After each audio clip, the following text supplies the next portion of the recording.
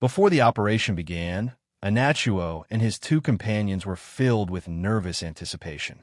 At first, Anachuo didn't even understand what surgery meant. Later, he learned it involved cutting his body open and implanting an organ beside his heart, a seed that would develop into a second heart and trigger the growth of 18 superhuman organs over the next few years. The thought made him shudder. Terrifying. Yet, he quickly found himself calm. Surprisingly calm. He had expected paralyzing fear. But it seemed the short period of intensive training hadn't just changed his body. It had transformed his spirit. He welcomed the change. He preferred this braver version of himself. His two companions went first. Then came his turn. Lying on the sterile operating table, Anachuo looked up to see a strong, elderly man standing over him. Pastor Rizzo, an angel of the Phoenix chapter. "Don't be nervous," Rizzo said gently. "You'll get through this. I've seen your training. You're ready." Anachuo nodded. The pastor's voice carried a power that soothed his fears. The operation began. Outside the operating room, Martins waited anxiously until Rizzo emerged. "How did it go?" "No complications," Rizzo replied. All three were successful. Relief washed over Martins, and a broad smile broke across his face. After so much stress and preparation, it felt like a breakthrough. Gene seed implantation often failed during or shortly after surgery. This time, all three survived the most dangerous phase. Of course, implantation was only the beginning. The seeds would grow inside their hosts, eventually sprouting superhuman organs. Rejection was still possible, but statistically, their odds were strong. "Why did it go so well this time?" one of the other Phoenix members asked. "Our previous attempts all failed." "Think back," Martin said. "Did you see the combat level of these three before surgery?" That silenced the doubter. Even at 17, these boys had power close to Star Warrior recruits. If they survived organ growth, they'd become full-fledged Space Marines, only lacking experience. They were, without exaggeration, prodigies. "Where did Governor Guhang even find them?" someone muttered. Rizzo interrupted. "Since you care so much, why not come see them? They're stable." Martins asked. "Yes. The gene seeds Governor Gu provided are exceptionally active." That brought a hush to the group. Gene seeds vary between warbands. The Emperor had designed 9 original Space Marine legions, each with distinct traits. Every later chapter, including Phoenix, traced back to those founding legions. The Phoenix chapter's gene seed was derived from the Second Legion, the Phoenix Legion. Thousands of years later, some traits had diverged.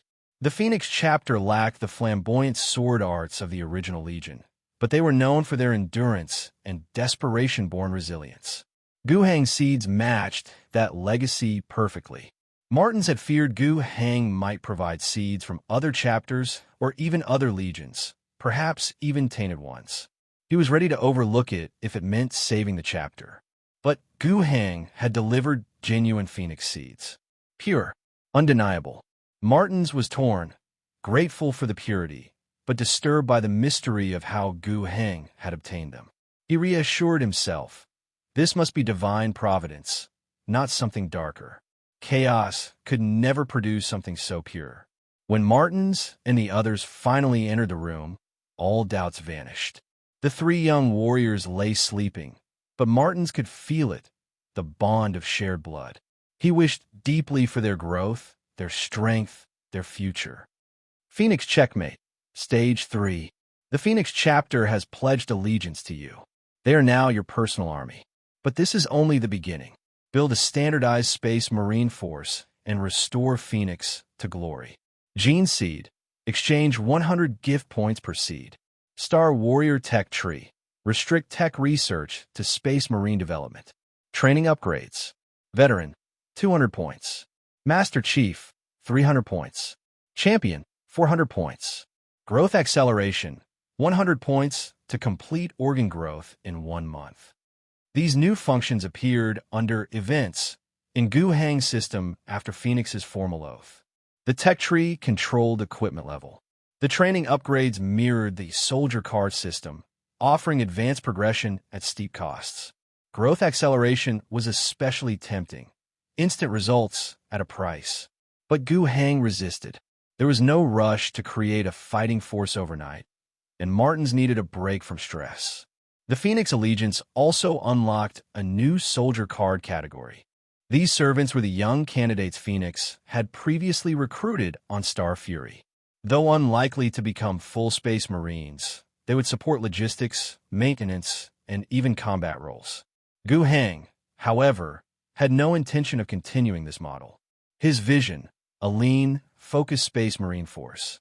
No mortal army, no fleets, no warlord ambitions. Star Navy, provided by the Union. Air support, Union Air Force.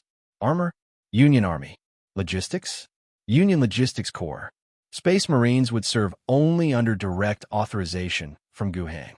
He would provide them with equipment like land speeders and rhinos, true Astartes gear. But the chapter would not command fleets or armies. No more miniature empires. Gu Hang wasn't raising warlords. Hey, welcome to Firescale Audiobooks. If you enjoy our audiobooks, please consider subscribing to the channel. Also, feel free to share your review in the comments section below. Another month had passed, and once again, all of Gu Hang's newly earned gift points had been funneled into the D. Another month had passed, and once again, all of Gu Hang's newly earned gift points had been funneled into the development of his Space Marines.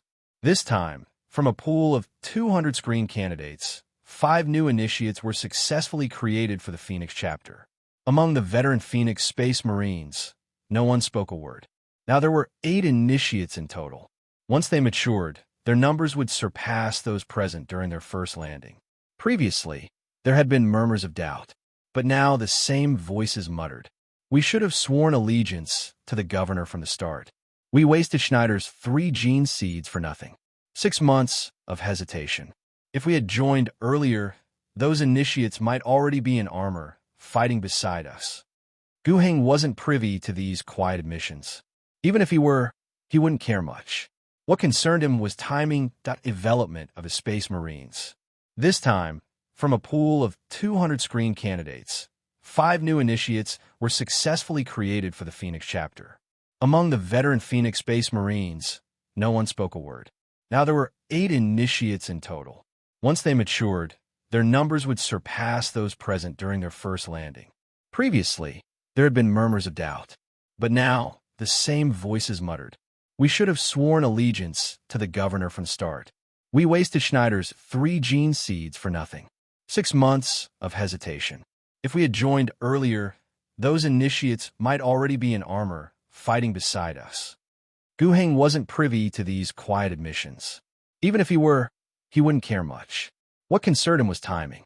Building the Phoenix chapter was a long-term investment. For example, this month's allocation of over 400 gift points resulted in the creation of 3 more Space Marine initiates. But their usefulness lay in the future, at least 6 months away. After gene seed implantation, time was needed for superhuman organs to grow.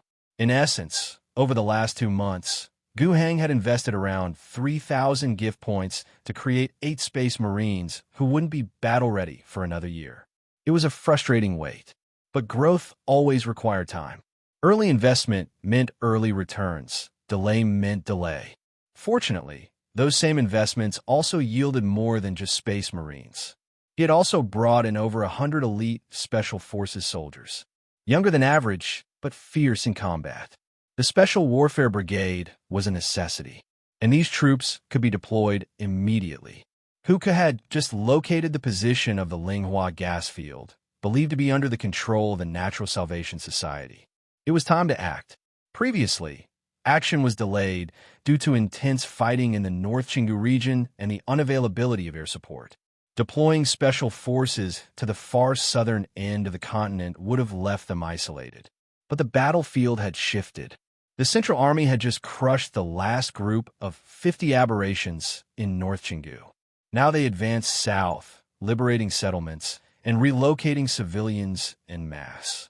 In just 1 month, nearly 300 million people have been moved from the southern Green Valley region. It was a logistical triumph. Still, even with this massive migration, only 500 million people remained in the Chingu region, a significant drop from the 1 to 1.2 billion recorded during the second governor's era. It was clear Recent disasters, especially the aberration outbreak, had devastated the population. Many died not by monsters, but from famine and societal collapse. While the Central Army couldn't rescue everyone, they set up signs and beacons throughout the region. These carried alliance policies, simple graphics, and directions to the north. They hoped to save whoever remained. Meanwhile, the 71st Extinguishing Wind Brigade advanced toward the southern tip of the continent. Their target, the Lingua gas field. They moved cautiously, avoiding early detection. At the same time, over 40 Wind Falcon strike craft launched from Fuxing City.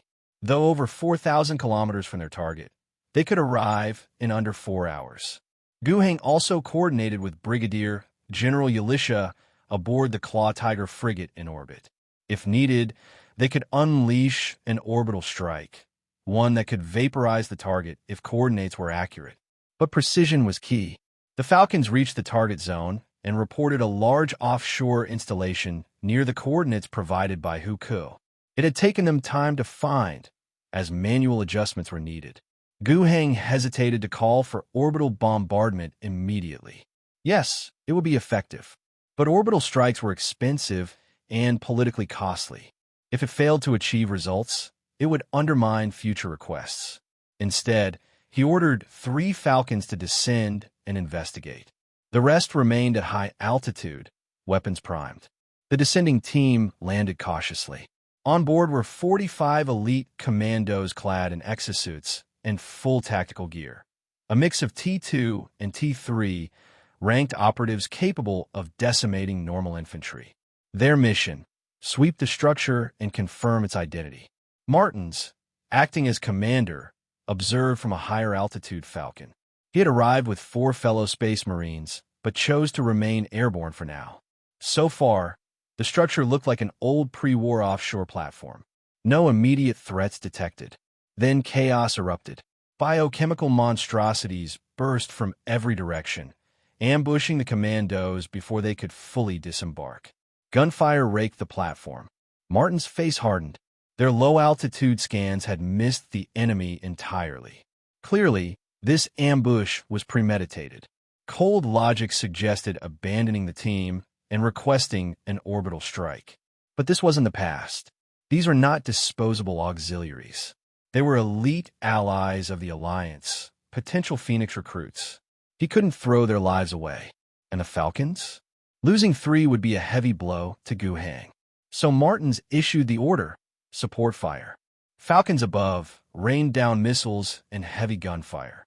But then the impossible happened. A shimmering barrier rippled across the platform. A void shield. Martin's blood ran cold. When a light curtain appeared on the periphery of the C building, resisting all the ground attacks of the fighter planes, Martins was shocked. However, he then realized that this was not a void shield. Although it is a bit similar, it is far from reaching the level of the void shield. It should be just a simple energy shield. The gap between the two is a bit big. In essence, the void shield does not directly resist attacks, but creates a space error to form a thin film to cover the protected target. When the attack comes, whether most types of shells, missiles, or energy rays, when they come into contact with this film, they will be transferred to another space by the dislocated space, and the protected target will remain unscathed. The defensive effectiveness of the void shield is much stronger than that of conventional energy shields, that a successful defense leaves the protected target unaffected in any way. But there are also disadvantages. Void shield generators are bulky and cannot be miniaturized. Void shields consume a lot of energy, are expensive, cannot identify and deflect slow targets, and may be damaged if overloaded by too much firepower in a short period of time, miss some attacks. However, these shortcomings are nothing compared to traditional energy shields. After all, many shortcomings are common. For example, if you want to achieve the same protective effect, the energy consumption of the traditional energy shield will only be higher. The energy shield can't stop the slow target. If it is overloaded, it will not miss the attack, but it will be directly smashed, then it can't stop any attack, and the energy shield generator even has a chance to explode inside. In real comparison, there are only 2 advantages of energy shields: miniaturization and cheapness. Martins has experienced many battles and is well informed. After he judged that the following one was not a void shield, he was able to further judge more information. This shield generator seems to be quite ordinary, and the technical level is not high. However, it seems to have a huge energy reserve behind it. Unless the upper limit of the firepower can withstand is wiped out in one breath, it will be very difficult to use multiple firepower strikes to overload it. Is there a chance? Martins ordered the entire fighter formation to execute another full fire strike.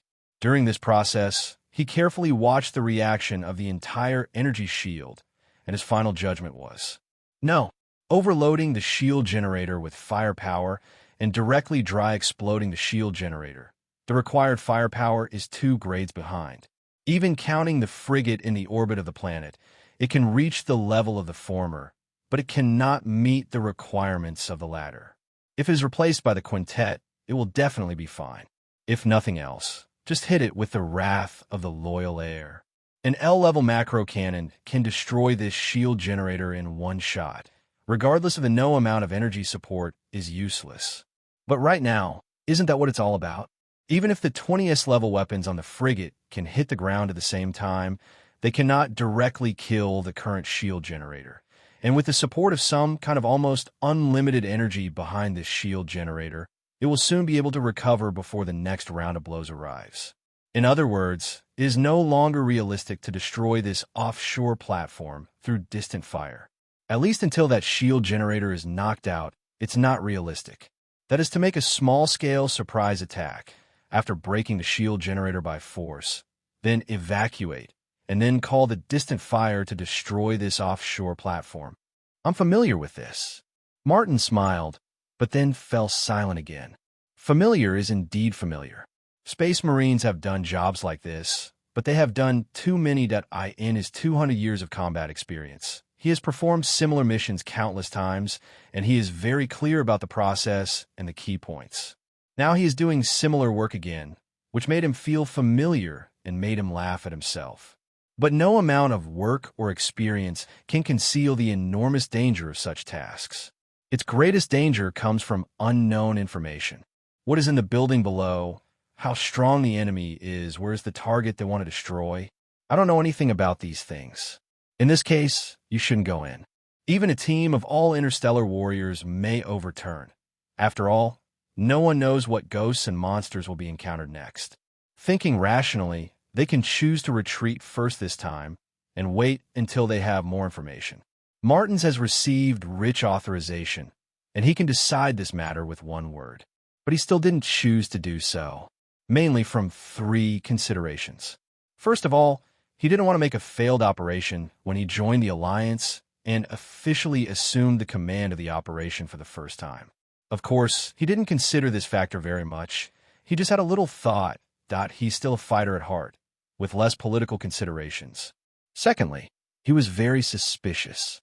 Even if he retreated this time, what should he do if he wants to get more information later? Whether you want to infiltrate or send people in to do internal response on this offshore platform, it is very difficult to do intelligence work. But they don't have much time left, and they don't have time to spend several months on intelligence. Who knows when these cultist plans will be realized? In addition to these off-field factors, there is another core reason for him to invest more troops. That is, the enemy seems not strong enough. In other words, these soldiers of the governor's Special Warfare Brigade are too strong. With all air and space fire support blocked by energy shields, they were fighting alone, but they still stood below. They did lose more than a dozen soldiers when they were suddenly attacked at the beginning, but then their counterattack was also very sharp. Not only did they use laser guns to kill many lizard monsters emerging from the surrounding area, but they also took advantage of this chance, quickly got out of the cabin, and with the help of Foam Falcon's huge body as a cover, he built a line of defense on the spot in a zigzag shape. With the situation somewhat stable, the enemy is a little anxious. Some biochemical cannonballs were fired, and the corroded effect made the Foam Falcon unable to take off, with traces of damage on its surface. But at this moment, those special warfare soldiers responded quickly. They took out multiple bazookas and fired them in the direction of the biochemical shells. Multiple rockets with trailing flames had a good effect. At least for the time being, no new biochemical shells came in. Then, they even temporarily organized a 5-person combat team, and under the cover of their comrades, they launched an attack toward the interior of a building, preparing to clear the enemies there. And by the way, they were able to establish a second defensive point. Expand living space. Since the following Special Forces players played a pretty good situation, what reason does Martins, the commander, have to give up on them? In his channel, the soldiers of the 10th Brigade also sounded the cry of war. Among them, the Mortal Kombat hero named Lacroxia is still brave, hoping to be able to go to the ground as the second batch to support the battle, rescue, and cover his teammates to be able to withdraw. There was a smile on the corner of Martin's mouth. I allow you to go down, but your goal is not only to cover your teammates. I hope you can clear the 6 indoor buildings around the landing point and create opportunities for our follow-up troops to land.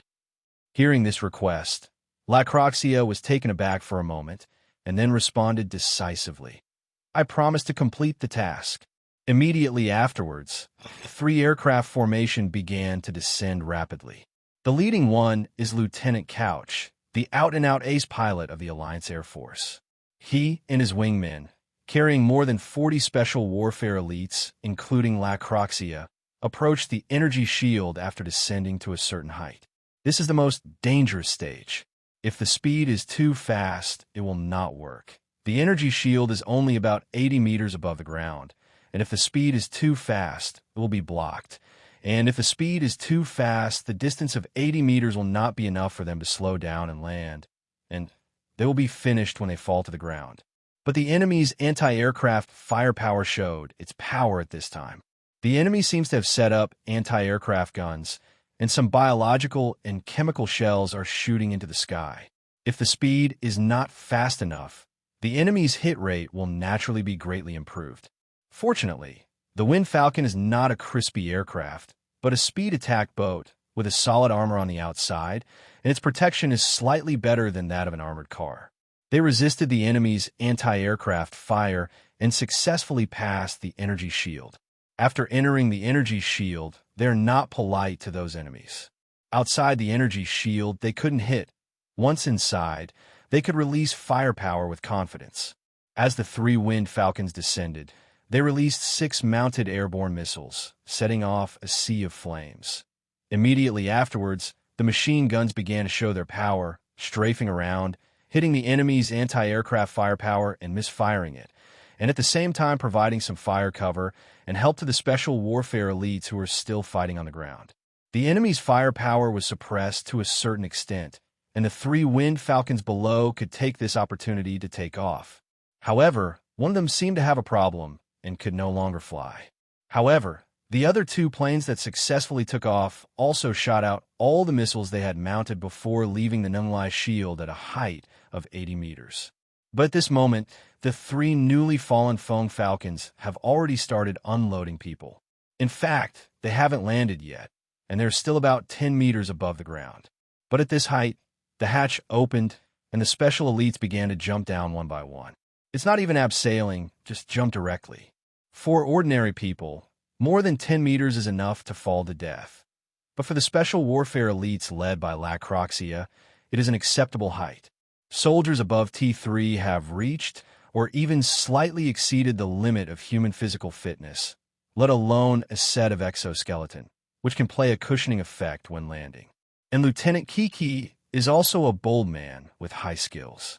After he put down the soldiers in the cabin, he did not leave directly like other fighters. Instead, he chose to maneuver at a low altitude of 80 meters and assisted with machine guns. Ground forces providing valuable heavy fire support. In a limited space, he controlled the Fong Falcon, dodging and moving. Although the speed couldn't be improved, and he was afraid of hitting somewhere in one breath, he brought Fong Falcon's flexibility to the extreme. The flight path was unpredictable, and it was through this method that he avoided a lot of attacks. And at the same time, he was able to fire a round of machine guns down suddenly and achieve some results. With valuable air support, the team led by Lacroxia successfully landed, gathered the elite special forces on the ground, and began to follow the goals given by Martins to the 6 buildings around the landing site. Carry out one-by-one cleanup work. This offshore platform is about an irregular rectangular platform with a length of 2,000 meters and a width of 1,000 meters. The most central position in the middle is a conical tower head about 30 meters high, narrow at the top and wide at the bottom. The surrounding area is surrounded by high-density buildings, mostly various circular warehouses or towers. Many pipes surround and connect these buildings. A considerable part of the entire platform is below sea level. It can be seen that the largest conical tower in the center still has a considerable part below the sea level. Huge pillars and pipes held up the bottom of the platform and supported the entire platform from the bottom of the sea. The landing site chosen by the Alliance Special Forces is close to the southern edge, but there seems to be a relatively large and flat place here, which is suitable for the Wind Falcon to land. And when Lacroxia led people to clear out the 6 buildings around the landing site, the pressure on the landing site suddenly became much less. Soon, the third wave, the same 3 Wind Falcons carrying more than 40 special warfare elites, came down again. This time, they also opened up the south direction, which can be regarded as completely solving the enemy on one side. Immediately afterwards, Lacroxia personally led the team and began to rush towards the center of the maritime complex, which was almost the size of a small town, and established defensive points along the way, leaving 2 or 3 soldiers guarding key positions. They quickly entered the central tower and cleared out the enemies inside. And here, they made 2 major discoveries. One is that they found a route from the central tower to the lower level, where the iron gates are closed and it is difficult to enter, but under the melt-up bomb, it must be no different from paper. The second is that they opened a few storage cans on the offshore platform and then saw a scene that they will never forget. They originally thought that there might be all kinds of things in those storage bins, but they never imagined that it was full of people. Thick, huddled, dead yet alive. The soldiers who opened the canning warehouse door from above saw countless eyes looking up and saw those people with countless abscesses on their faces and bodies, crowded together, almost soaked in pus. They're alive, they're still squirming, and some sickening force keeps them alive. They're alive and consciously enduring this boundless pain. The itching, the severe pain, the maggots crawling up and down, and the despair of wanting to die almost turned into substance. When the storage warehouse door was opened, along with the strong stench, some kind of spiritual energy was formed together. The special soldier who opened the door, even though he was wearing a full coverage tactical helmet with antivirus effects, still felt that he smelled terrible. This feeling of despair and pain invaded along with the smell, making him dizzy. If it wasn't for the help of his comrades, he would have fallen from the top. All those who saw the scene inside the living jar could not bear the psychological shock. Even if you ignore the soul shock rising under the evil law, just this scene, as long as the people who see it have a little bit of empathy, they will feel uncomfortable. They have already reported the specific information. After Martins received the news, he didn't say anything on the communication channel, but said, "The 4th batch of support will arrive soon." The so-called 4th batch of support was led by Martins himself. There were 3 groups of people in front of them. These heroic mortal fighters not only stabilized the situation on the landing site, but even pierced through the sea-level part of the entire building complex, directly creating a road that can lead directly to the core building. And multiple defensive nodes were established in the middle, and monsters and cultists hiding in various other areas have no way to cut off this passage. This situation has been played out, so what is there to hesitate? To be honest, Martins felt a little bit ashamed of fighting for military exploits. Where was this kind of battle fought during the Atonement Expedition before? Those Imperial commanders didn't treat the Space Warriors in the Redemption Expedition as human beings, just airdrop them into the enemy group, and it's over. Even after the task is completed, if you want to evacuate, you have to fight your own way, and then clear the enemy at the evacuation point. And the friendly troops responsible for evacuating them will come down after confirming their safety. And now, the Alliance Special Forces at the landing site cleared it for you, and the road to the target location has also been opened. The evacuation passage has been guarded for you, and the evacuating fighter planes are circling in mid-air, and they can be summoned with a single order. At a certain moment, Martins really wanted to give Lacroxa an order to lead the team directly into the blocked, downward door inside the central tower and solve the problem by himself. When reporting back, he will not humiliate the dedication of these soldiers. The credit is all yours. However, he ultimately chose not to do so. Military exploits, and so honor still second. Who knows what else is under the central tower? Martins is not happy to have a difficult monster, not to mention whether it can be solved or not. He knew that his Lord Governor had put a lot of effort into this special force. What's more, when the people below discovered the desperate living jar, the possibility of this was greatly increased. After landing, he and Pastor Rizzo went to take a look at the open living tank. With the strength of the spirit and will of the two of them, this thing is nothing. Even if it was affected by the sole impact of evil methods, the brows of the two of them never moved a bit. Superman-like spiritual will cannot be affected by this overflowing evil law. As for the mental impact of the scene itself, it's not that the space warriors have no empathy, but that they are well-informed and a little numb. When fighting against those chaotic cults, I have seen a lot of tragic things, and I have seen a lot of things that broke through and went offline. Right now, this is just one more thing. They can still analyze the situation with a calm attitude. This is the evil law of chaos. Priest Rizzo gave the exact answer. Our previous guess was not wrong. After speaking, he raised the holy emblem hanging on his waist, closed his eyes, and began to recite the prayer silently. It was also miraculous.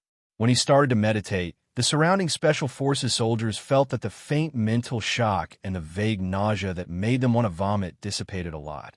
After the prayer was over, that feeling simply disappeared. And at this moment, the wailing voices in the tank gradually subsided. Another bold person leaned over to take a look. Everyone is dead. The soldier turned around and said this. Rizzo opened his eyes and explained, they should have died a long time ago. Those chaos cultists tortured them, put them here, and forcibly maintained their lives with evil methods, just to make them want to die. Painful emotions were gradually amplified and absorbed to achieve their evil goals. I was just praying to the Emperor to dispel the evil law. Without the influence of the evil law, these people can finally rest in peace. Everyone around Rizzo immediately accepted what Pastor Rizzo said. This fits well with the reality they see. The people in those tanks are really hopeless, and they can't help but die. Death is not horror to them, but relief. After explaining for a while, Rizzo said to Martins, we may be in trouble. If these, he circled his fingers, and there were many such tanks around, large and small. If it's all like this, then so much despair, fermented, and combined with the previous information, there's a spiritual gas field below. With enough psionics, we have no way of predicting what awaits us behind that door. He was warning Martins very seriously. Of course, Martins will not ignore the warning of this old priest with 400 years of combat experience. After careful consideration, he decided to act. We cannot back down from an unknown enemy.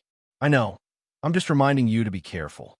At this point, Pastor Rizzo paused, and then couldn't help adding, the new blood of the battle group still needs your leadership. Hearing the new blood, Martin's heart softened a little. But immediately, he returned to the role of field commander. He turned his head and said to Lacroxia, Master Chief, I need you to take someone to prepare for the blast. Next, we will act together. Yes. The bottom of the sea ruins, the lowest part of the central tower. Here are the three most important core facilities established by the Natural Salvation Society. One is a set of refining equipment for the Linghua gas field. The second is the shield generator. Both of these things originated from the pre-war era, but they are products that have been scrapped. Under the technical ability of Gvaga and under the evil magic of chaos that distorts reality, they have all been repaired, function again, and also formed a mutual connection. The pure psionic energy extracted from the spiritual gas field was poured into the shield generator, providing the latter with almost endless energy. In addition to these two things, there is also a demon engine. The so-called demon engine refers to a certain abyssal demon that combines the spiritual will with a certain machine, thus obtaining the entity of the real world and being able to move. That thing, like a moldy, bleeding machine, stood quietly not far from the shield generator. Gwaja is here too. At this moment, with his eyes closed, he was sitting opposite the demon engine. The voice of the devil is constantly echoing in Gavaja's soul. Accept the gift completely. Only a loving father can save this world. He will grant immortality to all life on the planet. The believers of the false emperor are approaching. Do you want to return this world to that cruel empire? These voices constantly stir the soul of Gavaja. At the same time, there was another faint voice echoing in his heart. Don't trust him. Think about the people who are put in tanks. Can that be called immortality, be called alive? Go back and let's end this. Hearing the voices from both sides playing in his mind at the same time, Gavaja slowly opened his mouth. I said, if you continue to quarrel, I will sacrifice you. The voices on both sides suddenly fell silent. After a while, the voice in his heart sounded again. Would you rather believe in these demons who destroyed our world than in the Empire? It was the Empire that destroyed our world. This is Gavaja's cognition. He didn't intend to entangle anymore. He raised his hands in a gesture of dedication. And at this moment, the voice of the devil, which had been silent before, sounded again. That weird laughter echoed in his heart and penetrated into the bottom of his heart. The laughter was very hearty, like a hunter who finally got the prey he had been thinking about for a long time and couldn't wait to open his fangs to devour it. At this moment, the voice in Gavaja's heart has become extremely weak and small. He left the last sentence, trust in humans. Gavaja also gave a final response. I believe in a loving father. Ha ha ha ha ha. The devil's strange, heavy laughter kept echoing in his heart, and it had completely occupied the deepest part of his heart. Yes, that's right. Believe in a loving father. Only a loving father is the final destination of everything in this universe.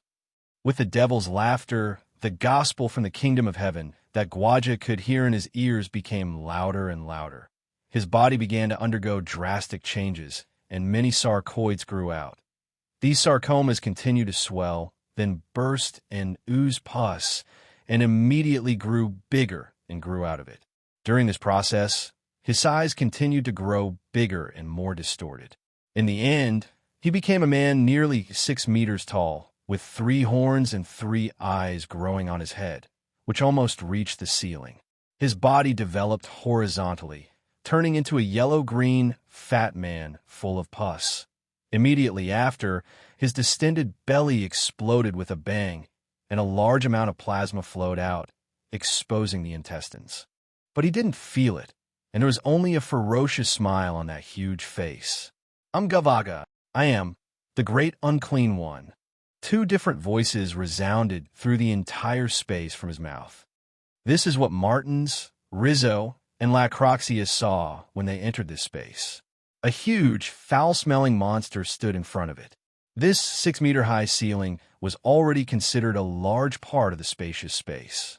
After they blasted the gate before, they encountered some obstacles in their downward movement. Many demons appeared among the enemies. Real devil.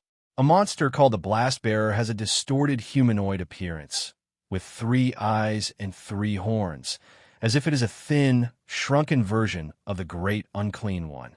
These plague bearers, together with some plague ghosts, formed a group of demons, and together with some gun-wielding cultists who were corroded by the plague and tortured so badly, but were still alive, they were blocking the surprise attack of the human troops. The firearms in the hands of the cultists looked like ordinary domestic kinetic energy rifles, but when they were actually fired, the bullets fired from them had some kind of special spiritual effect, and their destructive power was greatly increased. And those who bear the plague are even more terrifying. Spit at them the saliva that looks like a bullet, which contains highly poisonous and violently corrosive effects that on ordinary special combat elites. The ceramic steel-plated armor plate installed on the outer layer of the exoskeleton can have very limited effects. A hole will be corroded within a second or two, and the soldiers inside will be killed immediately, will die quickly. Even space warriors are unwilling to use their power armor at will to withstand such disgusting attacks. Even if it won't be corroded and penetrated so easily, they don't want their precious armor to be pitted. According to common sense, after their forward assault was blocked, they shouldn't be too hasty. The enemy obviously has no retreat and is not worried about escaping. They just need to use the terrain and bunkers to advance gradually, and then use some heavy firepower to clear them step by step. However, during this process, they felt a very disturbing atmosphere coming from the depths of the building and from a lower position. Martins only asked for Rizzo's opinion for a while, and finally decided to attack with all his strength, even if he paid more casualties for it. They have to hurry up, otherwise they always feel that something big is happening down there. For this reason, Martins, as the strongest, took the lead. His Terminator power armor was almost a perfect cover in such a small space. A Terminator whose protection is a level higher than that of ordinary power armor is hardly a problem to let those firepower bombard him. What's more, Martins is not a living target. After wearing the Terminator, his mobility is indeed slightly worse than that of ordinary tactical power armor, but he can still barely dodge and move around without letting all the firepower fall on him. And the heavy bolter he held in one hand, like a small rapid-fire cannon, ruthlessly destroyed all the enemies in front of him. The 3 Space Marines who accompanied him also used bolters to quickly wipe out the enemy and relieve the pressure on the chapter master. The special warfare elites in the back are not weak either. They can't take a shot from a plague bearer or a cultist, but after overloading the laser rifle in their hands, they can also defeat the enemy with a single blow. However, they were still a step behind. Looking at the incomparably huge demon in front of him, even Martins, who was wearing the Terminator power armor, looked like a child in front of him. What's more, Martins fully understood what he saw. This is the Great Unclean One, the existence known as the Great Demon. Why did such an enemy appear on Fury Owl? Is there any soil where the big demon appears here? Today's update is here. The so-called demons are powerful entities that are neither real nor illusory. They do not need to obey the laws of physics in the material world, and their existence is a distortion of reality. According to relevant research, demons exist in the abyss of chaos, whereas the dark side of the universe and a world of pure energy. Demons can only enter the real universe under certain conditions, such as being summoned in a ritual or an abyss rift that appears in a certain place. But even so, they cannot stay in the real universe for a long time. If you have to do this, you need to drag a part of the chaotic abyss into reality and cover a part of the real world, which is the so-called demon world, or it can be bound to a certain host, which can be a machine, or it could be a living being. And Big Devil refers to the strongest type of demons. Demons that can be called this kind of title are all the most terrifying enemies that human beings have to face. Depending on the situation they belong to, there are also differences in the types of big demons. Few people have seen the Great Demon with their own eyes, and most of the people who have seen it have died. But Martins and Rizzo are one of the lucky few. Their chapter fought against the ravages of the plague cult during the Atonement Crusade. When the Phoenix arrived on that planet, the war had actually come to an end. Humanity has failed. The mission of the Phoenix chapter is to assist the retreat of the last Imperial army from the planet. And on the battlefield, Martins saw with his own eyes something similar to this monster. That is the plague demon, who is classified as a great unclean person. It wields a rusty giant sword and is invincible on the battlefield. Guns, missiles, laser cannons, all kinds of weapons bombard it. It seems to be tickling, even if it can cause real damage, and in a very short time, it was restored to its original state. There were 2 battle groups participating in the battle. In addition to their Phoenix, there was also a battle group wearing a red cross stripe painting on a blue background called the Iris Knights. He saw with his own eyes that the chapter leader of the Iris Knight, under the cover of fire from multiple tactical teams, led his glory guards, all dressed in Terminator power armor, to charge in front of the Great Unclean. In the duel, the rusted giant sword swept by the Great Unclean easily killed one after another of the honored veterans. The chapter leader, brave and fearless, did not waste the sacrifice of the battle brothers, found the opportunity to leap high. the Seiko power sword pierced one of Damo's eyes and then pulled it down forcefully, with the other eye and half of his head cut off. But that's all. Although the power sword pierced half of the head, and the big demon's rusty giant sword was also cut off by the other two combat brothers, they failed to defeat the unclean man in the end.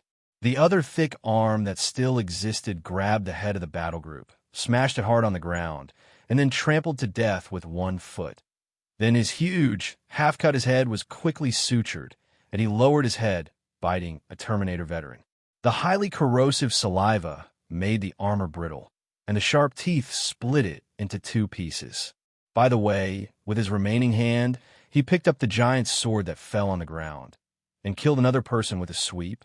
Martins just watched from a distance, a chapter leader with an elite honor guard, all Terminator power armor, and at least dash tactical teams full of melta, plasma, and heavy explosive weapons under the hands of a great unclean person.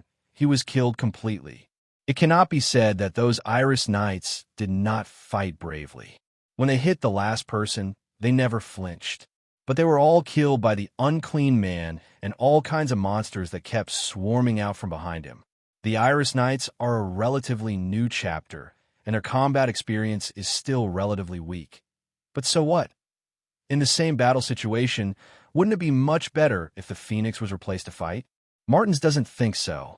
The Phoenix's chapter master at the time didn't think so either. At that time, there were still some people in the chapter who wanted to go up to support the Iris Knight, but their chapter master vetoed the idea. The Iris Knights killed a lot of people in battle, and they can return to their home planet to recuperate. They were on a redemption expedition at the time, but they couldn't afford to lose. It is enough to complete their own tasks, and it is their task to cover the evacuation of friendly forces from one aspect as much as possible. Of course, the people of the Iris Knights were very dissatisfied with this, and a relationship between the two parties became bad. But that's something for later, so I won't mention it further. The reason why he recalled that period of time was because the big unclean man that appeared in front of him awakened his memory. This monster was almost exactly the same as what he had seen at that time. Behind this big demon, above the demon engine, there was actually an abyss gap about 2 meters long and half a meter wide. There were 3 or 4 demons crowded there, scrambling to get out. If it is really a great unclean person, then it is over. Everyone present must die. Martins even felt a shudder. His thoughts drifted far away for a moment. The war band has just gained hope of new life, with new blood being cultivated. What would happen if they died here today? What if they all died here, and the abyss rift that appeared on the demon engine grew bigger and bigger, eventually forming a wave of demons sweeping the world? Can the new blood of the battle group escape? Calm down, pay attention. Rizzo's reminder dragged Martins back from his delusions. Rizzo's voice continued. This is not the one we met back then. They are different. This sentence further helped Martins regain his sanity. He observed carefully, but found nothing abnormal. He felt that there was no difference in all aspects, whether it was the coercion brought by the spirit, the appearance, or the suffocating stench.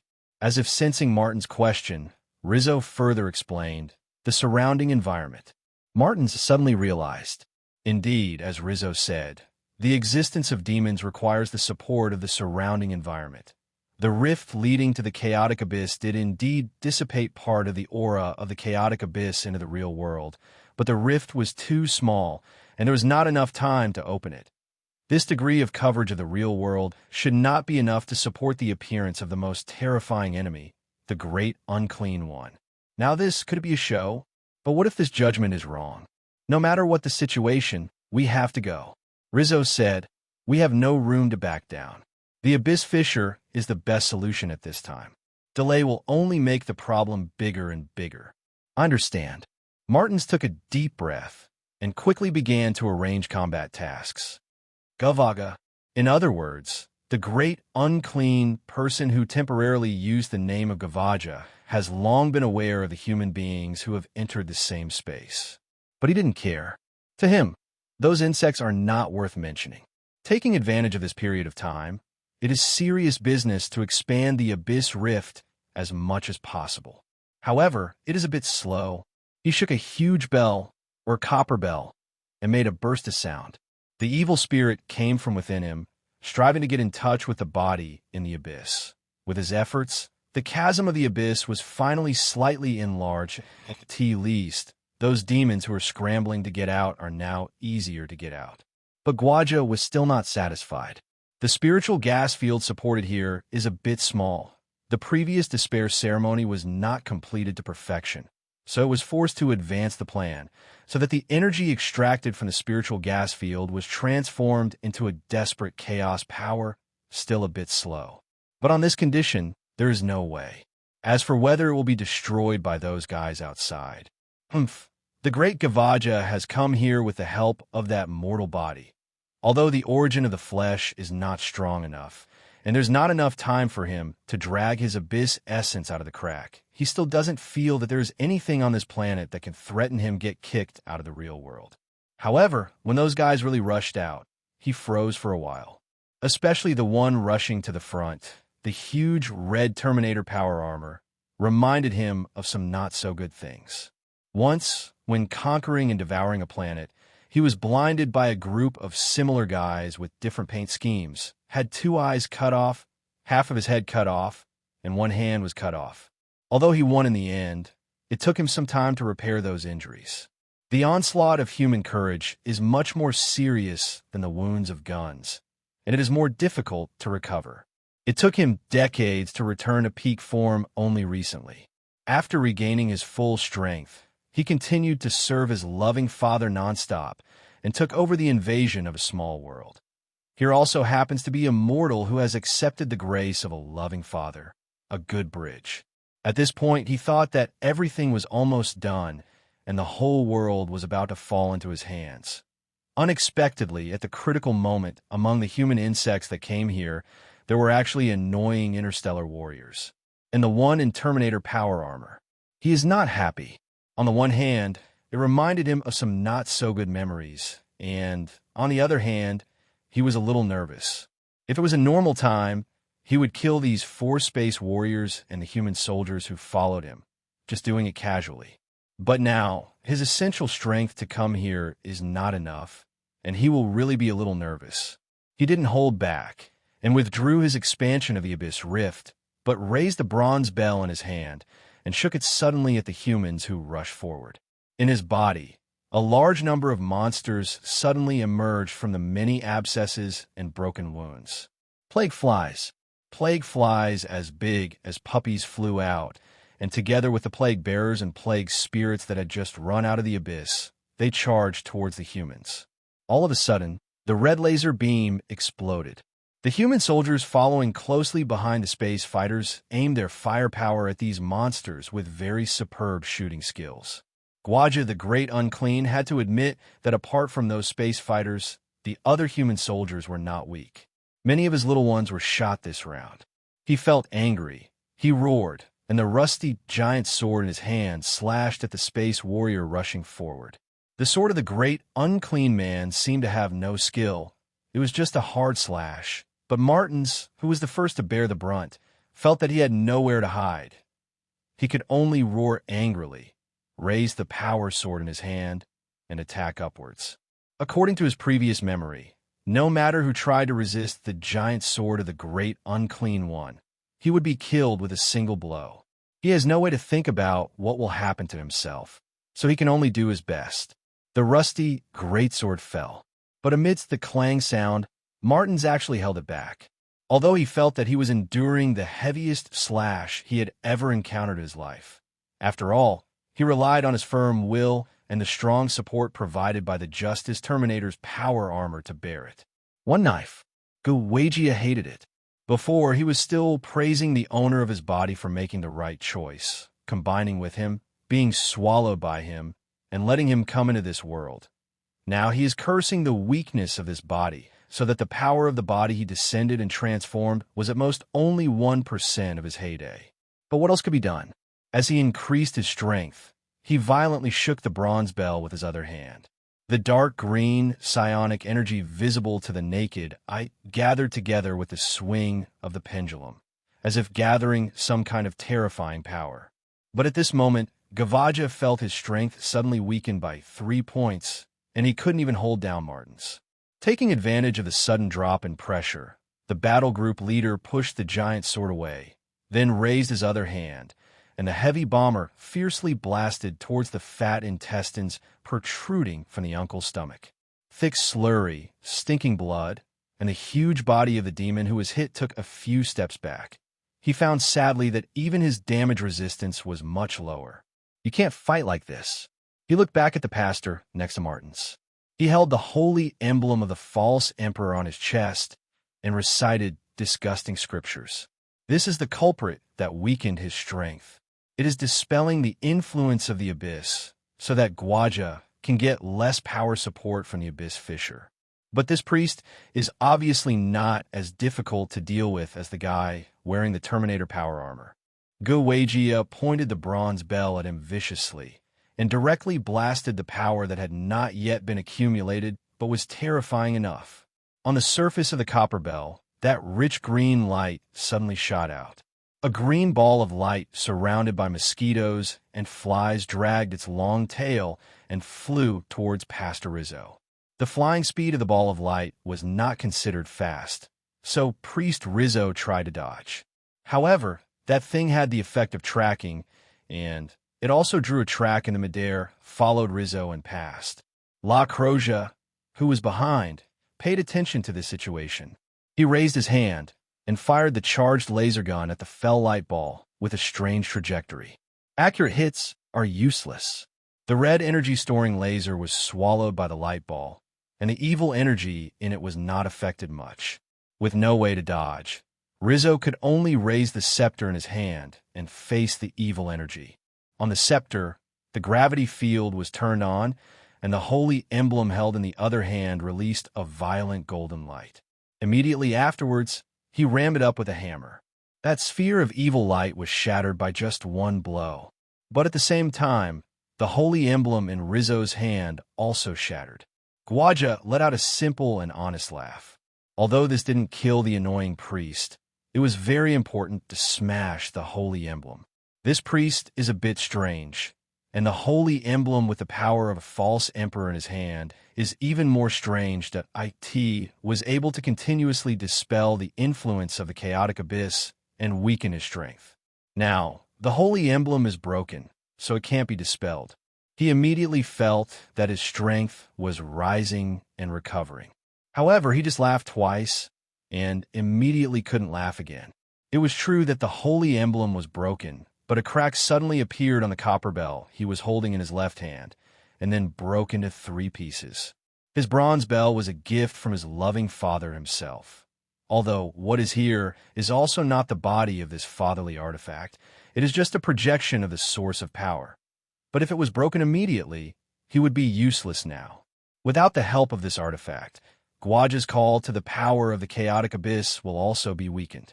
After going back and forth, I didn't make any money at all, but even suffered a small loss. Taking advantage of this opportunity, Martins blocked his Ape slash again and came to him. The power sword viciously opened a big hole in his arm. Behind the 2 main players, Martins and Rizzo, the other 2 fighting brothers were not idle either. Knowing that it is not enough to rely on the firepower output of the bolt gun to fight such things as the Great Unclean, they also brought the plasma pistol. A fully charged plasma pistol is more powerful than a heavy bomb with a single shot. However, the Great Unclean One, who seemed to be completely exposed by his skin and had no external armor protection, was not seriously injured at IT, was just pierced with 2 holes about the thickness of human thighs. It seems to be quite a big injury, but for a person who is 6 meters tall, maybe more than 6 meters wide and thick, and is known for his vitality must be strong, this kind of injury is not serious. Even under the squirming flesh and blood, the seemingly terrifying penetrating burns were quickly filled up again. Of course, the pain is still painful. Gwaga's powerful and heavy sword was slashed sideways because of this, and Martins found another opportunity to strike him twice with the power sword. The power weapon is essentially a powerful metal blade with a disintegrating force field attached, which is almost indestructible. With one stab, even if it is the body of a person with great uncleanness, it will be cut with a hot knife like butter, leaving a big wound. with the life force and recovery ability of a great unclean person. These are not fatal. It takes strength to restore a wound, and the foul-smelling blood and pus spilled after the wound is opened all represent the loss of strength. All these are making this terrifying big demon weaker. If Gavaja hadn't been very protective and didn't give Martins too many opportunities to directly threaten his own arm, he might have been in even more trouble than if he was not at his peak. If he lost his arm as he did back then, it would be even more troublesome to fight again. And after he regained his rhythm, with an a super strong ability to resist blows, and the swarm of plague flies emerging from his body, he was able to fight the four phoenixes fairly well. Back, no one could do anything to anyone for a while. The battle froze for a moment. But Lacroxa, who was a little behind, felt a little anxious. In his view, the current balance formed by this battle is extremely fragile. The reason is simple. The Space Marines have always lacked the lethal means against the Plague boss. The T looked like a lively fight. What kind of gravity scepter, power sword, plasma weapon, explosive bomb? Rumbled and smashed on a huge monster. But after smashing for a long time, the wounds made were not life-threatening at all. Putting it on ordinary people, the extremely terrifying fatal injuries are slowly healing. On the contrary, it seems that the big demon has not yet been able to complete even one effective strike. But as long as it succeeds once, Martins or any other space soldier will be a little negligent and unprepared, or the big demon will take out, if there is any unexpected means, then it's over. The rusty giant sword that is at least 3 meters long, as long as it hits in the middle, no power armor will work well, and it will undoubtedly die. Even Martin's Justice Terminator may not be able to hold it. Once that happens, the balance of the battle will be tipped because of it. But what can he do? Together with him, the elite Special Forces soldiers who followed the space fighters into the underground space had a total of 9 groups of more than 40 people. The others were guarding the escape route above, ready to respond at any time. And the most they can do now is to use the firepower in their hands to help out a little and kill the swarms of flies that are secreted from the big demon. It's not that they didn't try to use stronger firepower against the big demon to assist the space fighters to attack, but with little success. There were 9 bazookas brought down, and each fired 3 salvos, but the power was only slightly better than that of a single heavy bomb. IT didn't do much for Martin's heavy bombs, let alone the bazooka that could only come down in one shot. Instead of wasting heavy firepower like this, it is better to use it to deal with those ordinary demons. As for the laser rifle in his hand, it was even weaker. Otherwise, the enemies of the Empire sometimes dubbed it the flashlight. Although it was Xiao Haizi who spoke, when facing a big demon, it doesn't matter whether the energy is stored or not, whether it is overloaded or not. Anyway, if a laser beam goes down, it is really not much different from a flashlight, just illuminated. Moreover, they have to allocate a considerable amount of firepower and put it on the slowly expanding Abyss Fissure. All kinds of plague demons kept coming out there, but fortunately, when they arrived, the number of enemies had not yet reached a large scale, so that now it was just a 2 or 3 meter long crack, and the firepower was directed at it. Come out, one dies. However, even so, Lacroxia also felt that there were hidden dangers. As the Abyss Rift gradually expanded, he found that the damage their firepower did to those demons seemed to be decreasing. This is actually caused by the gradual erosion of the real world by the power of the chaotic abyss. Demons are conceptual monsters. When the corruption of chaos in a certain place is too high, not only can demons draw more powerful power from it, but also let the laws of the chaotic abyss replace the physical laws of the real world. The power of guns, lasers, and artillery built on the laws of physics will decrease. That, on the contrary, all close combat methods that symbolize human courage will conform to this law and will not be greatly affected. But let human beings fight against the plague demon with their flesh and blood. Of course, Lacroxia didn't understand the reason for this. He just realized that the demon who killed one demon with 3 or 4 shots would now have to shoot 4 or 5 shots. And when the difficulty of killing is further increased, their firepower may not be able to ensure that all the demons emerging from the crack can be killed in time. If a few plague bearers or benevolent father beasts come out to entangle the space fighters once or twice, creating a good opportunity for the terrifying big demon to attack. Then the current balance will collapse as soon as it is said. Lacroxia made up his mind that he had to do something. He started to act. He first set his target on the big, unclean man, and he still had a melt-a-bomb in his hand. But this time, his action failed. The Plague Lord's combat awareness is still very keen. He noticed Lacroxia's actions, recognized that he was holding a high-threatening weapon, and pointed his head at him and spit out thick phlegm. If Lacroxia hadn't been raised by Gu Heng to possess superhuman physical fitness and reaction speed, she would have suffered a lot.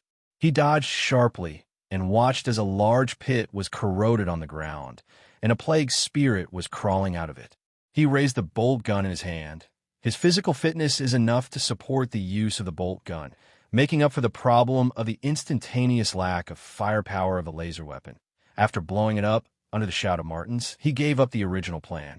What Martin said was that he was very dangerous, and even if he really used a melting bomb, he would not be able to kill this monster. The Great Unclean One is not an orc warlord. Once the hot melt bomb is dropped, it will melt a small part of the body at most, and it will not be fatal either. But although Lacroxia listened to the persuasion, he still did not intend to stop the action. It may not be very powerful for blowing up big, unclean people, but it seems to be not bad for blowing up other things. He set his target again on the demon engine behind the Great Unclean One. The demonic engine connected to the supernatural power extracted from the spiritual gas field, connected to the abyss crack, and acted as a source of power for the chaotic abyss to expand outward. If it can be destroyed, it should be able to change the situation of the battle. He led a combat team and flanked the field, with other soldiers assisting them in doing so by providing covering fire. Martins and the other 4 space fighters also noticed his actions. This is a smart approach, so they also launched a corresponding coordinated action.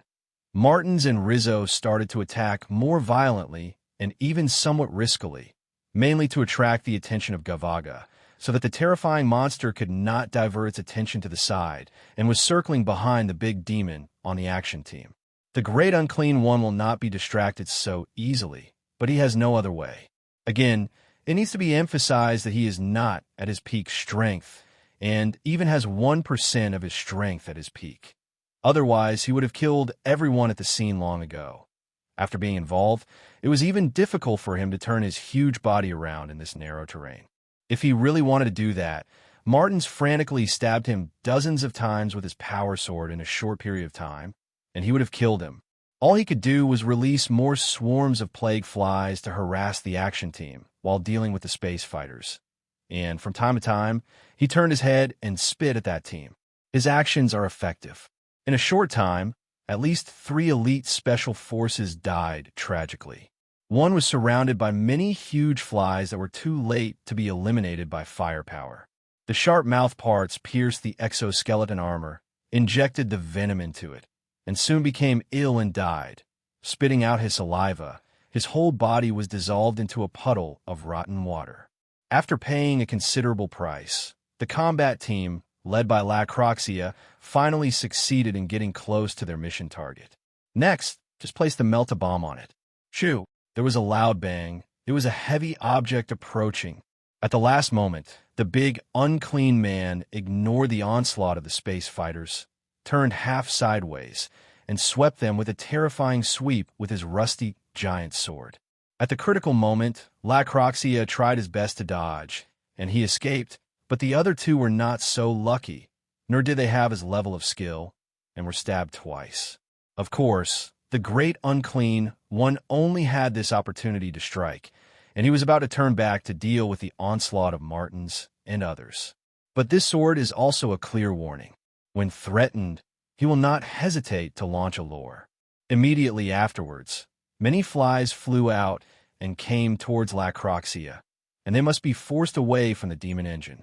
Since Lacroxia himself was about to go around behind the Great Unclean Man to touch the demon engine, at this moment when more than a dozen plague flies swarmed, the shooting lines of other teammates were also blocked by Guagana. The huge body was covered up, and he could only rely on himself to solve it for a while. Although he was not killed by virtue of his excellent reach and the rapid-fire bolter in his hand, he was inevitably forced back in the other direction. But at this moment, the melta bomb in his hand was thrown out by him in the midst of his busy schedule. It must not be dropped on the demon engine. It is too far away, and it is easy to be intercepted. But in this space, there is another important target that is optional: the shield generator. When the great unclean one swung his ape to sweep across, when he dodged, he deliberately ran away from the demon engine, but close to the shield generator. The same was true when he was chased by the plague fly swarm. Inadvertently, he was less than 100 meters away from the shield generator. He threw the activated melta bomb far away like a grenade. This is not easy. The melta bomb is not a throwing weapon by design, and it is also bigger than a grenade, so it is not convenient to throw. It is also difficult to keep falling on the shield generator accurately at such a long distance. But the king of soldiers can do it. The accident was a little bit of a surprise. Lacroxia not only had to throw the melta bomb over a distance of -meters like a grenade, but also had to be accurate enough, and had to complete this work under the pursuit of a dozen plague flies. While doing this series of things, he is really busy. He has done his best in the relay, and he is definitely not in a hurry, but has accurate calculations for every step and impeccable execution. But he can't make all the problems absolutely perfect. He threw the melta bomb very accurately, but the opening time of the melta bomb was a little earlier, so that the bomb was detonated before it touched the shield generator. But no problem. The melta bomb that exploded 1 meter above the shield generator, which was about 2.5 meters high, still contained a large amount of red high-temperature material, which splashed and flowed, contaminating the shield generator.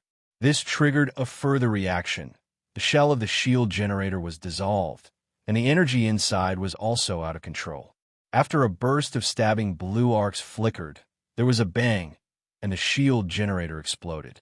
From the perspective of the Falcon fast attack boats of the Alliance outside, it was the azure shield covering the entire C building, which flickered a few times before disappearing. Immediately afterwards, the Wind Falcons fired a few rounds of machine guns tentatively, and finally they passed through smoothly. The mission of the ground forces was successful.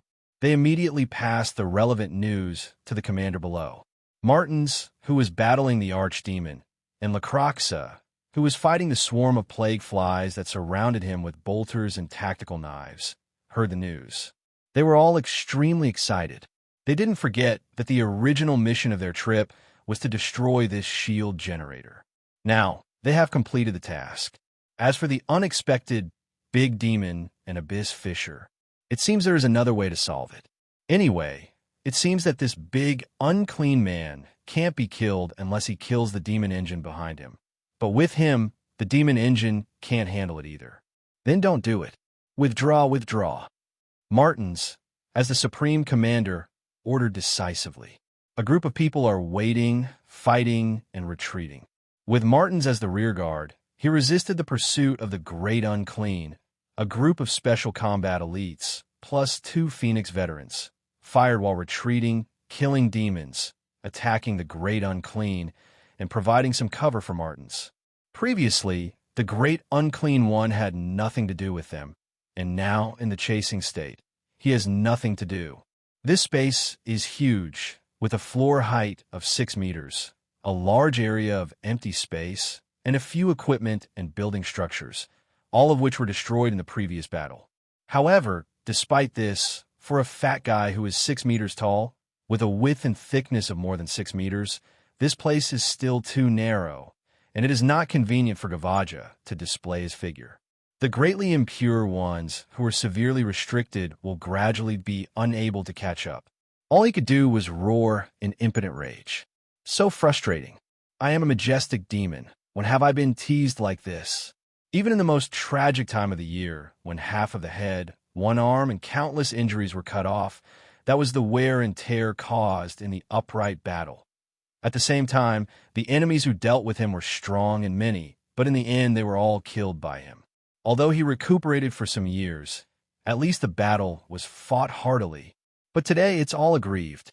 My strength is not complete. I am aggrieved. Those enemies are relentless and aggrieved, just staring at his incompetent shield generator and demon engine, which is difficult to take care of at the same time. I feel aggrieved. And to make matters worse, he realized that something was wrong. Judging from the memories left over from the body he occupied before, there is a star warship resident in the sky above this world. Gavaja fully understands the concept of a starship in orbit. Now, he doesn't have any anti-orbital equipment here at all, only a shield generator backed by the infinite energy of the Linghua gas field. It can still be used. Now, the shield generator is gone. What? Although the demon engine is still there, the abyss rift is also there. The power of the chaotic abyss is still eroding the real world, transforming the surroundings into a more suitable environment for the existence of demons, and continuously summoning more demons to come here. It won't take long for him to use this place as the core to pull up a demon army, and his own strength will continue to increase and finally reach its full glory. According to the memory of this body, as long as he reached that step, he would conquer the entire planet and offer another gift to his loving father. It would be no problem at all. But what if the orbital strike comes down later? Nothing has been built yet. If the demon engine behind him blows up, everything will be over. He will be driven back into the chaotic abyss because the law of the chaotic abyss will cut off his source. The little time in the middle is not enough for him to rebuild a demon engine and continue to transform the energy of the spiritual gas field. Looking at the group of human insects fleeing into the narrow passage, when he was completely unable to chase after him, his huge body, with many crawling out of the abyss rift, did not know what kind of result he was about to face. The plague demons who were cheering for coming to the real world were at a loss in this space and didn't know what to do. Martins and others, the operation to escape from this offshore platform went quite smoothly. Previously, the special warfare elites who had been flowing outside kept the entire retreat passageway from the entrance of the central tower to the landing field very well. Inside these superstructures outside, there should indeed be many aberrations and cultists from the Natural Salvation Society, and they are indeed trying to attack the special warfare elites guarding the passage. At the beginning, the soldiers of the Special Operations Brigade fought a little hard. Although they are all elites of T3 or even T2 level and have the most sophisticated individual equipment in the Alliance except for the space fighters. After all, they're small in number, and they have to divide their troops to guard the landing field and the entire passage. In the face of the attacks of various monsters and cultists that are far above them, it is still a bit of a hard fight. Casualties, exhausted support, and firefighting everywhere, and occasional offensive and defensive translocations at various defensive nodes. But in the end, after paying a lot of casualties, they managed to hold on. Until the energy shield in midair dissipated, the hard days finally came to an end. A large number of Wind Falcon fighters suddenly lowered their altitude and began to bombard the ground with machine guns and airborne missiles. The enemy's few anti-aircraft firepower, those biochemical anti-aircraft artillery, rumbled towards the sky, but the effect was minimal. The Wind Falcon's protection is slightly stronger than that of the armored vehicle, so will not be easily killed. What's more, after the energy shield is finished, they can maintain a higher flying altitude and provide support to the ground. Flying high, it is relatively less easy to be hit by anti-aircraft fire. In this case, the pressure faced by the human defenders outside was greatly relieved. Then, all the friendly troops who went down before also came up. Called by Martins, the crowd quickly evacuated and assembled at the landing site. He personally led the team, assaulted and destroyed several enemy anti-aircraft firepower points, and established a defense line around the landing site. Immediately afterwards, after the landing site was relatively safe, the Wind Falcons dropped from the sky in batches of 3, each with 10 people on board, and withdrew. This went on and on until the 4 space fighters, including Martins, were the last to evacuate. After the last batch of Wind Falcons took off and left the offshore platform, Martin sent the information that orbital strikes could be carried out to the sky. From here, it is very difficult to communicate with Fuxing City, which is about 5,000 or 6,000 kilometers away. The Alliance has yet to build a communications facility along the way, nor has it launched a communication satellite. But isn't there a starship in the sky? As long as the starship is in the correct position and not on the other side of the planet, it will be able to communicate. Before leaving, Gu Hang had already specifically explained to Martins and the Claw Tiger in the sky that Martins had full authority to apply for orbital strikes, and his application was just like his own application. That's a lot of empowerment. On the Claw Tiger, the captain, Major Du Jiqing, and Brigadier General Yalisha both received information about the orbital strike. Since there was corresponding authorization from Gu Hang, the two commanders of the Imperial Navy left according to the normal procedure. It's not that the governor of the planet applies for an orbital strike, and they will execute it. They're the Imperial Navy, not the Fury Star Navy. After the relevant application comes up, they also need to evaluate the application a little bit. The main evaluation is to look at the value of the target. If the target is particularly hip, or if the target is not an enemy of the Empire, then you have to be a little cautious.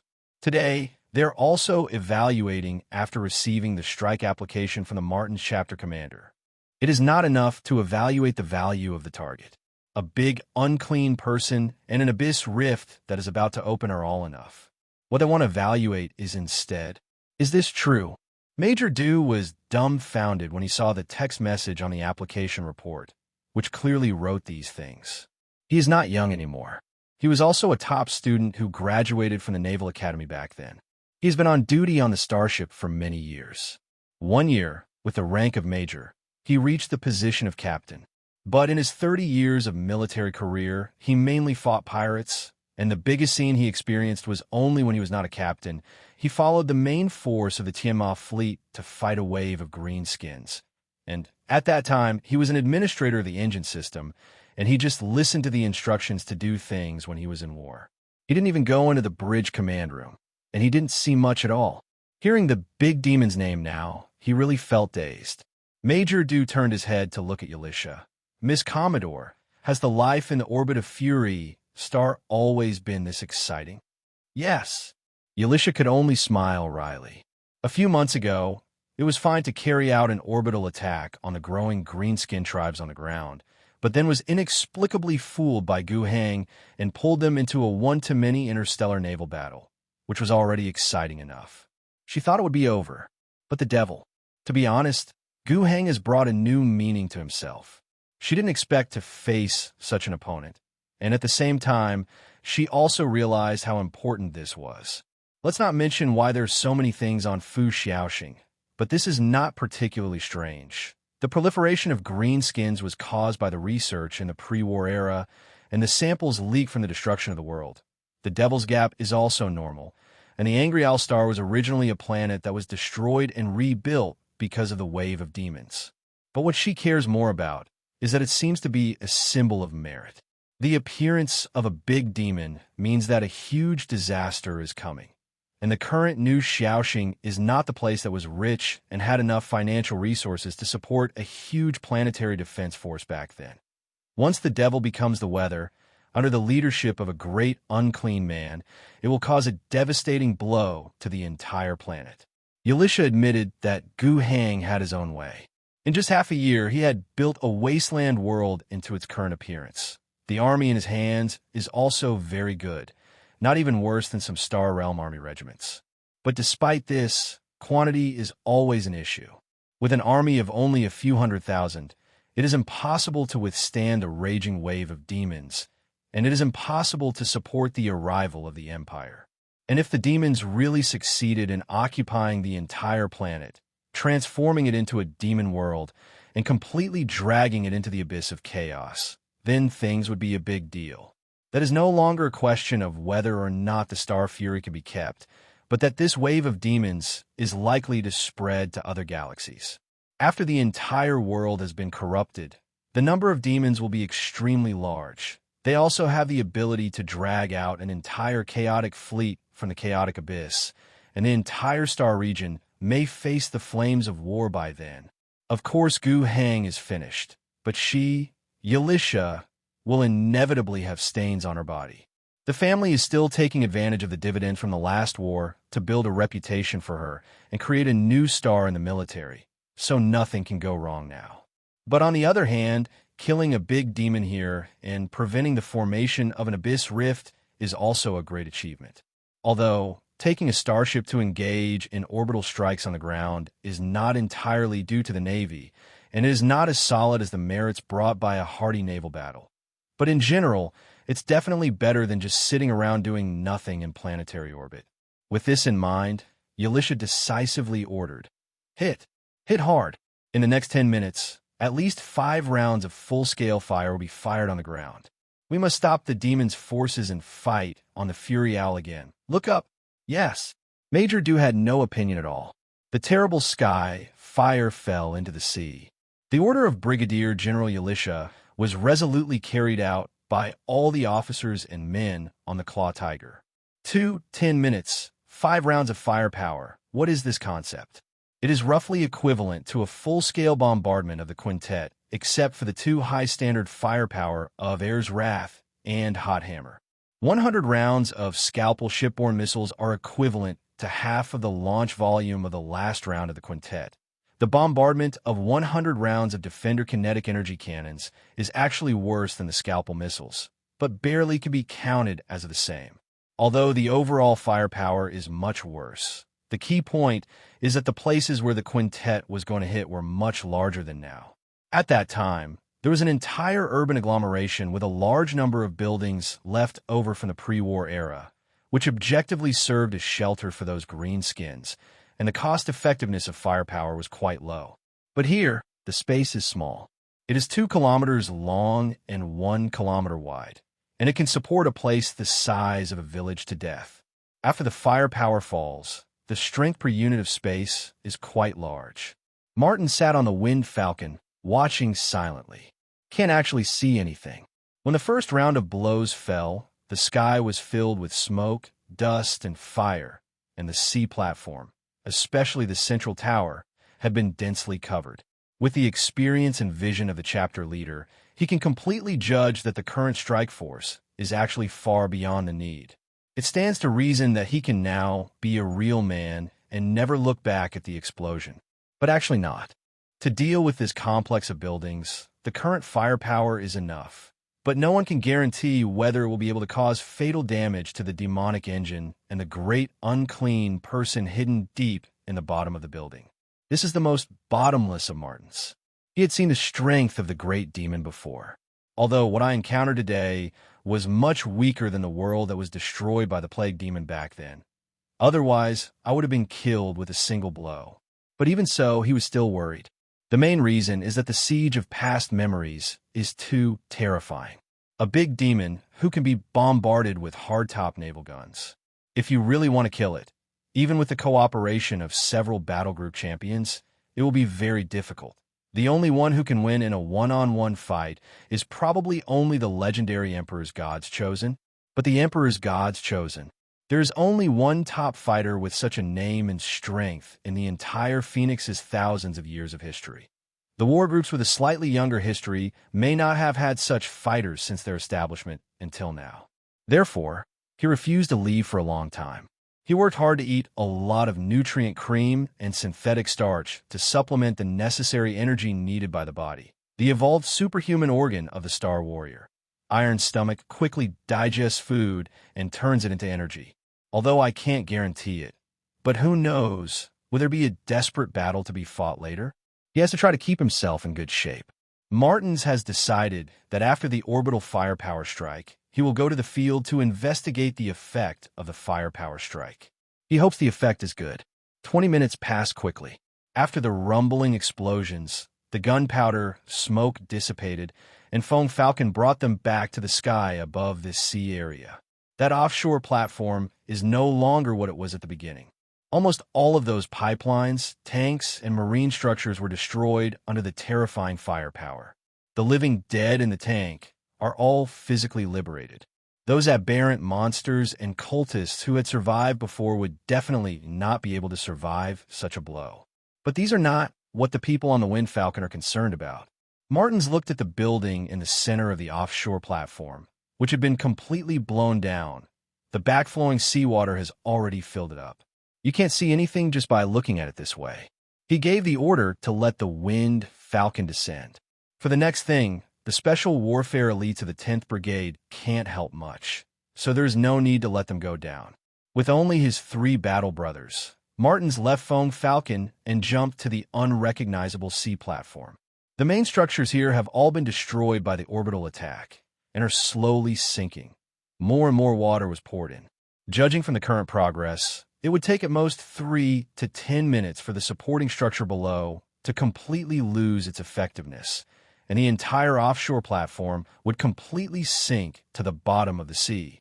But that doesn't affect what they're going to do next. Martins led the people and jumped into a hole that was blown out and filled with seawater. Star Warriors, according to their training, of course have to face all combat environments under the stars. The life support system provided by their power armor is enough to allow them to fight in the acidic oceans of some planets, let alone the ordinary seawater of Furious Owl. Moreover, after switching to the underwater combat mode, iron bumps weighing several tons can also move in the water body, but it is not so convenient. After entering the underwater environment, it took them a while to find the place where they fought. This process is quite difficult. The previous bombing has completely destroyed the building structure here. They want to find the original place, just like navigating a maze, and the work of breaking the obstacles is also included in the middle. But it took some time, and they did it anyway. After finding the place, they saw a body that was suspected to be a big demon, which had mostly dissipated. It's completely out of shape. In Rizzo's judgment, this should not have been bombarded. But after the demon engine was destroyed, because it lost its profound connection with chaos, there is no way for things like the Great Unclean to continue to exist in the real world. The rest of its body is still rapidly evaporating. Next to it, they saw a suspected fragment of a demon engine that had been blown up. The chasm of the abyss is gone. This should be considered. Martins asked a little uncertainly. Rizzo closed his eyes, felt it carefully, and then replied, "It should be. I can rest assured that." And at this moment, Martins received another communication message from Fong Falcon. This news came from Fuxing City after passing through 2 hands. Governor Gu Heng sent the message to the starship. The starship then sent it to the Fong Falcon, and the Fong Falcon passed it on to him. Bring back what is left after the body of the big demon disappeared. Martins and Rizzo looked at each other. Both of them were a little puzzled. They managed to get through the submerged wreckage of the building, found it all the way, and confirmed the results of the battle. Governor Gu, who was thousands of miles away, knew that the big devil must be dead. Gu Heng saw it from the event panel. At the beginning, he didn't know any news about the big demon.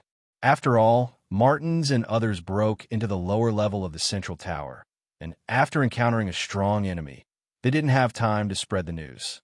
He didn't get the information from the Razor Tiger until it was time to carry out the orbital bombing. Immediately afterwards, the moment he got the news, a new message popped up in his event panel.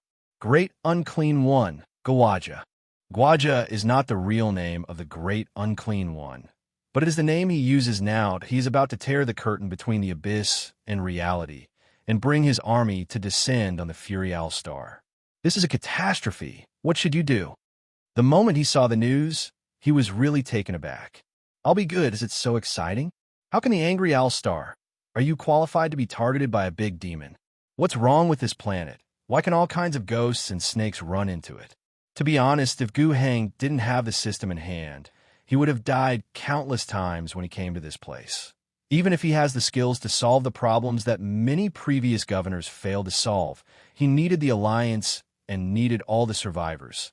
But as long as any threat takes root in the previous green skin disaster and the latter demonic disaster, it will be over.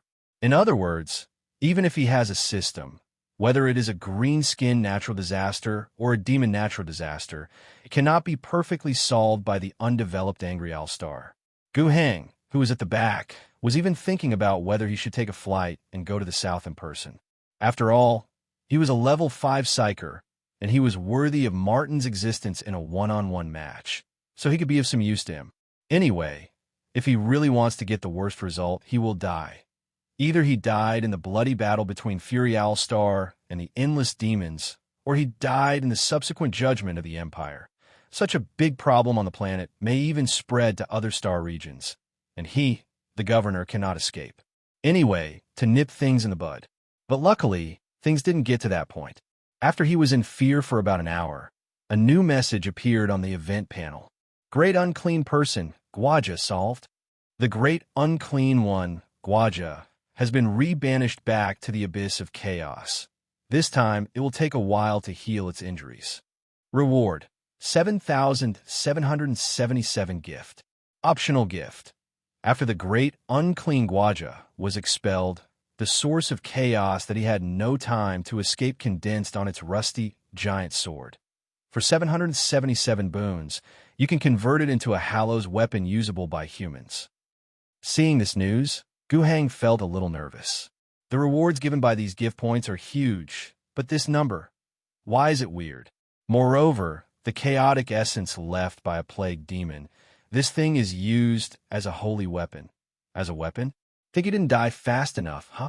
The gift point required for transformation is also 777. However, Guhang paid attention to the words available to humans mentioned in this description. If so, it seems, maybe, probably, really? The point is, the sacred artifact was only heard in legends before. What if it's really fierce? There are only 777 gift points around, and you can spend it if you spend it. Anyway, there are 7,000 left. So, he gritted his teeth and exchanged this optional reward. Weaker holy artifact. Great sword of plague purification. False.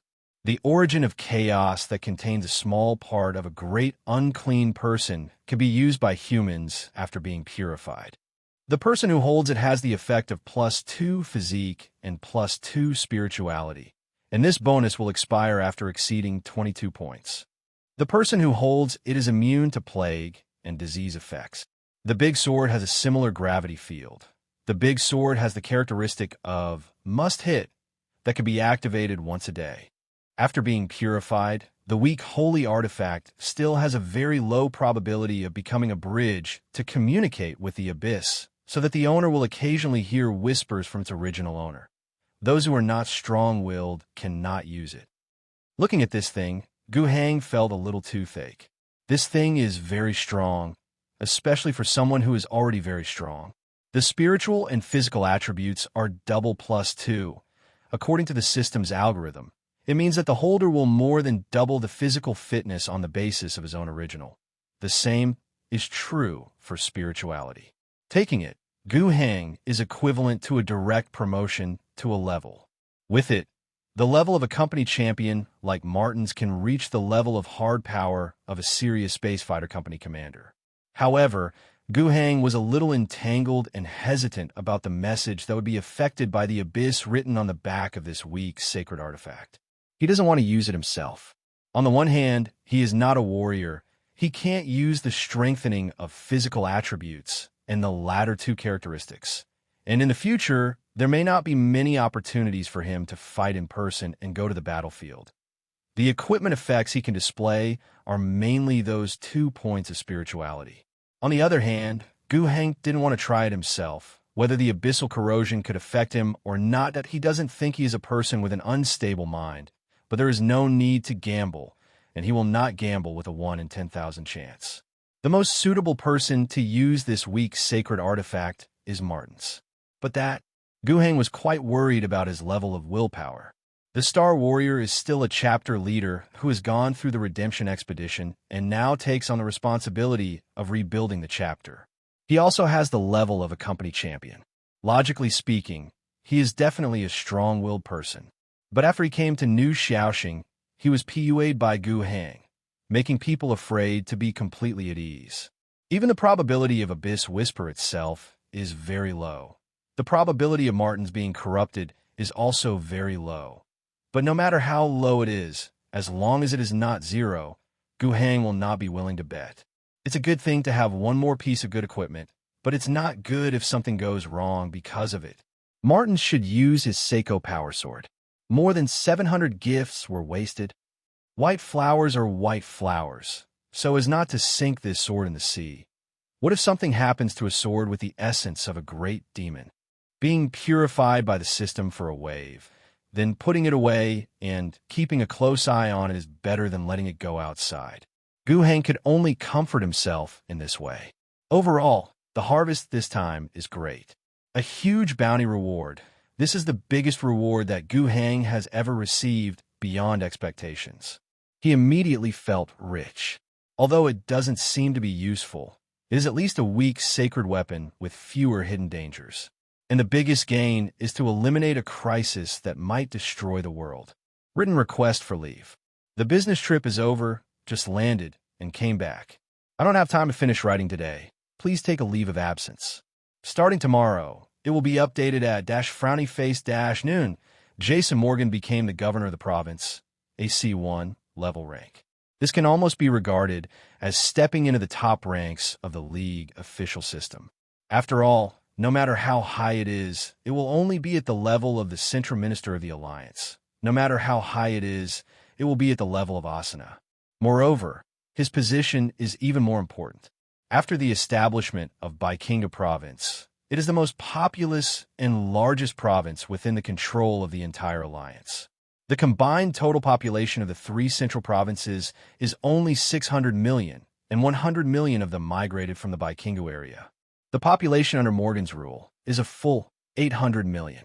As long as he secures the position of the provincial chief, he will be one of the princes in the alliance in the future, with an extremely high status. C1 rank. This is just the beginning. Of course, Jason Morgan was extremely pleased. Who doesn't want to be high and powerful? It's all so dreamy. The person he wants to thank the most now, besides the governor, is his wife, Higher C. Morgan, who is now the head of academic affairs of Shifeng Faithful Descendants Academy. His series of decisions after the establishment of the alliance basically came from his wife. The first group responded to the alliance's call and did not wait and see like others. So he became the first batch of employees of the alliance government. He actively participated in dangerous assignments and made many contributions, training. Expatriate to Chingu area, this is what his wife told him to do. There's still many things in it. Even he was a little bit resistant at the beginning and was forced by his wife in the end. He had to marvel at how lucky he was to have a daughter-in-law with outstanding vision. In general, his promotion speed is like riding a rocket, but in fact, every step he took along the way was very practical. Many times, he is facing life and death crisis. It is undeniable that there is an element of luck in it, and it is riding on the tide of the times. But how many people can really ride the wind when the tide is sweeping? He is one of them.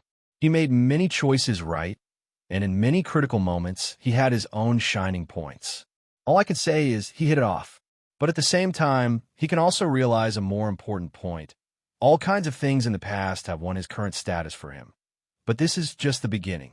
Whether he can develop better in the future depends on whether he can achieve any good results during his tenure as the first senior official of Beiqing Valley. Okay, continue upward. No, then I can't even keep this position. I am afraid that the coalition government cannot accept that the governor of the province with the largest population cannot make achievements. The alliance's emphasis on the development of Baikingu is visible to the naked eye. In the early days of the establishment of the provincial government, Asana flew to Chatan City every 3 days. Speaking of Asana, she also had a new job change in the past 3 months. She was officially appointed as the Prime Minister of the Alliance and became the highest administrative official. After she was formally appointed, her most important job was to personally go to Baikinga Province to guide the establishment of the provincial government and supervise the planning and construction of farms and hub cities at all levels. She is motivated by it. She was originally from Chingu, and it was her duty to rebuild her hometown. Gu Heng handed over the administrative management and production reconstruction of Baikingu Province to his female prime minister with confidence and became the hands-off shopkeeper. In fact, he really doesn't need to worry too much, and he doesn't need to do it himself. Even if the newly promoted Jason Morgan is unreliable, Asana should always be trustworthy. What's more, Gu Heng can also use the monthly fixed income of Baikinga Province in the system interface to check in real time how the current reconstruction situation of Baikinga area is going. The monthly fixed income symbolizes the population and development level of the area, which combines a series of factors such as public security, production, culture, happiness, and administrative management quality. This is not a linear growth data.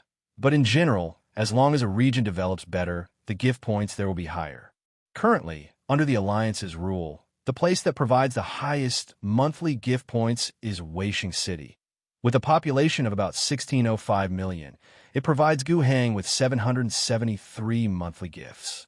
1 million of them have recently migrated from the Qinggu area. Weisheng City is working hard to digest these populations into real industrial populations. And secondly, Fuxing City and Baiqing Province. The former provided 100 gift points with a population of just over 297 million, and the latter provided 800 points with a population of 417 million. Other places are scattered. The rest of the Central Province, the High Tower Province, and the North Central Province have a combined population of about 330 million and 322 gift points. The total is 1,809 points. From this structure, it can still be seen that the Weisheng City industrial zone that Guhang worked so hard to build is still very powerful. The population is relatively small, but there are a lot of gift points. In fact, a large number of industrial products currently needed by the Alliance, especially heavy industrial equipment, are basically provided by Weisheng City. The functions of Fuxing City are light industry, administrative center, and the service industry. When the people of Weisheng City are on vacation, they will go to the central area of Fuxing City to have fun. Other places are full of rotten fish and rotten shrimp. However, Guhang still has great expectations for Baiqing Province. Unlike other places, Baiqing area has a huge population base and an industrial base. Although it is an agricultural industry, as long as agriculture is developed, these 800 million people can have 300 mu of arable area per capita on the vast land of nearly million square kilometers, which is enough to live an idyllic life. If that is the case, the per capita living standard and per capita agricultural output value should be very high. When it comes to the overall supply of gift points, even if it is not as good as Weisheng City in the center of heavy industry, it should not be much worse. In the past 3 months, Guhang's monthly gift point income has accumulated to 4,928 points. Counting the 11,928 points reward after the Great Unclean Person, Gawaja, event, this is points. But this is far from the limit of gift points in Guhang's hand. After the great turmoil in the Qinggu area ended, Guhang saw the battle settlement interface again after a long absence. Hearty victory, get 6,424 gift points. Loss 11288, 1629 million wiped out, 0 captives. Alliance Army. Almost half a year has passed since Guhang's Green Valley strategy started to be implemented, especially since the Central Group Army went south and entered the Green Valley area. During this period of time, it included a series of battles by the Central Army against the aberrations. And now, the system finally thinks that the normal battle has almost come to an end, so the rewards of the entire battle have also been settled. Aberration monsters are really worthless to kill. With tens of millions of kills, the result is only more than 6,000 gift points. But Guhang has nothing to regret. He is really developed now. The total gift points lying on the books have reached 18,352 points. Looking at this number, there will always be a feeling of unreality in his heart. It seems that some time ago, he was still spending a few hundred points or 1,000 points of gifts, calculating where these precious system currencies should be used to contribute to the construction of the territory. But now, suddenly, this order of magnitude has expanded to the terrifying number of 18,000. This even made him a little dazed for a while. He has never been so rich before, and he doesn't even know how to spend so many gift points. Of course, that's just a way of describing it. In fact, he didn't have the heart to pay attention to the construction of Baiqing area himself, and that was mainly because his energy was tied up by so many gift points. Spending money is also a lot of hard work. One of the first things he did was to increase the number of new blood of space marines from 8 to a total of 22. This fully cost Guhang more than 4,000 gift points. Of course, this also brought about 2 T3 or T-Special Warfare Elites. SOFAR. The 10th Brigade also has 1,000 people. After going through the sea ruins and the battle against the Chaos Demon, Gu Heng once again realized how important it is to have a top individual force like a space warrior.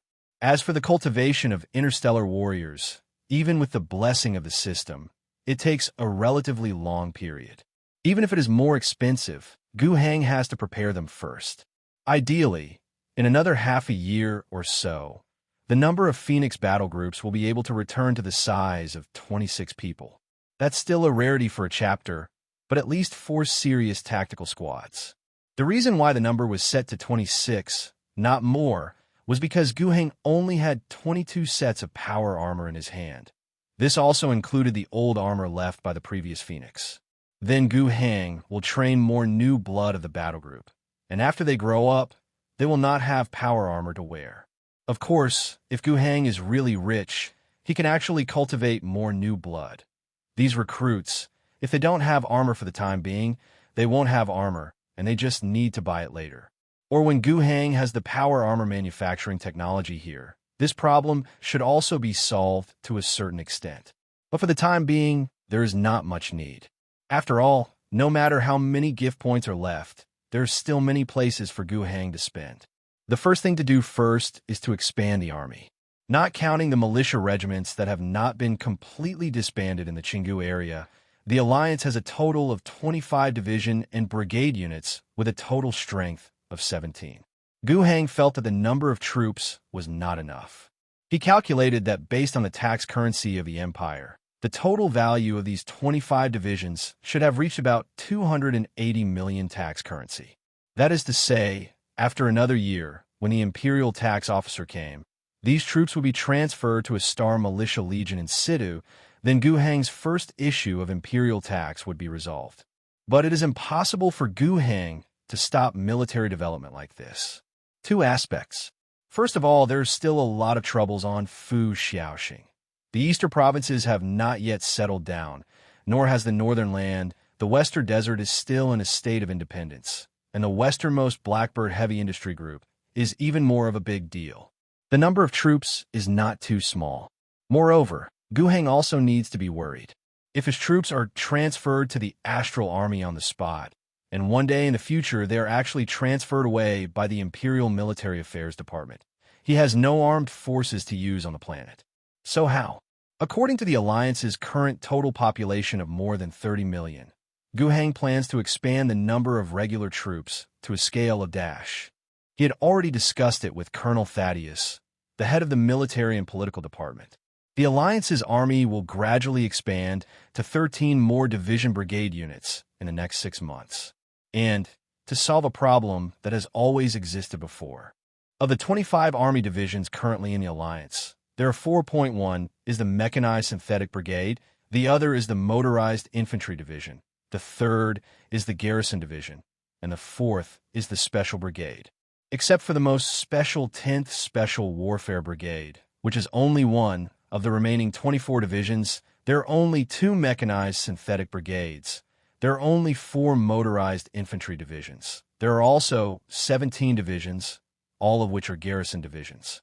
In the establishment of the Union Army, a garrison division has only more than 6,000 people, and the equipment is also very cheap. The G9 individual suit overtime team, the support firepower at the company and battalion level, plus some artillery, are gone. This is the most basic filling line division. The name Guard represents Gu Heng's positioning for them. In some places, just keep it.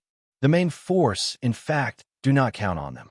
But the 26 divisions that Gu Heng will expand next, numbered 38 to 13, are different. First of all, he first expanded the establishment of all motorized infantry divisions from 3 regiments to 4 regiments, and the full number reached 11,700.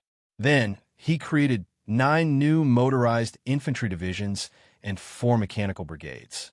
Counting past troops, the total size of the Union Army will reach 31. Moreover, the main field force, that is, the motorized infantry division and the mechanical brigade, will account for the majority of them, reaching a scale of 20 people. In order to train these 13 divisions and to supplement all the previous divisions, the Alliance needs to recruit about 14 people into the army. In order to train these recruits, to the T5 level, Guhang will spend gift points for this. Moreover, it is conservatively estimated that it will take half a year to produce all kinds of equipment they need. Of course, if the productivity of Weisheng City has been greatly improved during this period, then that is another matter. At that time, if someone asks Guhang, "How many divisions do you have?" then Guhang can pat his chest and say, "I have 38 divisions." However, it is impossible for Guhang to really wait for several months and wait until the army is ready before starting the next military operation. In fact, after the turmoil in the Qinggu area ended, the Central Army left 11 garrison divisions to stay outside the Qinggu area, and the 7 main field divisions returned to the surrounding area of Fuxing City. The soldiers got a half-month vacation opportunity to reunite with their families, spend some money on shopping, and enjoy life. Then, they were regrouped again and marched eastward. They will pass through the north-central province, enter the eastern provinces that the alliance has never set foot on before, and regain that piece of land. After the Central Group Army got a vacation, and then supplemented the losses caused by the previous battle in the Qinggu area from the new barracks, it set off for the eastern provinces. They moved smoothly. The links between the eastern provinces, the 3 central provinces, and Fuxing City are very close. The situation there is completely different from the Qinggu area. The grain production capacity of the eastern provinces is very weak, even inferior to the 3 central provinces. That is mainly because the eastern provinces were the core metropolitan areas on the main continent of the Noaxiao Star in the pre-war era, especially the more they went to the coastal areas. In the 3 central provinces, the only urban ruins, the ruins of the tower, can be said to be everywhere in the eastern provinces. Although there is still some flat field soil that can be used for agricultural production, the overall amount is not enough. The main food supply of the 600 million people living in the eastern provinces also depends on the Qinggu area. After the turmoil in the Qinggu area, it was not surprising that the famine spread in the eastern provinces, which led to turmoil. The League is still kind. Guhang has always attached great importance to population. He does not want the eastern provinces to become chaotic, starve to death a lot of people, and then kill a lot of people in order to compete with each other for food. Severe famine may even be more terrible than the population reduction caused by war. Under such circumstances, under the instruction of Guhang, Bradford, who is currently in charge of the Union's commercial department, continued to supply food to the eastern provinces according to the governor's idea. In the beginning, according to Bradford's characteristics as a businessman, he wanted to take advantage of this opportunity to sell the grain at a high price, and he would definitely make a fortune. But this kind of businessman's instinct was severely criticized by Prime Minister Asana. Amid the criticism, Bradford finally remembered that he was no longer a businessman. It is true that he runs the Ministry of Commerce, but he is a politician, and he has to do things according to political logic, not commercial logic. For a long time in the past, the food supply to the eastern provinces was maintained by importing large orders from the western desert. Recently, more grains were imported from the North Green Valley province. The Qinggu area had an autumn harvest a few months ago. Although there is still a certain gap in the output compared to the bumper harvest in previous years, it is not a big problem to at least feed the 400 million people in the alliance. And a large number of cleared jungles and trees, aberration monsters that were massacred in previous wars, were all put into the synthetic starch factory. The alliance has conquered the self-developed technology of synthetic starch almost half a year ago. For the related industrial lines, every time a set is produced, a set will be sent to Baikingu. At present, many large and small synthetic starch factories have been put into operation in the Baikingu area. The output of these synthetic starches is increasing. Counting these things that don't taste very good, but if you have something to eat, you will definitely not starve to death. Then the food that could be exported from the Qinggu area, maybe even more than in the original bumper year.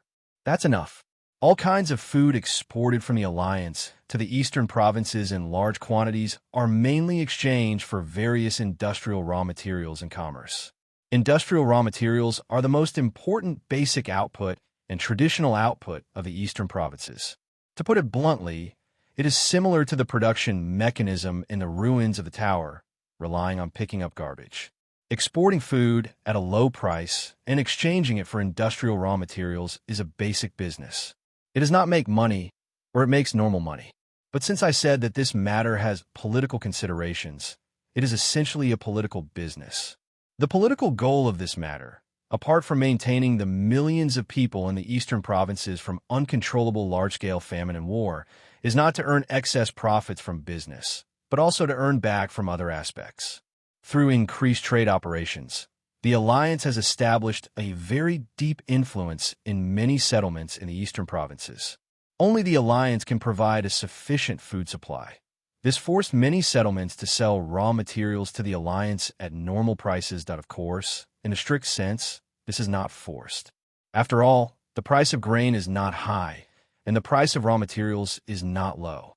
It is a reasonable transaction, but there are some conditions attached, such as publicizing the system of the alliance and reaffirming that the place where you live is a member of the alliance. This is a must. Don't underestimate these. People's hearts will change.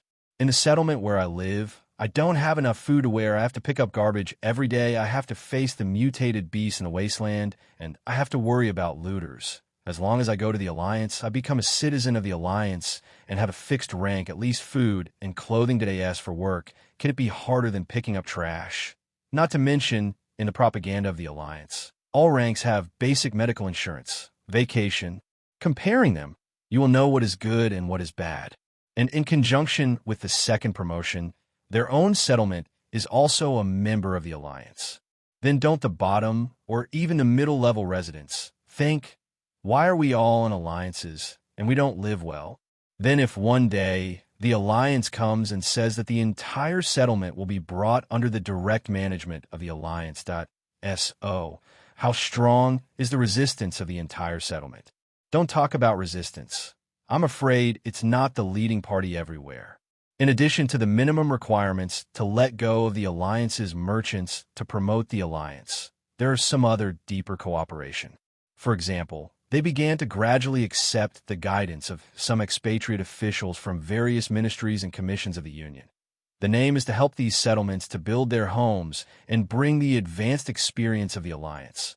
The dispatched officials do not directly lead and manage the various settlements, but exist like consultants, providing reasonable suggestions for the leaders of the settlements. Saying so, but actually, in fact it is. But in the process, the influence of the alliance will naturally be further strengthened. What kind of strategy will those people in power in settlements who are constantly listening to the suggestions of the alliance's dispatched officials and yearning for the alliance system adopt when the alliance's troops arrive? In other words, the alliance's long-standing grain trade strategy and value output have brought about a strong expansion of political influence that in the past 6 months, a good situation has been achieved in the eastern provinces. In fact, if Gu Hang, the governor, hadn't been in a hurry, the alliance might not even need military action. As long as the time is ripe in the future, a wave of revolution that sweeps across the entire eastern provinces will be able to wipe out this an area with millions of square kilometers and a population of 600 million has been settled safely. Military action is a double-edged sword. Of course, this is to speed up the process of bringing the entire eastern provinces under the rule of the alliance, without waiting for the so-called time is ripe. But correspondingly, some objects that might have been one may now stand on the opposite side of the alliance. Innocent. At present, the Union Army has planned to reorganize the newly formed troops and has not yet completed the reorganization, and the corresponding weapons and equipment are still in production. The Central Group Army that is leaving now has only 7 divisions and more than people. But they're still getting good news. The land in the eastern provinces is too large, and because many city ruins stand on top of the waste soil, the terrain is very separated, and it is difficult for the various settlements to form a joint force. The will to resist. Therefore, when facing the actions of the Central Army, many places simply surrendered directly. The League also has a corresponding policy on this. This kind of non-resistance is not considered an enemy, and everyone from the people to the original ruling class will be treated relatively well. As for resistance, that's the equivalent of a mantis arm being a car. To put it bluntly, with a population of 600 million in the entire eastern provinces, even if they all gather together, they can gather an army of hundreds of thousands, with garbage armaments, garbage logistics, and the fact that more than half of them will starve to death immediately if the food supply of the alliance is cut off. They will not be able to resist. Not to mention, they still can't unite. Yin Fangshu's army is making rapid progress in the east. Often every few hours, it is said that 1 or 2 settlements have been won. Later, Yin Fangshu himself felt embarrassed when the good news came out. Is there anything to tell? Just send a regiment to stand next to a settlement, and without firing a single shot, they will shoot in 3 minutes. Just voted in 15 minutes. If there's really that kind of stubbornness, kill it. Eliminate all the rebels, arrest all the leaders, and don't have to escort them back to Fuxing City and sentence them to execution on the spot. The local people split into other camps according to the situation. It can also be regarded as a method of thunder. After the whole battle is fought, even if only one regiment is divided, it usually takes less than a day to finish it. In short, no matter what the situation is, there are corresponding and mature solutions. In this way, when they regained the 200 million population in the central province, they were playing with the rest, nothing more than doing it again in the larger and more dispersed eastern provinces. This kind of good news does not mean to pass it on. In the end, Yin Fangshu just made a summary battle report every other week, and it was over. Gu Hang was also too lazy to read Yin Fangshu's various reports. It is nothing more than laying down a city today and a town tomorrow, which is meaningless. To be honest, he didn't have any doubts about the Central Army's easy liquidation of the entire eastern provinces. The only thing to worry about is that there should be no ghosts and monsters popping up in the east. It's just the local survivors that doesn't pose any threat. He is still tossing the gift points left in his hand. The new Blood of the Phoenix, the construction of the -H Special Warfare Brigade, the expansion of the Alliance Army. In these aspects, Gu Hang has spent about -gift points in total. He still has more than 1 points left in his hand. And these gift points, he intends to invest all of them in the construction of the territory in one go. This is further divided into 2 sections, technology and architecture. Let's talk about construction first. After the war in the Qinggu area was settled, Gu Hang discovered that 3 new buildings appeared in the building interface. They are Farm I, State Church, and Judgment House. Gu Hang estimated that the farm building was because after he captured the Qinggu area, the area of agricultural production land increased significantly and reached a certain goal built into the system, thus achieving the achievement of unlocking the farm building. The Farm I building is the same as the Civilian Factory I and Military Factory I that Gu Hang had unlocked before. Spend 100 gift points and load on a farm that has been built and put into production, which can increase production to a certain extent. Before, there were no extra gift points to toss these production-increasing buildings, but now he has quite a lot of gift points, so he can use them. After thinking about it, he didn't exchange any of the farm buildings. No need. According to a rough report recently sent back by Baikingo Province, it mentioned the production plan for the coming year. According to optimistic estimates, for the whole of next year, the food production in Baikingo area, from agricultural products to synthetic starch, can reach a total value of about 600 million tax coins. In addition to the imports from the Western Desert and some grain output from the 3 central provinces, there will be food worth about 300 million tax coins. This batch of food is enough to meet the standard of a well-off society with enough food, which is the standard of food supply of the Alliance E9, and can feed more than 1,800 million people. Pay attention to food rationing and supply, and meet the standard of food and clothing, which is the standard of the Alliance E5, that can feed a population of more than 2,700 million. If it is more harsh, with the standard of starvation, which is the E3 level of the Alliance, it is enough to feed a population of 4,500 million. Even if the 600 million people in the entire eastern provinces are included, the total population of the Alliance is only 2,000 million. Anything is enough. On the contrary, industrial production is never enough, especially the military industry. The production of civilian factories is mainly in various consumer goods. These things are used to pay taxes, and the empire also recognizes them. When they go out to do interstellar commerce, others want them too. But in general, there is relatively little demand that if you engage in commerce and trade, you can't sell the price, and the tax credit for the empire is generally lower than its real production value. But on the contrary, arms are the hard currency in the interstellar world, and they're a hot spot for trade. If they're used to pay taxes, the empire will give enough tax currency. In this case, Guheng exchanged 16 military factories and 4 civilian factories in one go. The former were all added to various military industries in Weixing City. The latter will also be put into the metal smelting industry of basic heavy industries, such as ceramic steel and plastic steel, as well as the metal processing industry. Needless to say, the Alliance's production of wind falcons in a month has risen to 10. After exchanging these 40 factory bonus cards, it is estimated that the annual industrial output value of Weixing City has increased by dash tax coins, and the price is only 2,000 gift points. Ability of remaining shipments is too low to be worthwhile. At present, the shipping probability of 1,000 files, basic level, 40%, advanced level, 30%, elite level, 20%.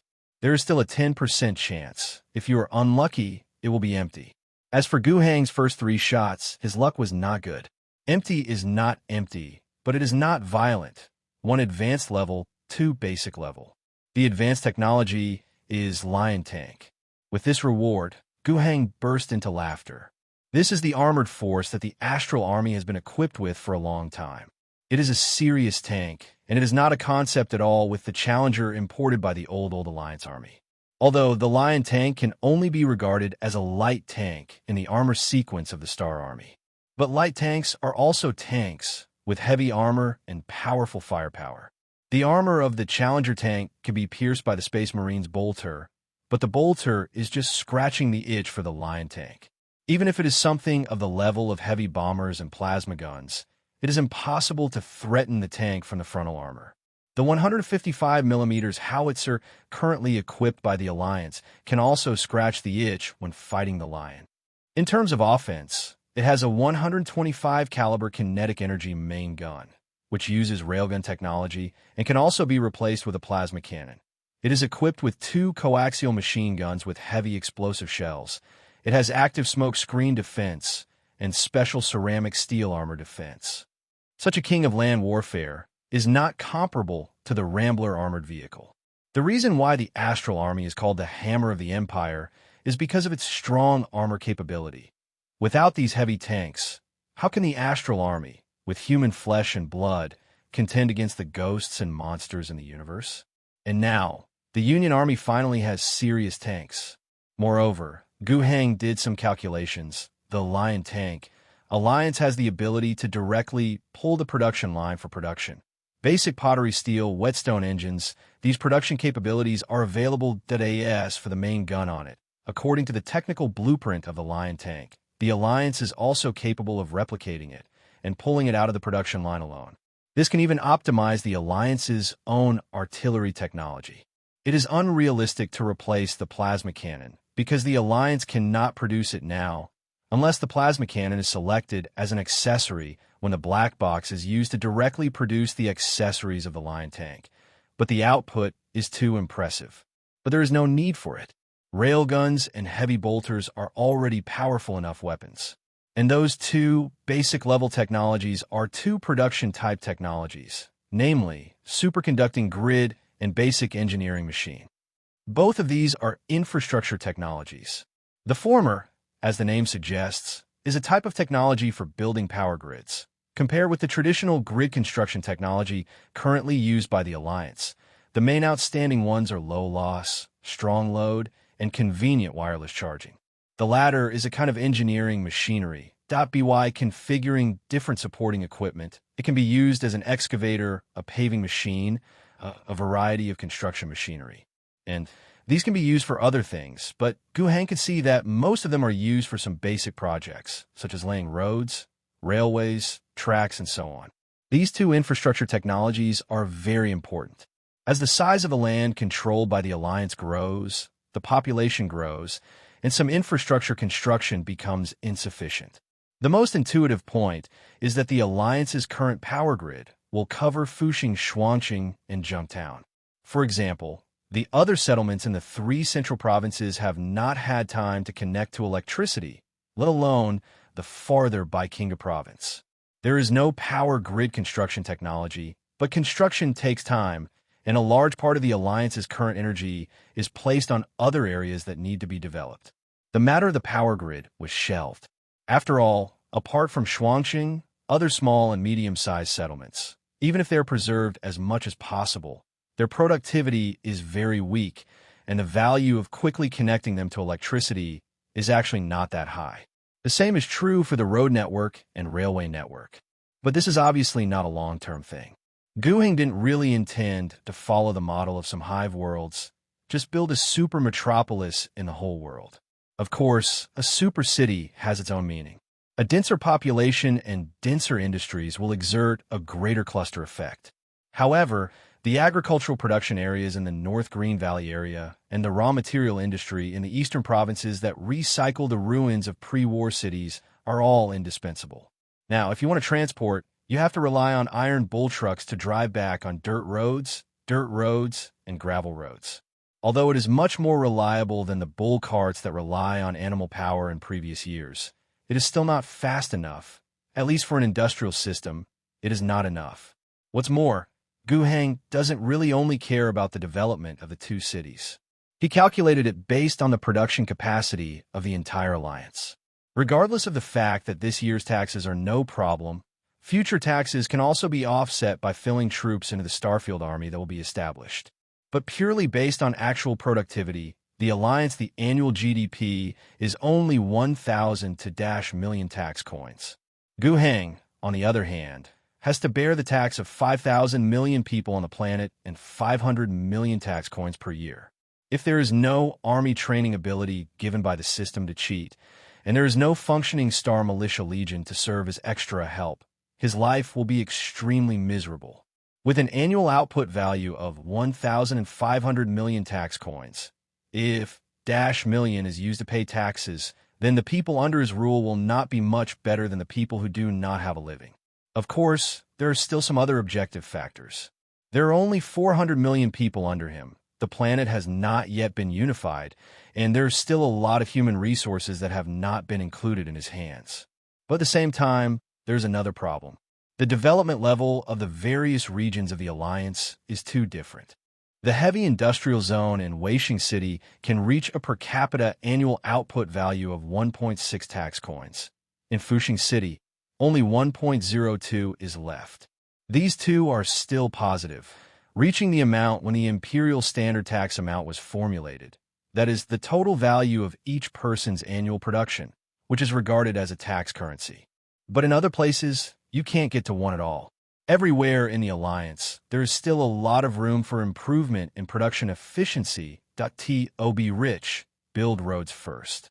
The power grid extending in all directions can transmit the power of the reactor built on the outskirts of Fuxing City to every land in the Alliance without loss and high load. The well-connected highway and railway transportation will greatly improve the efficiency of material transportation. Roads are the blood vessels of industry, not just nonsense. All regions must be connected so that the developed industrial system of Weixing City can better drive the development of all other towns. At the same time, more developed roads, railways, and energy transmission lines will also feed back the industry of Weixing City Center, developed to a better level. This is what the League Development Department had planned to do next. And the two newly drawn technologies can undoubtedly speed up this process extremely quickly. Guheng expects that the output value of Weixing City's industrial core will be further improved. He also expects that the development of other areas of the Alliance will benefit from sufficient logistics and energy, which will result in a substantial increase. After the first three moves were so, Guheng's luck improved next. Now, people who have just come out of a precarious life in Exodus from everywhere else may have a steady job, a steady food ration, and some perks to buy some of their consumer products that were unimaginable and unseen in the past. However, as time goes by, people's requirements for a better life will become higher and higher. The improvement of housing conditions is a necessary part.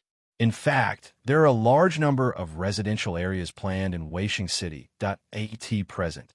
The entire city is planning various functional blocks according to the specification of an industrial population of 500 million. It's just that there haven't been enough construction teams to build them all the time. Now, when there is a series of construction machines, the efficiency of the various construction teams will be greatly improved, and this problem should be solved. Agricultural machinery technology is the same. Tractors and supporting arable land, sowing, weeding, fertilization, and many other equipment, harvesters, balers. This series of agricultural production machines came at the right time. The Baikingu Provincial Council is in great need of these agricultural machines. Their appearance will directly transform the methods of manual farming and animal power farming in Baikingu Province for many years into mechanized agricultural production. In Baikingu Province, the theoretical maximum per capita land area has reached Dashmu. It is estimated that about 1/5 of it is arable area. In the past, this was only a theoretical value. A large amount of land was jungle and could not be used. Looters and aberrations who were always outside were threats, and small farms could not survive. The exploitation of plantation owners tied the population to limited land. Superior, but now, these situations have changed that a large number of jungles have been raised, and those that have not been raised are waiting to be raised. The threat of looters and aberrations has been basically eliminated. The class of plantation owners has been wiped out, replaced by local officials of the alliance, eating the alliance fiscal, not land residual value. Although it is inevitable that there may be corruption, a lot of land may not be able to be used, but in general, it is very possible to open up more farms of farmland. 800 million people, corresponding to 300 million square kilometers of fertile land.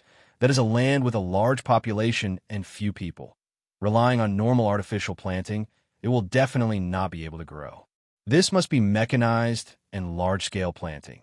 When agricultural production is fully mechanized, it will no longer be a dream for everyone there to live an idyllic life based on the natural conditions of the Chingu area. Maybe it will be realized in 2 years.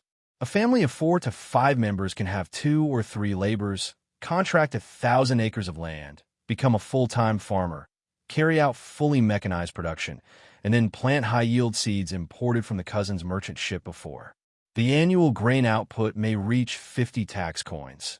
Even if the empire is a little darker, the price of grain sold in the market is much different from when it was purchased, which is at least equivalent to 20 to 30 tax coins if Baikingu Province currently estimates that there are 12 billion mu of arable area. If all of them can be utilized, it will be an annual output value of 6,000 million to 3,000 million tax coins. This food production alone can not only feed all the people on the entire Noaxiao star, but also have enough balance to pay the imperial tax of the entire planet. Even after paying taxes, there is still a large surplus that can be stored, can be handed over to the empire in exchange for tax coins, and can be used for interstellar trade. Food in the entire Sea of Stars is a serious currency. In fact, Guheng has been thinking about this for a long time. Even if he didn't get the agricultural machinery technology in the lottery, Guheng would let his 2 technical officers, namely Wu Jiarong and Hu Ku, go all out to conquer the related technology. This is really developed. But this time, if the lottery is drawn directly, it must be the best. To save Guheng from having to wait any longer, they developed it. Can be used directly. As for the final servant transformation technology, Guheng didn't think much of it. It's not that it's useless. He used machine servants when he started his business. Although they have no brains and cannot actively think, they are qualified soldiers, servants, and laborers. But Guheng didn't like it too much. Mechanics like to use servants, but Guheng really doesn't like it. This technology needs to be developed a little bit. In the future, it may still be the same as the servo skull manufacturing technology, and it will be a punishment for criminals. Death row inmates make the most of it. For ordinary people, Guheng is not allowed to appear on certain planets, where living people can be bought and sold, and innocent people can be made into servo skulls or machine servants. In his opinion, a living, normal human being has a higher value than a machine servant. As for the servo skull, this kind of biological computer and wetware are indeed of high value, but there are relatively few application scenarios. Donations from death row prisoners, terminally ill patients, and elderly people whose lives are about to end are enough that in addition to these three basic technologies, Guhang also drew two elite classes, namely MK.7 Aquila Power Armor and Starport Blueprint, two advanced classes, namely Reflector Orbit Air Defense System, Chainsaw Technology. Among the four mid to high-level technologies, Guhang was immediately attracted to this Starport Blueprint, which attracted all his attention. Star Harbor. Guhang originally thought that this thing would be in the higher-level technology pool, but he didn't expect to be able to get it in the elite level. Its importance is too high. At present, the connection between Nuwa, Xiaoxing, and space is very weak, and can only be carried out through various landing transport ships. The transportation volume is small, and the transportation cost is high. Generally speaking, those who really have a large demand for interstellar trade must have a star port, as the name suggests. This is a kind of interstellar port, built on a planetary synchronous orbit, which can facilitate the docking of foreign starships. It can repair ships. It can transport goods more conveniently and quickly. Is there a difference between starports? Using the analogy of the planet, if there's a starport, cargo ships can dock at the port, and the goods will be transported down by trucks. If there's no starport, they can only be transported out by small boats and speedboats, which is inefficient. Too much. The flow of materials between the starport and the ground mainly relies on two methods: orbital traction spacecraft and space elevators. These two supporting facilities are included in the technical blueprint drawn from the lottery. The orbital traction spacecraft needs to have a launch site on the ground and be connected with the space starport on the orbit of the planet to form a corresponding force field tunnel.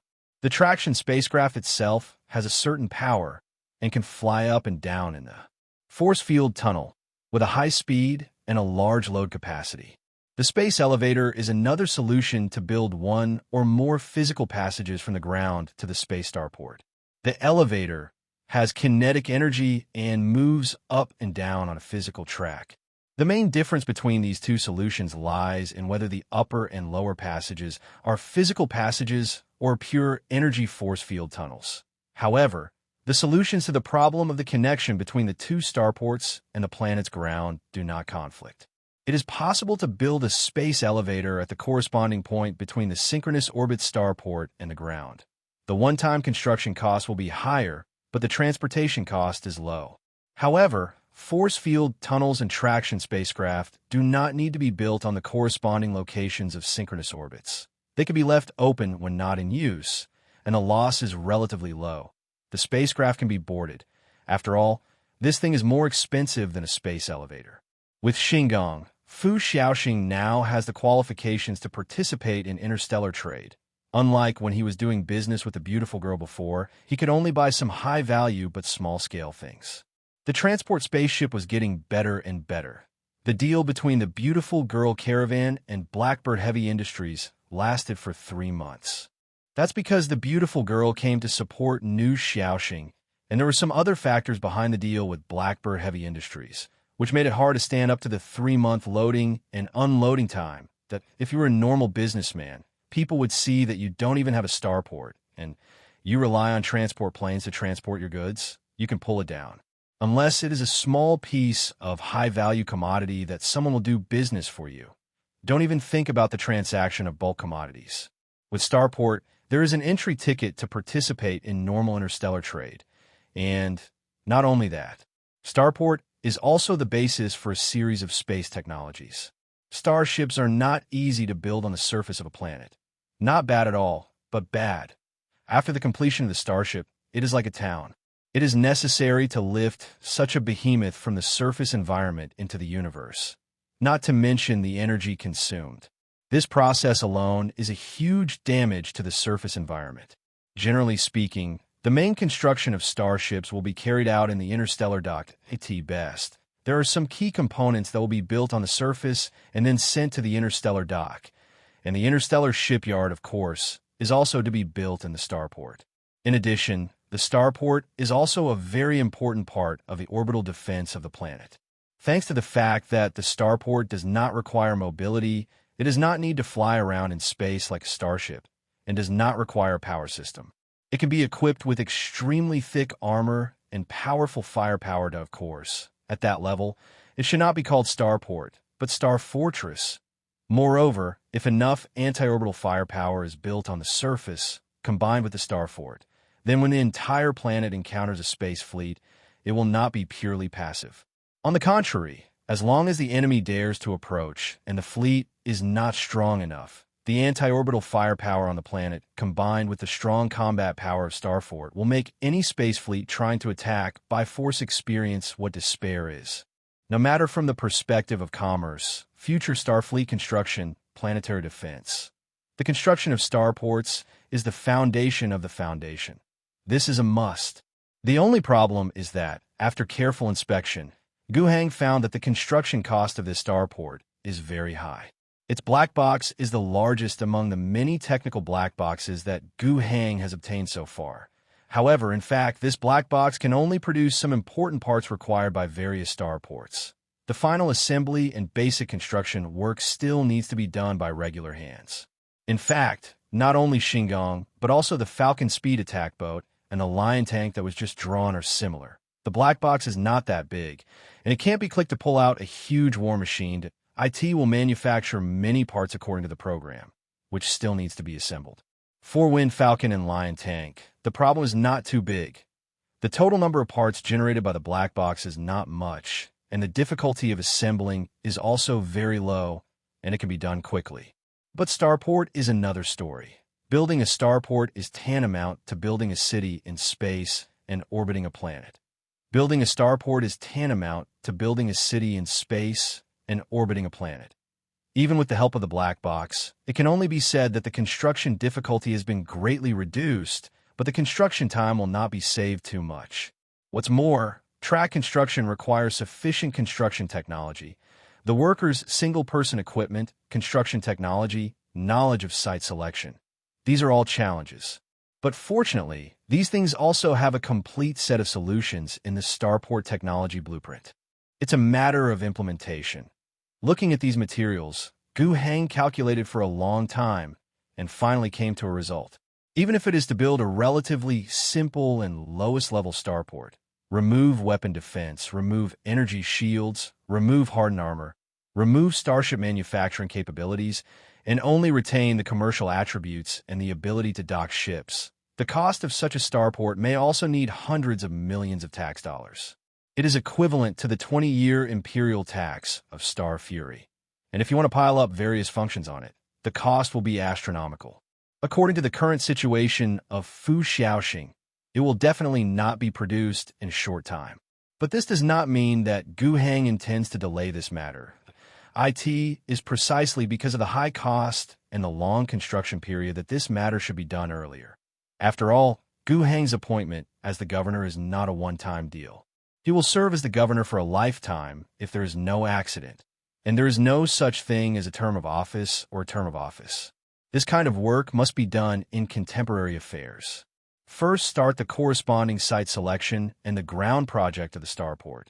Then, move up the space elevator. Rely on the orbital end of the space elevator to start building the space station platform, and then use the space station platform as the origin to gradually expand and build the starport. Counting the 3 phases of the project, Guhang plans to start the first phase of the project first.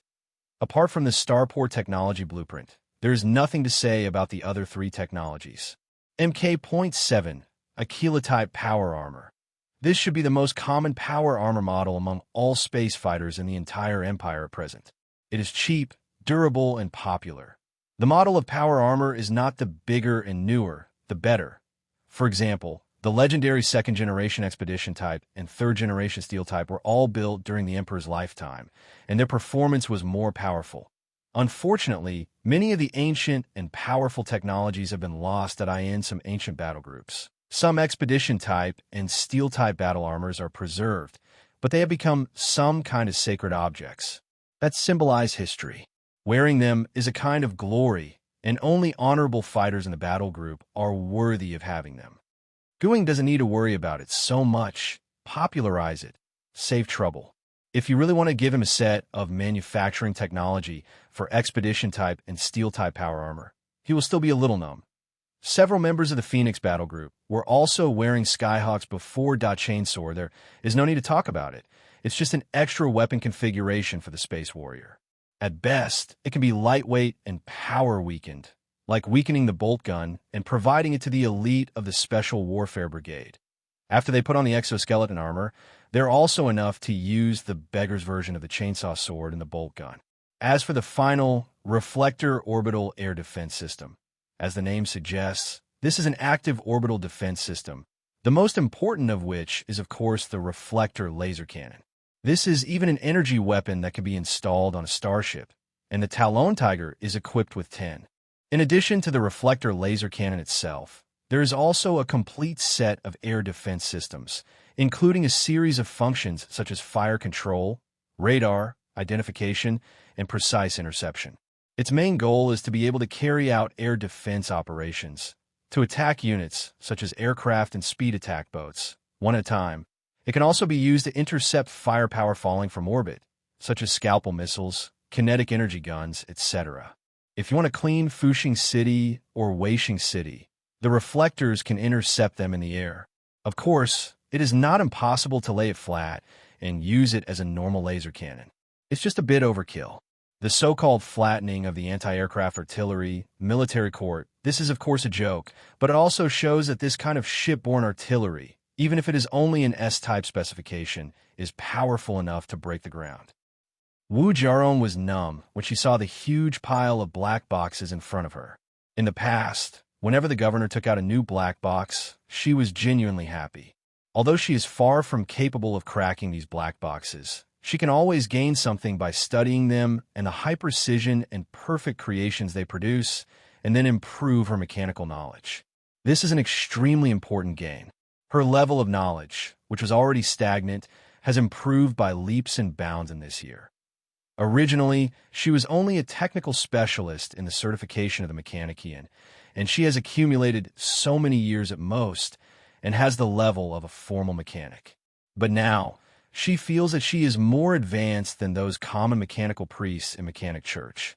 Originally, when the governor recruited the engine prophet named Huku, she was still a little worried, thinking that she might be replaced.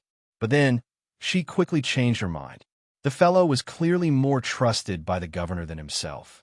Moreover, her own level, at this rate of improvement, may not be long before she can reach the level of the engine prophet, which is no worse than Huku.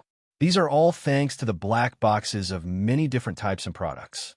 Logically speaking, the more black boxes the governor brought over, the better. But too much. She can't study it at all. Among the Adeptus mechanics, only some bigwigs have the opportunity to collect a black box and have the opportunity to understand the black box and the perfect creation. Even in the headquarters of the Adeptus mechanics, there are a lot of black boxes, but waiting in line, there are more people studying. And I, Wu Jiarong, wake up every morning and spend a long time trying to decide which one to study among countless black boxes.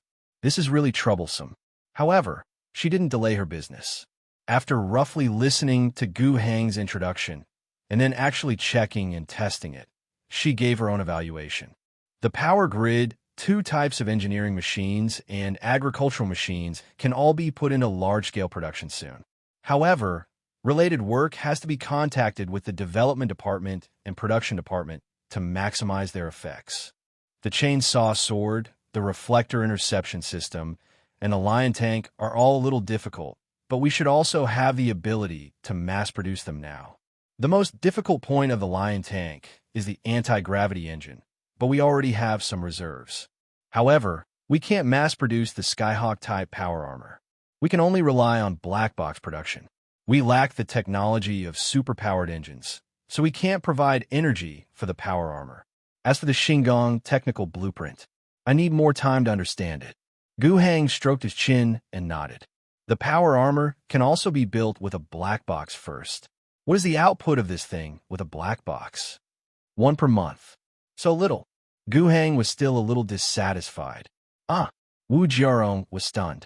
No, what is there to be dissatisfied with being able to build a power armor in a month? some forge worlds that can manufacture power armor. A planet can only produce 1 or 200 units a year, of course. They are not producing this with all their strength. And with the black box, 1 month is almost free, and 10 units a year is equivalent to 1/10 of the output of the foundry world. So it's time to have fun. Guheng also seemed to know that he might have gone too far. Okay, that's it. Then put into production what should be put into production. As for the technical blueprint of the starport, I will work with the development subordinates to do the first phase of the ground project first. I don't want to delay too long. I see. Another 3 months passed by in a hurry, and it was already the end of spring and the future of summer. Before, Guheng thought about this question. The season cycle of the Angry Owl Star is almost the same as the Earth in his impression.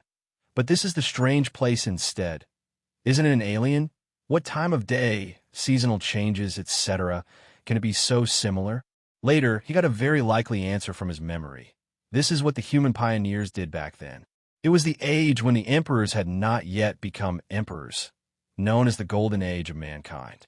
In that Golden Age, human beings stepped out of their home planets and became the overlord of the universe with powerful technology, in-depth exploration of psychic energy, and super artificial intelligence as assistants. They opened one after another spiritual energy tunnels and carried out superliminal voyages. They transformed one after another potential planets into an environment similar to the human home planet through climate modification technology and orbit change technology.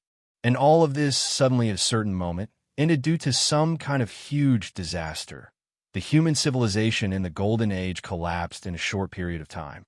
The human federation with a huge, unified and efficient system disintegrated, and the faster-than-light navigation technology failed. The human colonized planets instantly became the world in this dark and cold universe. It was not until the appearance of the Emperor and the establishment of the human empire that the countless human worlds were united again. The Golden Age is already an unverifiable period, and related research is the most profound part of historical archaeology. As far as current knowledge is concerned, the collapse of the Golden Age is related to 2 wars with certain alien forces. The core reason is the rebellion of artificial intelligence. In the current human empire, computer technology is a taboo that cannot be touched. That is because in the current era, all computer and electronic products are at risk of rebellion. Even in the case of a physical network disconnection, due to the intrusion of psychic energy, electronic demons may enter it, lurk in it, and cause heavy losses at critical moments. Today's human beings would rather develop and use servo skulls, which seem inhumane wetware, to achieve similar effects than use electronic computers. Without electronic computers, this will obviously have a great negative impact on social production, and many things in Guheng's memory cannot be brought out at all. Quite a pity. He didn't intend to challenge the Empire's ban on this aspect, and he didn't even intend to see with his own eyes what the electronic demon was all about. At present, all aspects of New Xiaoxing's development are going smoothly, and Guheng doesn't want to find any extra stimulation. Those bull ghosts and snake gods don't come to Ba. He has no interest in actively looking for trouble. Farm with peace of mind, grow steadily, and everything will be fine. During this period of time, the entire League has indeed lived quite peacefully. This is not to say that nothing happens in the League. On the contrary, the changes in the League have always been great, and it is not too much to describe it as changing with each passing day. There's a war going on in the East, and it's almost over. Before Yin Fangshu set off, he made a bold statement, saying that it would only take 3 months to pacify the eastern provinces. Now, it seems that his promise has almost been fulfilled. There are no monsters or ghosts in the East, just regular wasteland survivors who were swept away. Now, in the East, the framework of 3 provinces has been established. Xiongya Province, which borders Goda Province, Nanwan Province, which faces the sea in the south and borders by Kingu, Wangsha Province in the northeast. The names of these 3 places are basically taken from the names of the most famous cities in the area in the pre-war era. Now, the officials of the Alliance have entered and are establishing the Alliance's ruling system in the 3 northeastern provinces. The Central Group Army will continue to station there for a period of time. On the one hand, there's still some injustices that need to be sorted out. On the other hand, it has to wait for the local defenses of the eastern provinces to be built. In short, they are not in a hurry to come back. Here in the capital of the Alliance, there are still regular garrison divisions. In addition, several newly created main divisions have already taken shape, so there's no need to worry about the defense of the core area. So far, it can be generally said that the eastern provinces have been pacified and the population of 600 million has been brought into the rule of the Alliance. At present, the process of unifying the entire planet has passed halfway. There are still 3 places in the West Desert, the Northland, and the west of the continent. In terms of population, the entire planet is estimated to have a population of about 4,000 million, and there are already 2,000 million people under the rule of the Alliance. In the core area of the League, there are also many changes. Weisheng City is continuously absorbing population and landed a number of new industries, especially the military production of Lion Tank. Among all the mechanized synthetic brigades, the 5 main combat battalions already had tank companies, and now, this tank company can finally live up to its name.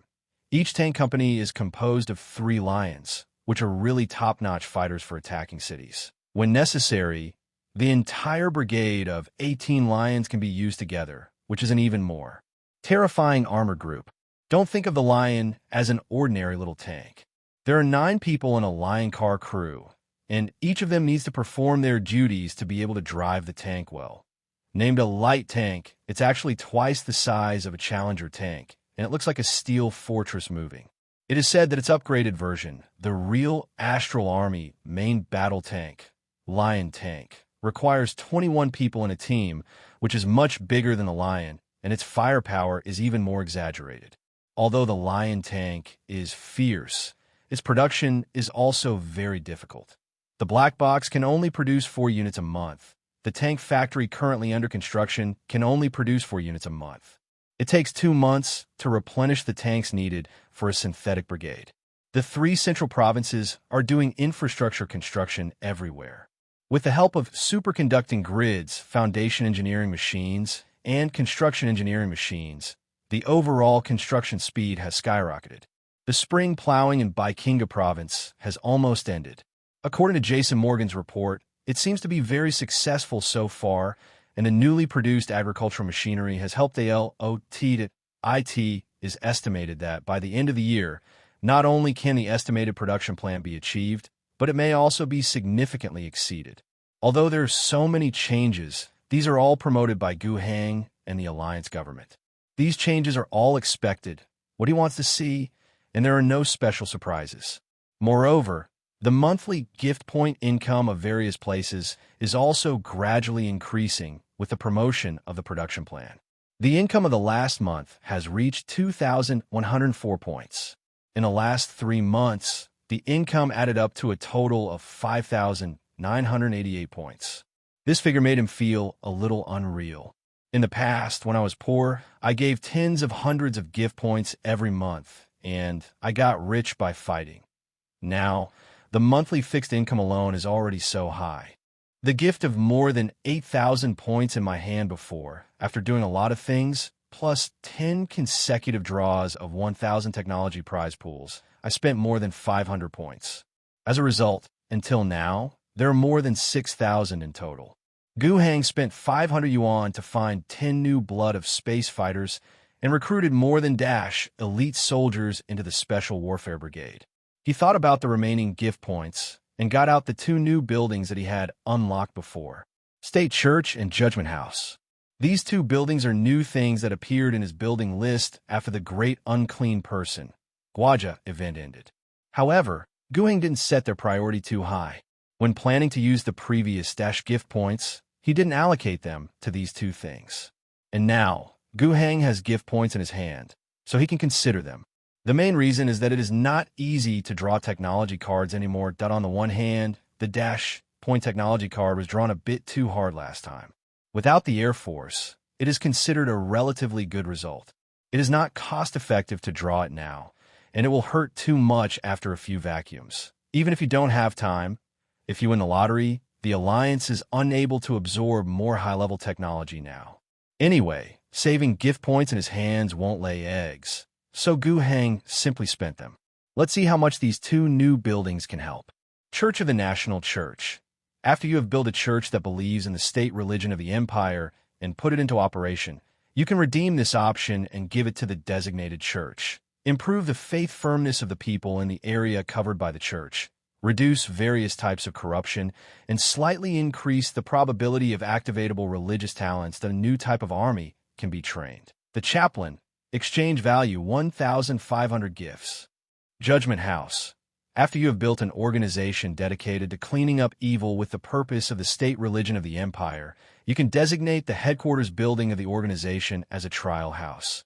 Improves the efficiency of all law enforcers belonging to the judgment when cleaning up designated evil targets. The new class of troops can be trained. Demon Hunter. The exchange price is 1,500 gifts. After building the court, a special target must be selected. There are 3 types of options: demons, aliens, and heretics. For the construction of the church, Gu Heng was at a disadvantage. It may be because of his previous social cognition. He never felt that religion is so important. But in fact, he may have overlooked this all along. As a planet that has already been extinct once, the religious atmosphere on Star Fury is actually not that heavy.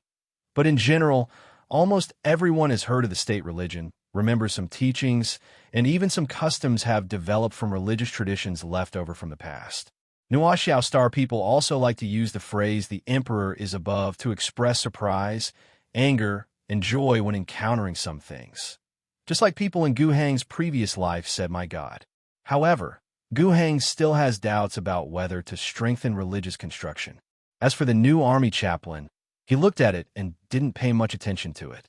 The price and rating are the same as the company political commissar, and even the functions overlap in many places. Point 1 emphasizes loyalty, and the other emphasizes faith. They both boost morale and enforce military discipline, but the forms and methods are different, and there is not much need. Among the many specific effects of the church, only the reduction of corrosion is relatively important to him. In addition, the construction of the court at the back requires a church as the front building, so he built one with his nose. The chosen location is Weishing City. In fact, if you really want to say where it is needed, it must be Baikinga Province. Although the answers to the questions in the Qinggu area have been solved, if you are uneasy, it is more reliable to build a pressure-corroded building. However, the area covered by the church is limited, and the Baikinga area is sparsely populated. After many farms were established, the population was particularly scattered, and the value of building a cathedral was greatly reduced. On the contrary, Weishing City will definitely be the core and most populous city in the entire league in the future. In fact, Weishing City has recently absorbed a population of 200 million people. With more people, the difficulty of management will inevitably increase. Gu Heng didn't want Weishing City in the future to become like the bottom layer of some hive world in his memory, where heresy and heresy were everywhere. It still makes sense to build a church against corrosion. And the judgment office at the back is more interesting. Among the current institutions of the Alliance, there is indeed no relevant spy agency. The establishment of the trial office is a better opportunity. Among the 3 optional categories, there is no need to mention demons, and aliens mainly refer to interstellar races against non-human beings. But this Gu Heng is not very useful. Only the option heretical is the most interesting. A heretic is a traitor among human beings. Essentially, they do not believe in the Lord of humanity, but they are usually magnified and believe in the Emperor, but the way of belief is wrong, and they can also be branded as heretics. Since it is dealing with human enemies, it is more interesting. If, one day in the future, Gu Heng wants to start a war with the Blackbird Heavy Industries entrenched in the westernmost part of the continent on the other side of the planet, what does he need? In addition to all aspects of hard power, such as military and economics, politics cannot be ignored. Blackbird is not a local force, and it has the support of the Farchers family behind it. If Gu Heng wants to do something, he has to consider the impact of this aspect. If there are relevant judges who have collected some evidence that can be used to judge that Blackbird Heavy Industries is heresy, Will it be justifiable? This is called making a claim. On the other hand, Gu Heng doesn't know much about the situation in the westernmost part of the mainland. He does need a team, too, to go over there and see what's going on. Therefore, he first instructed the Alliance Justice, Lambert Hodgson, to set up a court organization and recruit 2 teams. Then, the architectural functions were added, and it was selected as the Inquisition House. Immediately afterwards, the 2 teams recruited were all trained as heretical demon hunters. A group of people was sent to the west. They took the task of investigating the heresy in the western desert and the western part of the mainland, and they were actually doing the work of collecting intelligence. The other team is secretly patrolling the various territories of the Alliance, with the task of investigating heresy within the Alliance and actually doing anti-corruption work. In the Alliance system, corruption is heresy, no problem. After chatting with Lambert Hodgson, when the heretic demon hunters started to recruit and prepare for training, Gu Heng received a special gift. It was brought by a spaceship. Claw Tiger first intercepted the spaceship and then reported the news to Gu Heng. Knowing that the spaceship came from the Gu family, Gu Heng thought for a while and let people in. It was a small spaceship, probably barely able to meet the standards of interstellar travel. They let him in, and he saw him not long after. Still an acquaintance. The person who came was Zhang Shicheng, who was a retainer of the Gu family. Ever since Gu Heng could remember, he had been serving the Gu family or his mother. In Gu Heng's impression, Zhang Shicheng didn't have any special skills, and it was difficult for him to be independent in certain things, but there was only one advantage. He was honest, reliable, and loyal. It is worth mentioning that the only follower who followed Gu Heng to New Xiaoxing was Zhang Shicheng's son. Now, the 2 of them can be regarded as father and son reunion. However, before going to see his son, Zhang Shicheng still got his business done first. In front of Gu Heng, he said respectfully, "Master Heng, there are 100 people who came with me this time. The mistress is worried about your place, which is in a remote place, and no one is available. Let's help you together. Some are busy. They are all newly recruited by the family. The high-achieving students who graduated from various institutions of higher learning on Flying Wing Star have signed long-term work agreements with the family. I also brought those contracts. In short, what do you need? What those of us do can be arranged." In front of Zhang Shicheng, Gu Heng didn't say anything. But in fact, what he thought in his heart was, "Now I think I have no one in my hands. Why did you go early?" Now he is not useless. Even if there's really no one to use, he doesn't want to use a group of people from the Gu family who don't know anything about it. I'm afraid it's not for use. All kinds of information about the Fury Star Alliance have somehow spread to the sky. Of course, Gu Heng wouldn't be too scared to death. He had to be on guard. He just thought about it for a while, and he planned to hand over the group of people brought by Zhang Shicheng to Asuna. Asuna has been crazy busy recently, and she really needs more help from knowledgeable people. It's just that it's impossible to let them get in touch with very important and core work content. Let's go up the mountain and down to the countryside. Zhang Shicheng also kept his attitude and didn't say anything to these people. People brought them here, so Master Heng can use them as he likes, and he can throw them all to the mines as coolies. After handing over this group of people, Zhang Shicheng mentioned the second serious matter. He called for someone, and several large boxes were lifted out of the spaceship. This is the Xingyu Communication Tower, and our people here can assemble it. Zhang Shicheng said, "With the help of the Xingyu people, you can direct the frequency modulation to communicate with other Xingyu towers." The mistress said, "Master Heng, you can use it here. Like an isolated island. It has no connection with the outside world at all. And this thing is here to help you." Compared with the 100 boys and girls before, what this Xingyu Tower brought to Gu Heng was pure surprise. If you want to communicate in the interstellar range, conventional means will not work. The physical distance between New Xiaoxing and Flying Wing Star, the capital of Tiamat Star District, is not known how many light years. Normal communication is impossible. Only by sending star language messages.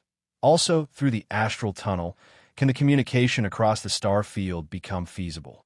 But this thing is also an out-and-out high-tech product. At least, Gu Heng has never been able to extract it. With it, Gu Heng didn't need to send any information, but had to transfer it through the Imperial Navy in the sky. There are no secrets like that. As for the astropathic communication, it needs to be operated by an astropath, which is not a big problem. The term astropath refers to a kind of psyker who has mastered special skills and belongs to a kind of occupation rather than requiring any special abilities. Theoretically, if Gu Heng really doesn't have any suitable astropaths under his command, he can learn the relevant techniques by himself and do it himself. For an LV5 level psyker like him, it shouldn't be too difficult. However, even for this point, he didn't need to do it himself. His old mother also thought of it for him. There's an astropath on board. What could Gu Heng say? He also understood what it meant. To help build interstellar communication capabilities is of course a way of saying it. But my mother gave her son a mobile phone and a calling card. What is that for? Gu Heng understood. He was still a little confused at first, but then he figured it out. Don't worry about being recognized or anything. First of all, the cousin didn't recognize her. Secondly, everyone's relationship is not very good. Gu Heng wanted to run away from home, but after going out to practice, his temperament changed drastically. Is there anything I can't understand? If you love to accept it. If you don't accept it, you will fall down. As for why you made this call, GU's is the largest chamber of commerce organization in the Tianma Star District, and its influence can even expand to multiple outer star districts. He is also a direct descendant of the family. If you don't take advantage of this relationship, you will be blind. He doesn't have any mental obsession with cleanliness, so he insists on completely breaking away from his predecessor's family, and there must be no intersection at all. Just come normally. The construction work of the Xingyu Tower was very fast, and it was not too big. It was just a metal hollow tower about 4 meters high. The most important thing was actually the complex psionic device below. This thing, Gu Heng simply placed it on the top floor of the governor's building that he rebuilt from the old Alliance Parliament building. After connecting a communication cable, his office can directly carry out interstellar communication. The astropath has a rest room in the building, and when Gu Heng is in need, he will go to the top floor to work. This first interstellar phone call, he did call his mother. After waiting for about 1 minute, the communication was connected. However, unlike what he had expected, the old lady would appear in her Flying Wing Stars mansion. Ms. Wang Qi was wearing a formal attire at the moment, and the environment she was in seemed to be inside a starship. Mother, Gu Heng called out. He originally thought that calling a stranger his mother would make it difficult for him to speak. As a result, the exit was very smooth. Maybe the potential influence of the predecessor still exists. Ms. Wang Qi, who was wearing a uniform similar to a dark blue military uniform, but not the same, with her long hair curled up in a bun at the back, had a serious expression, just like the stern look in Gu Heng's memory. She said, "Xiao Heng, what's the matter?" Gu Heng resisted the urge to roll his eyes and said flatly, "It's nothing, just thank you. Uncle Shi Cheng and his people have arrived, and the Xingyu Communication Tower has also been built, let me tell you." "Okay, I get it." The two fell into an awkward silence. Gu Heng's thoughts couldn't help drifting away at this moment. In the memory of his predecessor, after he grew up a lot, his communication with his mother always seemed to be like this. Either they are relatively silent, or they are arguing. Withdrawing his thoughts, Gu Heng chuckled lightly. Ms. Wang Qi, who was opposite, was a little stunned when she saw her son's relieved, calm, and free and easy smile. She hasn't seen her son smile in front of her for a long time. It felt like my heart was hit by some kind of special weapon. But she quickly restrained her expression. Gu Heng started the topic. "Where are you now?" "On the way to Black Arrow." "Go to Black Arrow?" Gu Heng frowned and quickly remembered something. "Is the family meeting held every 6 years again?" "Yes." Wang Qi nodded, then thought of something and added an explanation. "I didn't invite you. It was my decision. Don't mind. You are not suitable to participate now." "I know." Gu Heng nodded first and then asked, "This time, will Uncle Ming continue to be elected?" The Uncle Ming he was talking about was his father's cousin, who is now the head of the Gu family. Hearing this question, Wang Qi showed a strange smile, seemed a little disdainful, seemed a little nervous, But in the end, it all became plain again. In a few months, you will know. Gu Hang is not the idiot from his previous body. He sensed something keenly. Mother? Do you want to do something? You don't need to know. Let's talk about it later. At this time, Wang Qi showed her usual dominance toward her son again. Gu Hang will not retreat, nor will he spoil his mother. I have to tell you, Gu Hang said, if you have any actions, please be sure to tell me. No matter what the actual situation is from the outside world, especially from the perspective of the family, we are one. Heh. Wang Qi laughed habitually and contemptuously, but before she could say anything, she was interrupted by Gu Hang. She only saw her son on the screen stand up slowly and said to her with a serious expression, everything in Fu Xiaoxing is steadily improving, and the potential here is endless. In my opinion, the value is greater than that of the entire Gu family. I don't want Gu's changes to interfere with my development plan for New Xiaoxing. What nonsense are you talking about? How does your broken planet with an annual tax amount of 500 million tax coins compare with the entire Gu family? Xiaohang, did you drift away after making a little achievement and don't know what your last name is? Gu's firm, the Dash-Stitch largest caravans. The value of a caravan is much higher than your planet. Gu Heng didn't want to bring the topic into the quarrel. He calmed down, changed his mind, and said, maybe you don't know, I estimate that this year there will be an output value of 400 million tax coins. In addition to paying taxes and local residents' consumption, my planet will the output value that can be earned is at least 1,000 million tax coins. And by next year, I am sure to double this number. Do you have a concept, Mother? This has reached the income of a family caravan. And how much is the construction cost of a family caravan? The price of the 5 armed merchant ships of the Beautiful Girl caravan is at least 1 billion tax coins, but the annual profit is at most 3,000 to million tax coins. A caravan still has there room for further growth? My planet has it. With the growth of population, the restoration of productivity, and the passage of interstellar trade, the profits produced here will increase significantly. Why is the Fokkers family in the Tiamat star area? Can they ignore the head of the star area from the left and ignore the Navy family from the right? Because they have 3 growing planets, and they're the biggest sponsors of the Star Guard troops in the Tiamat star area. This is their confidence. As for me, it will be possible to make Fury Star a place no worse than the 3 planets of Fortress. Do you want to interrupt my way? Wang Qi was silent. After a while, she said, my son, of course I will not hinder your path. On the contrary, as long as I succeed in what I want to do, your path will be very open. What about failure? It won't fail. Gu Hang smiled. In this world, is there a plan that will never fail? Even the God Emperor can't do it. Be careful. It's just the truth. Gu Hang said, then, can you tell me now what exactly are you going to do? Wang Qi struggled for a moment and finally sighed because of her son's performance. It is true that you can no longer treat your son as a child. You should know. Afterwards, she roughly expressed her thoughts. There is no specific plan or implementation plan involved, just an idea. Wang Qi wants to seek the status of the head of the Gu family. In this seat, Wang Qi can't take it by herself. If she succeeds, the person who will take this seat will be Gu Hang. She had been planning for this for many years, and she had sworn that she would take back everything her husband had thrown away with her own hands. As for the so-called thrown things, there is no doubt that it should have fallen into the hands of her husband, but because of an accident, it became the position of Gu Ming's owner.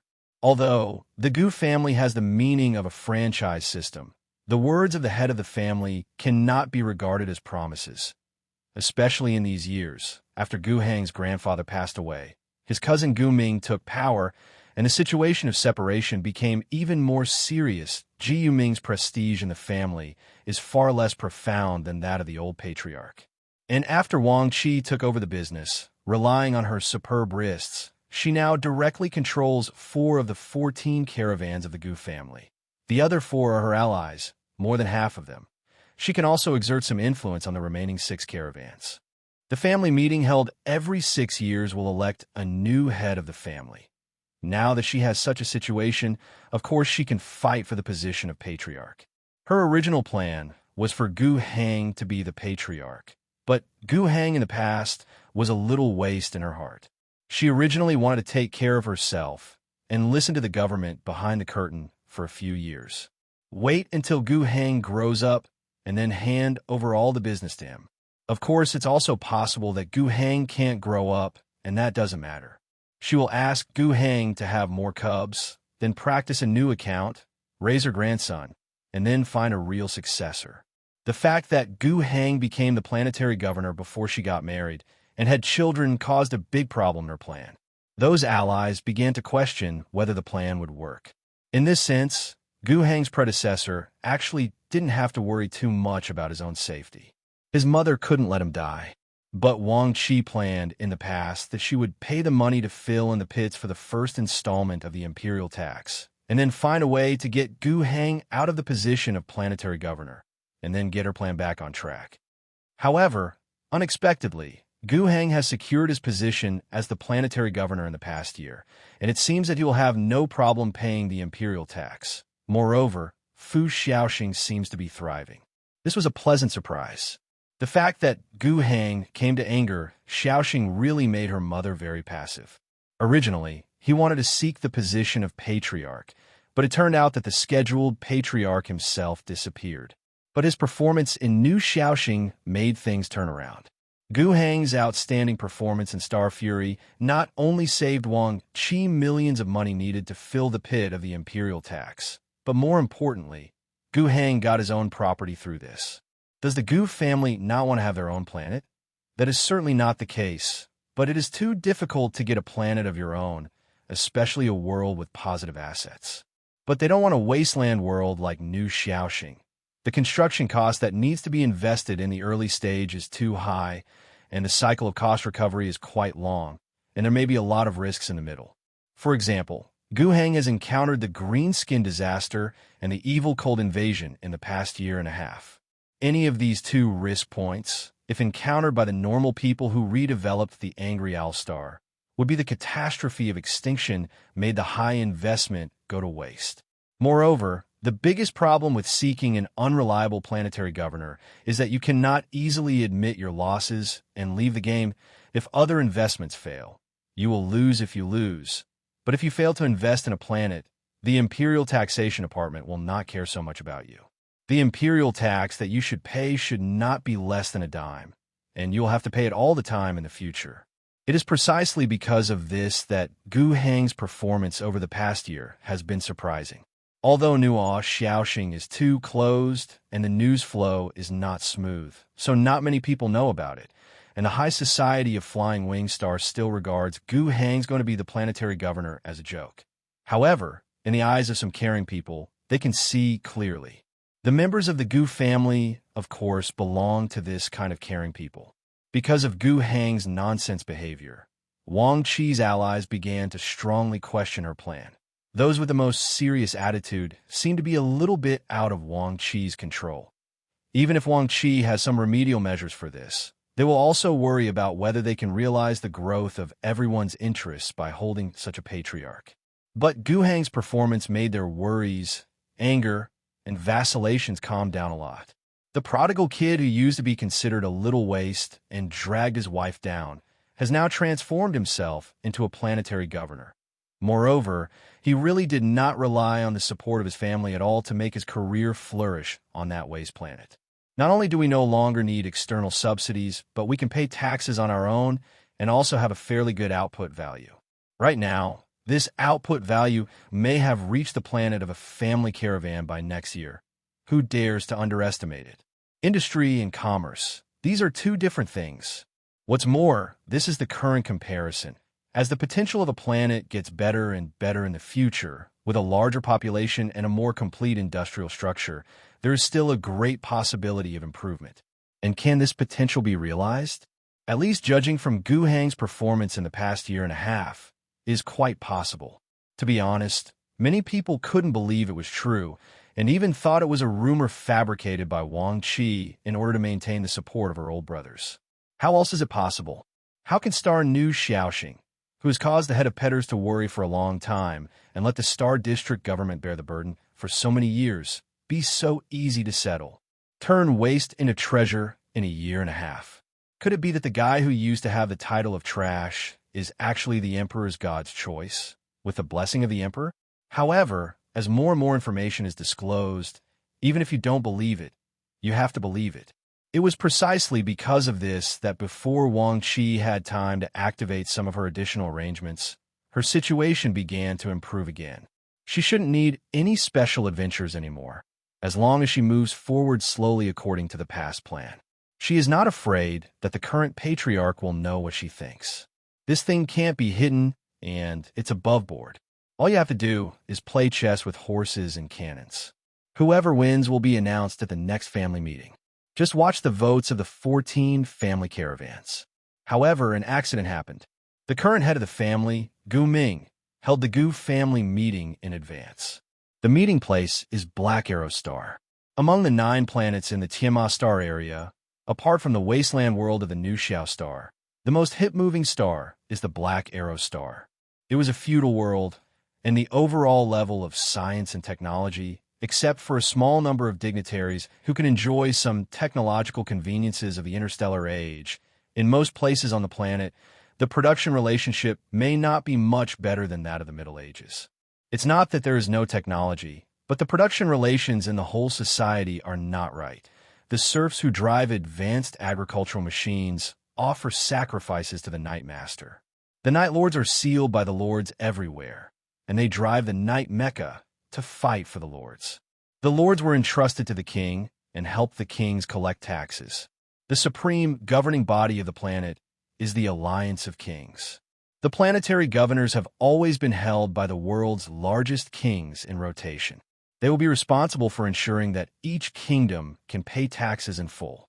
Launch a war of punishment against countries that do not pay enough taxes and make up for it by plundering. Where this mechanism is backward, Gu Hang is quite speechless, but this is the overall policy of the empire. As long as you pay taxes, I don't care about anything else. In the case of normal tax payment and no other major events, the empire really doesn't care what the planet develops. The Jiu Hang even suspected that after the empire regained some worlds, it seemed that they were intentionally allowing these worlds to maintain their original appearance. We don't know what the High Lords of the empire think. The status quo is like this. Black Arrow has a population of -million. The feudal production relations really cannot support too many people. What's more, not only are their production relations backward, but their industrial capacity is almost non-existent. However, the relationship between this planet and the Gu family is very good. Those kings who want to confer more lords and more knights need a hard target, night mechs. Obviously, as far as Black Arrow is concerned, they can't even make agricultural machines, let alone mechs. The mechas they use for the canonization of knights obviously depend on foreign trade. It's normal to have a good relationship with the Gu family. The past 6 family meetings of the Gu family were all held on Black Arrow Star. Now this time is no exception. Wang Qi thought that Gu Ming did this because he wanted to take advantage of the fact that Gu Hang's career and reputation were not strong enough. And when Fu Xiaoxing paid his taxes for the first time in 7 months and proved his ability, it would be too difficult to undo the matter. He wanted to start the family meeting before that, when the trouble caused by Gu Hang hadn't completely settled down, when Wang Qi's allies were shaken, and before Wang Qi could win more when counting votes. Set the next 6 years. This is of course a smart approach, but Wang Qi also said that she is not worried. She has at least 8 votes now, and Gu Ming can't turn the tables. If there is no accident, after 4 months, you will be the head of the Gu family. This is what Wang Qi told Gu Hang. Gu Hang smiled. He has always felt that the current business structure of the Gu family is very unstable. It is too empty for pure caravans and all their belongings to be on those fleets. Although the current value of Fu Xiaoxing is not enough, it will be worth a caravan until next year, and the Gu family has 14 caravans.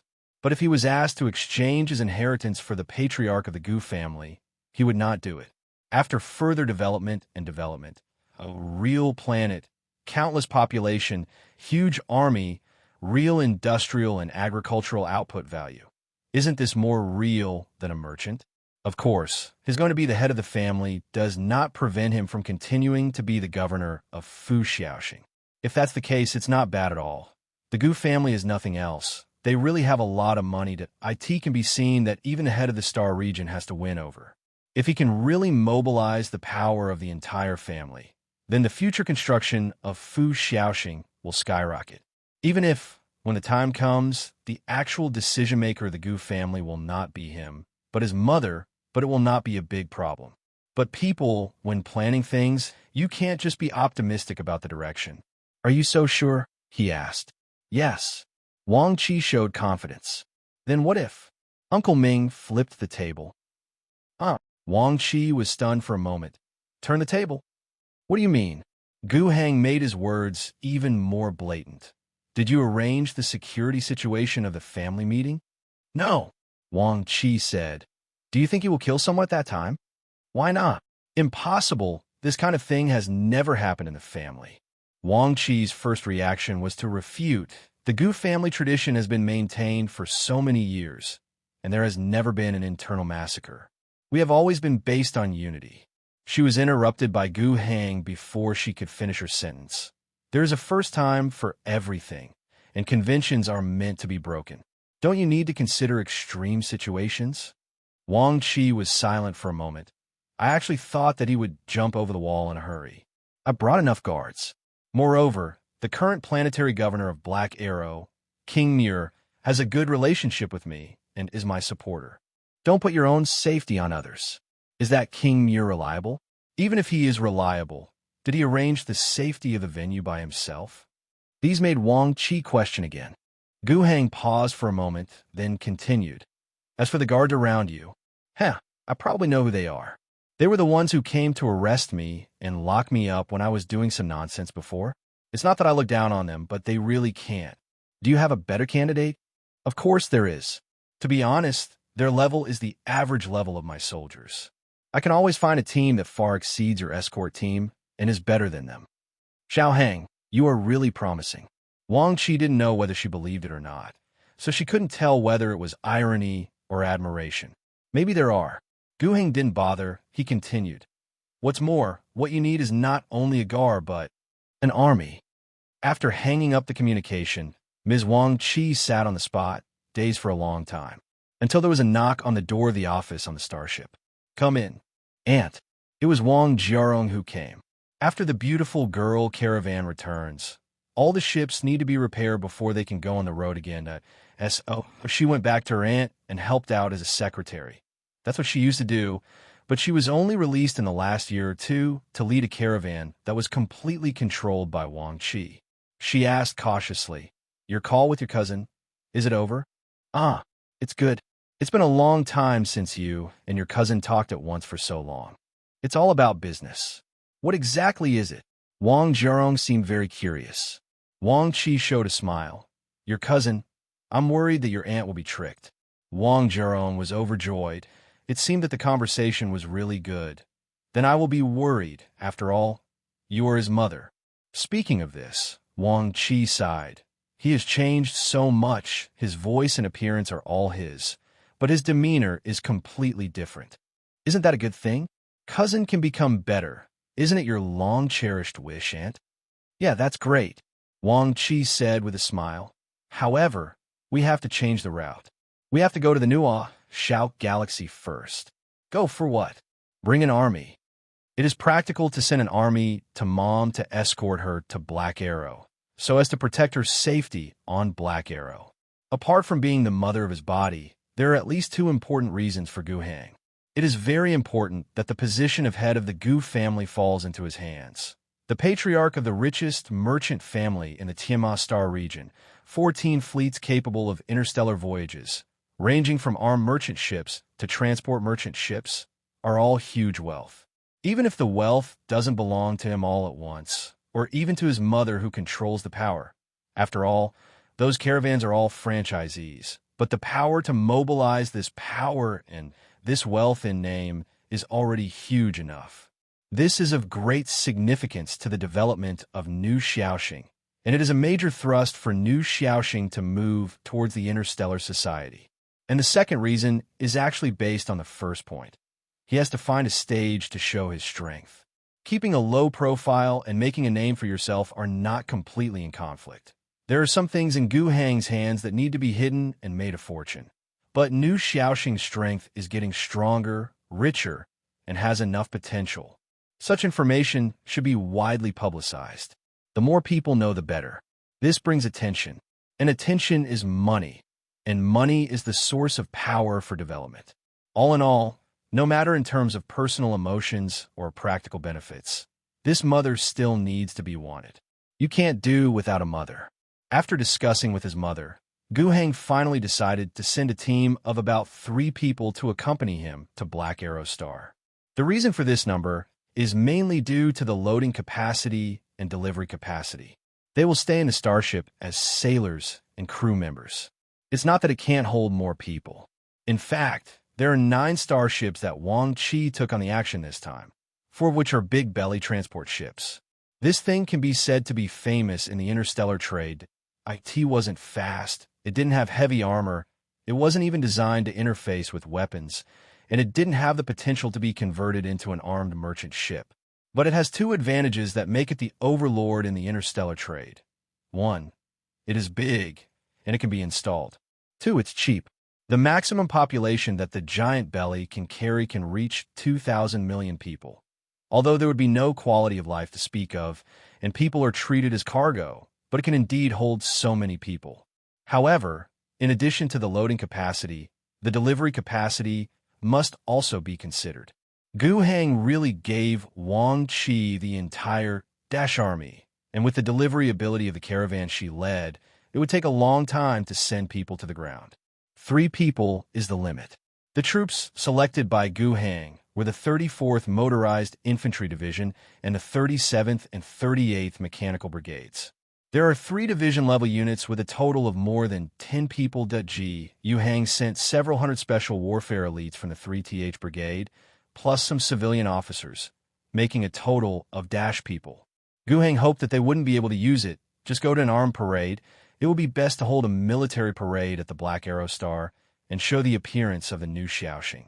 When they really come in handy, that matter may become very troublesome, and the worst scenario guessed by Gu Hang may happen. He didn't want to see that scene very much, but he was indeed preparing for it. The fleet led by Wang Qi has just set off from Flying Wing Star. Generally speaking, the fastest route from Flying Wing Star to Black Arrow Star is to go through 2 interstellar tunnels. First from Flying Wing Star to the Cologa 3 Galaxy, and then to the Black Arrow Galaxy. However, since Wang Qi has already decided to visit Nu Xiaoxing, she can first come to Nu Xiaoxing from Cologa 3, and then go to Black Arrow through the Astral Tunnel for Nu Xiaoxing.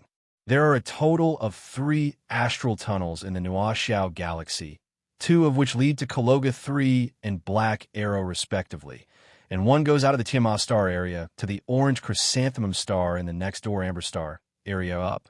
Calculating according to the time, it will take about half a month for Wang Qi's fleet to reach Fushao Star. Then there is no need to make any special preparations, just let the troops get ready. In the past half a month, several things have happened. One's own business. Just after Gu Hang decided which troop to send to Black Arrow Star to serve as his mother's bodyguard, a high-ranking official of the Alliance came to see him. He sat in his office seat, listening to Dennison Henry's chattering complaints with a blank face. Speaking of this one, he also joined Gu Hang's forces very early on at IT first. He was just a merchant in Trash Town, and he didn't even get the identity of Trash Town's agent. But in the early days of Gu Hang, he invested in Gu Hang and helped him a little. He has reaped huge returns on this investment. Today, he has become the head of the province of the Alliance's High Tower province, which can be regarded as fulfilling the original investment. Back then, his goal was to hope that the Governor-General could support him to become the leader of Trash Town. But now, not only Trash Town is under his control, but with Trash Town and the ruins of the High Tower as the core, a large area around it is included in the High Tower province, all of which are under his jurisdiction. In the past, Gyeoda province was considered the smallest of the 3 central provinces, both in terms of population and area. Recently, when Yin Fangshu led the Central Group Army to pacify the eastern provinces, a large amount of land and settlements in the border areas were planned into the High Tower province. This has more than tripled the area of the High Tower province. The population has also increased from the original 30 to 140 million, which is 4 or 5 times the original. Not only that, but in the ruins of the tower, the use of waste energy storms is also at the forefront of the entire league. Just relying on that one industry, the compressed energy crystal blocks produced are enough to eat. With this contribution, coupled with the veterans established as the Alliance, they can build relationships and build some industries. Especially recently, Weixing City is clearing out some consumer industrial products and simple military industries, and there are many industries that have recently been established by the Alliance. The production lines of these construction machines were not placed in Weixing City, but were thrown into other surrounding areas. On the one hand, this is to support production in other regions, establish an industrial chain for the entire Alliance, and bring the connections between the various parts of the Alliance closer. On the other hand, Weixing City needs to concentrate more on the production of key products. Under such circumstances, Dennis and Henry can rely on his old relationship and rely on the fact that he is relatively close to the energy production area and the High Tower province is relatively close to Weixing City. So, it is easier to eat those industrial lines that have moved out. It stands to reason that Dennis and Henry should be satisfied, as long as he guards his own province. But he doesn't. He is still looking for one thing. He hopes that the ground part of the starport to be built by Fu Xiaoxing can be located within his jurisdiction. Speaking of this matter, the relevant technical blueprints have been handed over to Wu Jiarong for arrangement. Through on-the-spot investigation, she found several places suitable for building starports. There are several alternative locations, generally concentrated in the east of Fuxing City, at the junction of Gaota Province and Xiongya Province. The two sides naturally began to fight openly and secretly. Obviously, if the ground part of the starport can be completed within its own jurisdiction, then the construction of the starport in the future will bring huge economic benefits, and it will obviously have a huge boost to the development of its own province. Originally, Henry was full of confidence in his ability to win the construction right. However, the final result made him very disappointed. The final site was chosen at a place called Scarrow Heights in Xiongya Province. Henry was very annoyed by this. He made more than one disturbance in the Union government, had several intense face-to-face exchanges with Asuna, and sued the Alliance Development Department for engaging in cliques and excluding him. Because the new governor of Xiongya Province is an official from a Ministry of Development, they're taking care of their own people, regardless of the multiple investigation reports issued by the Alliance Research Institute. He insisted that the alternative starport address in Tower Province was more suitable than Scarlow Heights. In the exact words he sprayed in front of Asuna, "Do you want to be in a relationship? You like to be in a relationship, right? Isn't my relationship stronger and harder than everyone else's? Even you are from the first batch of refugees I brought to the governor from Fuxing City back then. I had still the governor's first investor. That guy named Raffle, what kind of bastard is he? He deserves to fight with me. Why does Gu Hang know so clearly? Because it was passed to his ears by the Alliance's Internal Affairs Department. For Henry's strength, Asuna is a bit difficult to do. In actual work, she did reject Henry's requests many times, even in person. But when she was sprayed, she couldn't stand it up and let the guards throw Henry out. At any rate, he is a high-ranking provincial official of the Alliance and a veteran of the Alliance. What he said about Osina was brought to the governor by him is indeed the truth. It's really not good to make your face too ugly. It is one thing to persuade with kind words, and another is to resolutely refuse unreasonable requests. But Henry is obviously not satisfied with this. Seeing that Asuna, the Prime Minister of the Alliance, refused to meet his request, he left a few ugly words indignantly. "What's ungrateful? What's you are useless as Prime Minister?" and then came to see Gu Hang. Of course, it is impossible for him to act so domineering in front of Gu Hang. On the contrary, his attitude was very low. He fell down on the ground as soon as he entered the door and began to tell his grievances with snot and tears. It wasn't until Gu Hang asked him to get up with some impatience after saying it several times, that he was willing to get up, sat on a chair brought by the waiter, and continued to complain. The more Gu Heng listened, the more annoyed he became.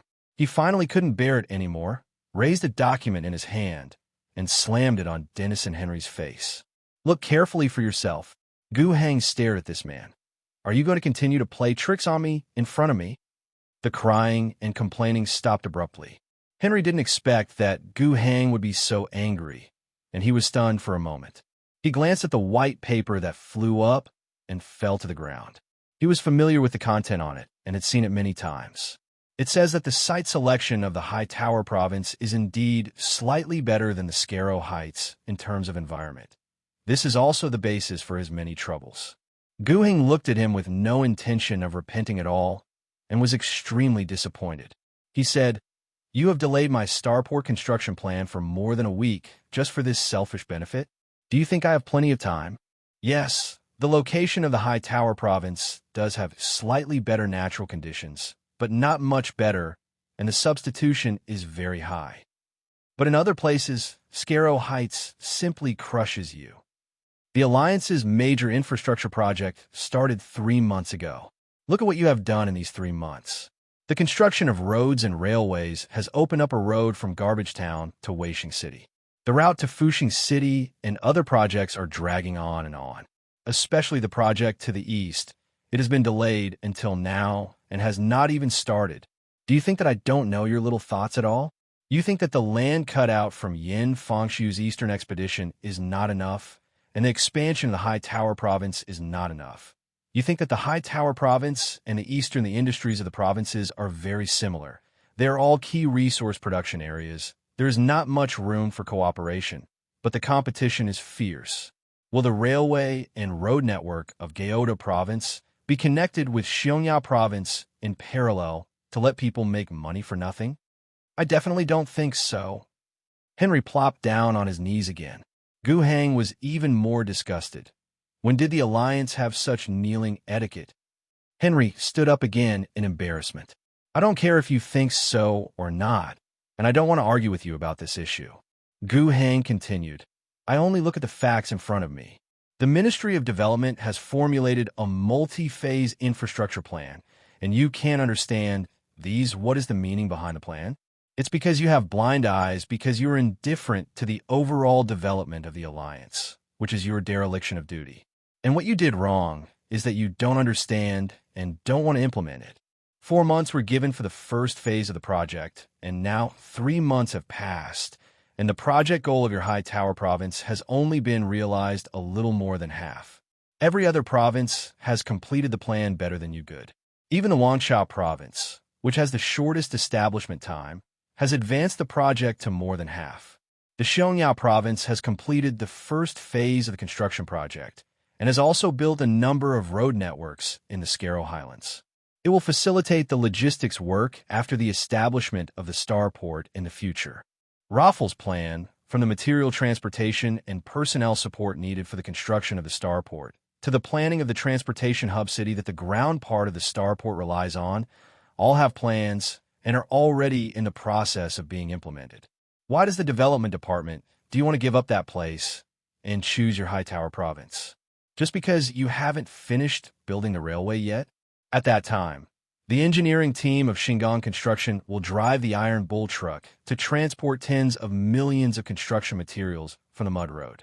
Will be transported to the construction site. Henry's forehead was full of cold sweat. It's not that there is no construction, I also have related plans. Come on, because of your nonsense. The starport construction plan has been forced to be postponed for a week. Do I have to wait for you for another 2 months to finish all the basic projects that you should have built long ago? Do you want to start the plan? Speaking of this, Gu Heng has lost the desire to continue talking with Dennis and Henry on this matter. He gave his final decision. Henry, I am grateful for your help a year and a half ago, but you have gained more because of it. My tolerance for you is limited. I don't want you to talk about these things all day long and ignore actual work. I asked you to be the head of the High Tower province. Don't think it is a reward for your past achievements. To be honest, is what you did at the beginning enough to be rewarded with a province? Let you be the leader of this province. Leader, I hope you can contribute your ability to make our business better and flourish. not for you to rest on your laurels. I'm very disappointed with this incident. I think you are not suitable to govern a province. I will let Asana choose a more suitable candidate to replace you. However, your C9 rank, as well as related benefits and allowances will be keep it. This is my gratitude to you for your help. Hearing this, Denison Henry was already pale. I am dismissed? Since the establishment of the alliance, the first senior provincial and ministerial official to be dismissed was me? Henry's bowels were remorseful. The governor of the High Tower province has been dismissed. Isn't he dismissed? Didn't the newspaper say Chief Henry was in poor health and went to recuperate? At any rate, he is the veteran of the establishment of the alliance, so he must show some face. It's ugly to be dismissed, and it's more decent to take the initiative to resign and recuperate. Oh, so that's the case. But how could such a veteran be dismissed? Maybe it's because it's not working well. Before, the newspaper said that the progress of the first phase of the alliance's infrastructure construction. The progress of the High Tower province is slightly better than that of the Wangsha province, which was established less than 2 months ago. The governor must be dissatisfied. Can so many things be analyzed from the newspaper? That's for sure. Back then, I was the first batch of people who fled from Qinggu to Weixing City. I had already obtained official citizenship. This time I returned to Qinggu because I saw the results of the alliance's infrastructure and made up my mind to form a transportation team. My application plan has been supported by the Agricultural Bureau of Baiqing Province, and I have received investment. You see, I am not only a transportation driver now, but my fleet already has 200 vehicles, so I will take this route, linked more than Dash Farms. The sound of people talking is transmitted in a car. This is a refit of an iron bull truck. The body of the truck has been lengthened, covered with a tarpaulin, and opened a few windows for ventilation, similar to a personnel carrier. Almost 20 people sitting in the car, listening to the driver bragging. The vehicle was driving on the plains of the North Qinggu area and was speeding on the hardened road that had been opened on both sides are rich green fields in summer. The wind blows, and the sun in early summer is not too harsh. The warmth and fragrance fly in from the window of the car hood, making Cohen Pulia almost drunk. After losing his right arm, right eye, and right ear, the pain of being forced to leave the army seems to have eased a lot. He is from Qinggu. More than half a year ago, he was enlisted in the army during the Alliance's campaign to quell the Qinggu area. However, he joined the army a bit late and basically missed the Battle of Qinggu. After staying in the New Barracks for a few weeks, when he was transferred to the official army, his destination was different from most of the garrison divisions that entered the Qinggu army. Instead, he was sent to the 2nd Infantry of the Central Army Division and then followed the troops back to the Central Province, and then went east to attack the Eastern Provinces. The fighting in the Eastern Provinces was easy, but that ease mainly refers to the whole. Specifically, when it comes to each company and each soldier, it does not mean that there is no danger at all. At that time, the company of Cohen Pulia was ordered to destroy a recalcitrant bunker. The effect of heavy artillery bombardment is not very good, and soldiers still need to go down and chew. Cohen Pulia is on the attacking team. His squad's attack was generally smooth. Under the suppression of machine guns, they approached the entrance of the bunker and blasted it. After re-entering, they wiped out many blocking enemies, and they only paid the casualties of 4 soldiers. But this time, they ran into an improvised bomb made by the enemy. The explosion exploded beside him, and he passed out. His comrades did not abandon him, but rescued him back to the field hospital behind.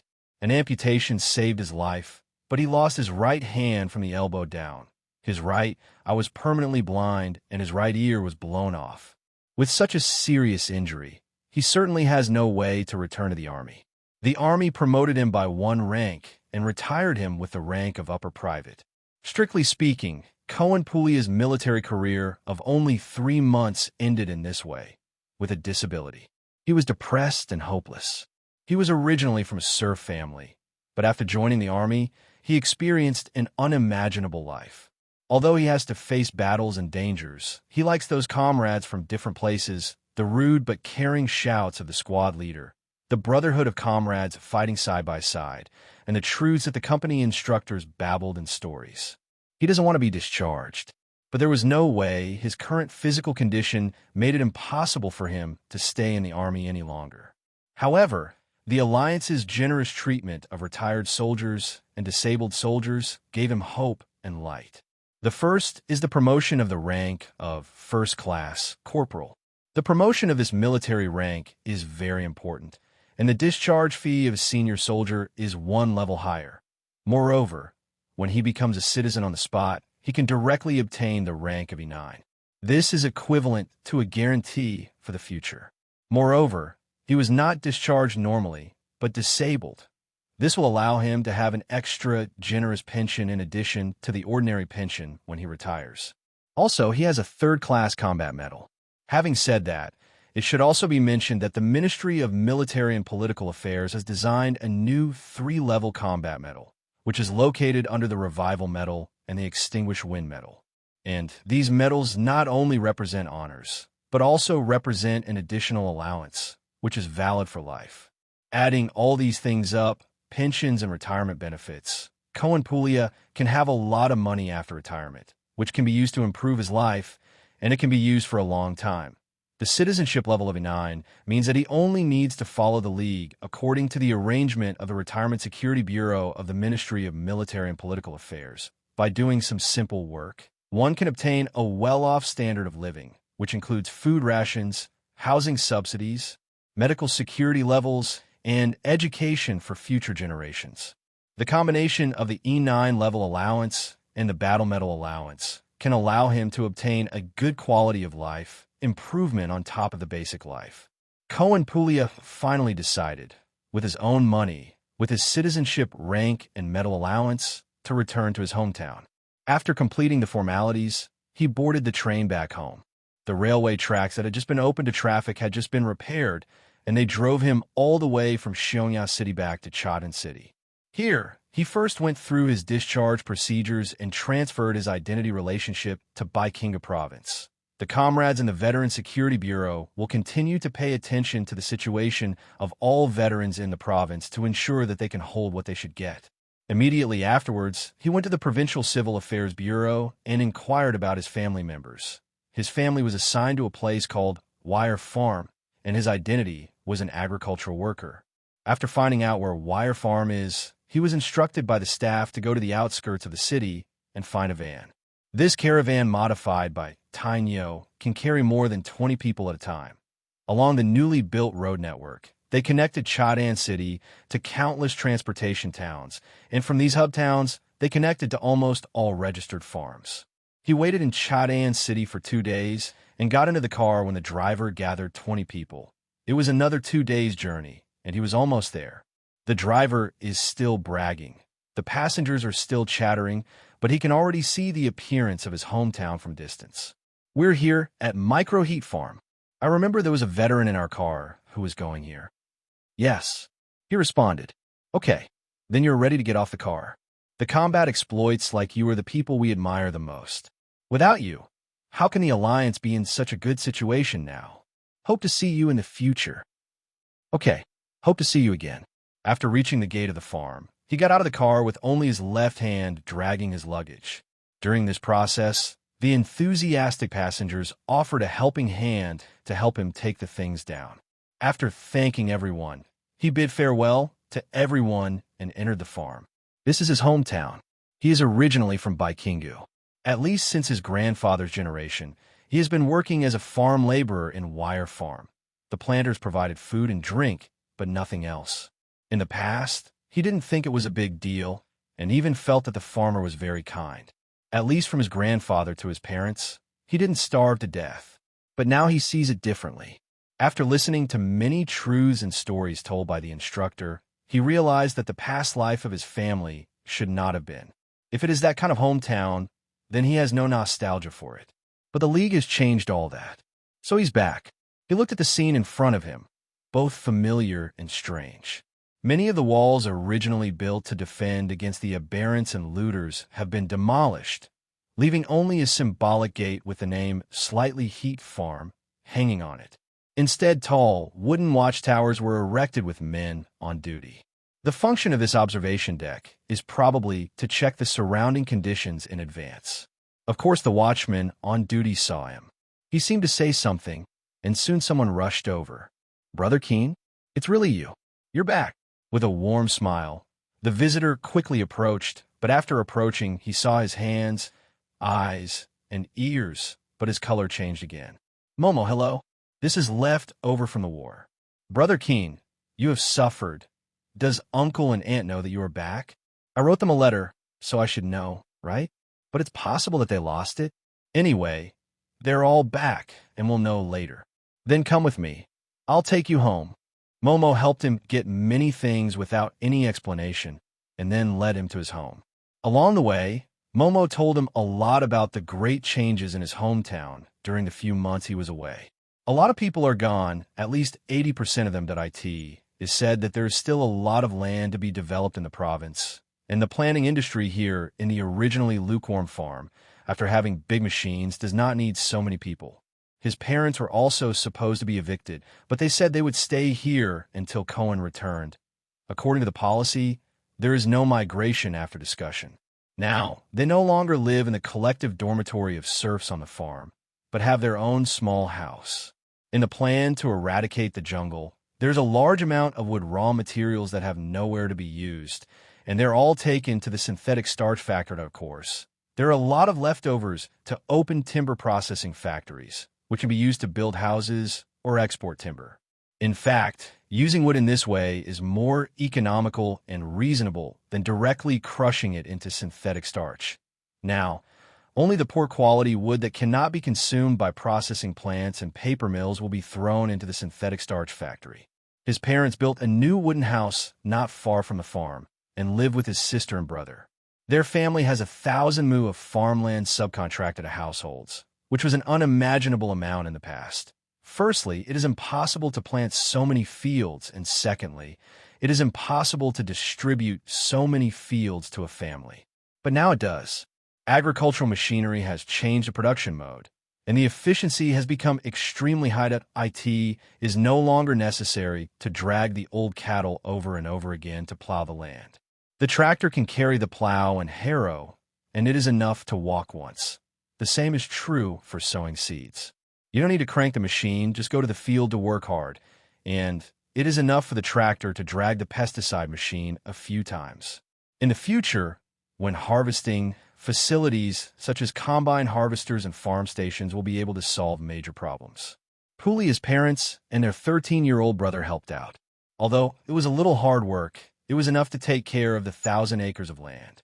Not only their family is like this, most of the remaining families have similar situations. The corresponding agricultural machinery is also allocated to the farm, and everyone is learning and using it. His younger brothers and sisters who are underage are all assigned to E3 level and have food rations. His parents are both E5 level and working in their prime. When you get up, you could buy your own farm machinery and reclaim more land. It's all possible. According to the annual output of agricultural products, the citizen rank will be readjusted every 6 months. Those who do well and have high output will be promoted quickly. Even if it is ordinary or even a little lazy, as long as it is doing things normally and completing the minimum production quota, the cumulative number of years can also be increased, but it will not be so fast, and there is an upper limit. Now, everyone's life has changed for the better. Not only the basic rank rations, people are fed and clothed, and there is still money to go to the nearby hub towns to buy some novelty gadgets of a new dress, fan, radio, fine, solid furniture. These have really changed the lives of all the people in Wire Farm. What the little brother said, in Puli's ears, was as warm as the fragrant wind at the moment. He became optimistic, and a smile spread across his face. Although he can no longer stay in the army, it seems like a good choice to come back.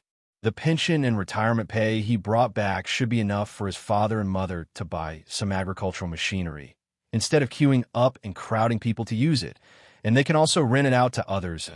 It's like what the old driver he heard on the road said, that he could be a transport team, and he seems to be able to be an agricultural machinery management team. At that time, you can still ask people to help and expand some more fields that can be contracted, expand production, and the production will increase. Parents, younger siblings will be promoted faster in the future.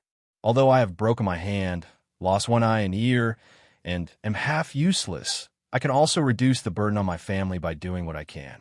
The rank of E9 is considered high in the farm. Although she is half disabled, maybe Zayuimi is still willing to marry herself.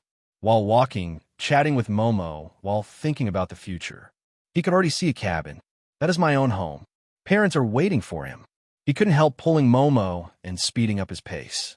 Oh, Brother Keen, don't be so anxious. Slow down. There are quite a lot of things, and your body is also.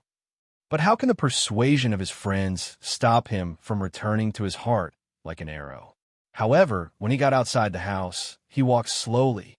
He heard his mother's cry from the house, mixed with his father's humming and humiliation and some scolding voices. Everything Cohen Puglia has seen and heard since he set foot on the journey home is beautiful.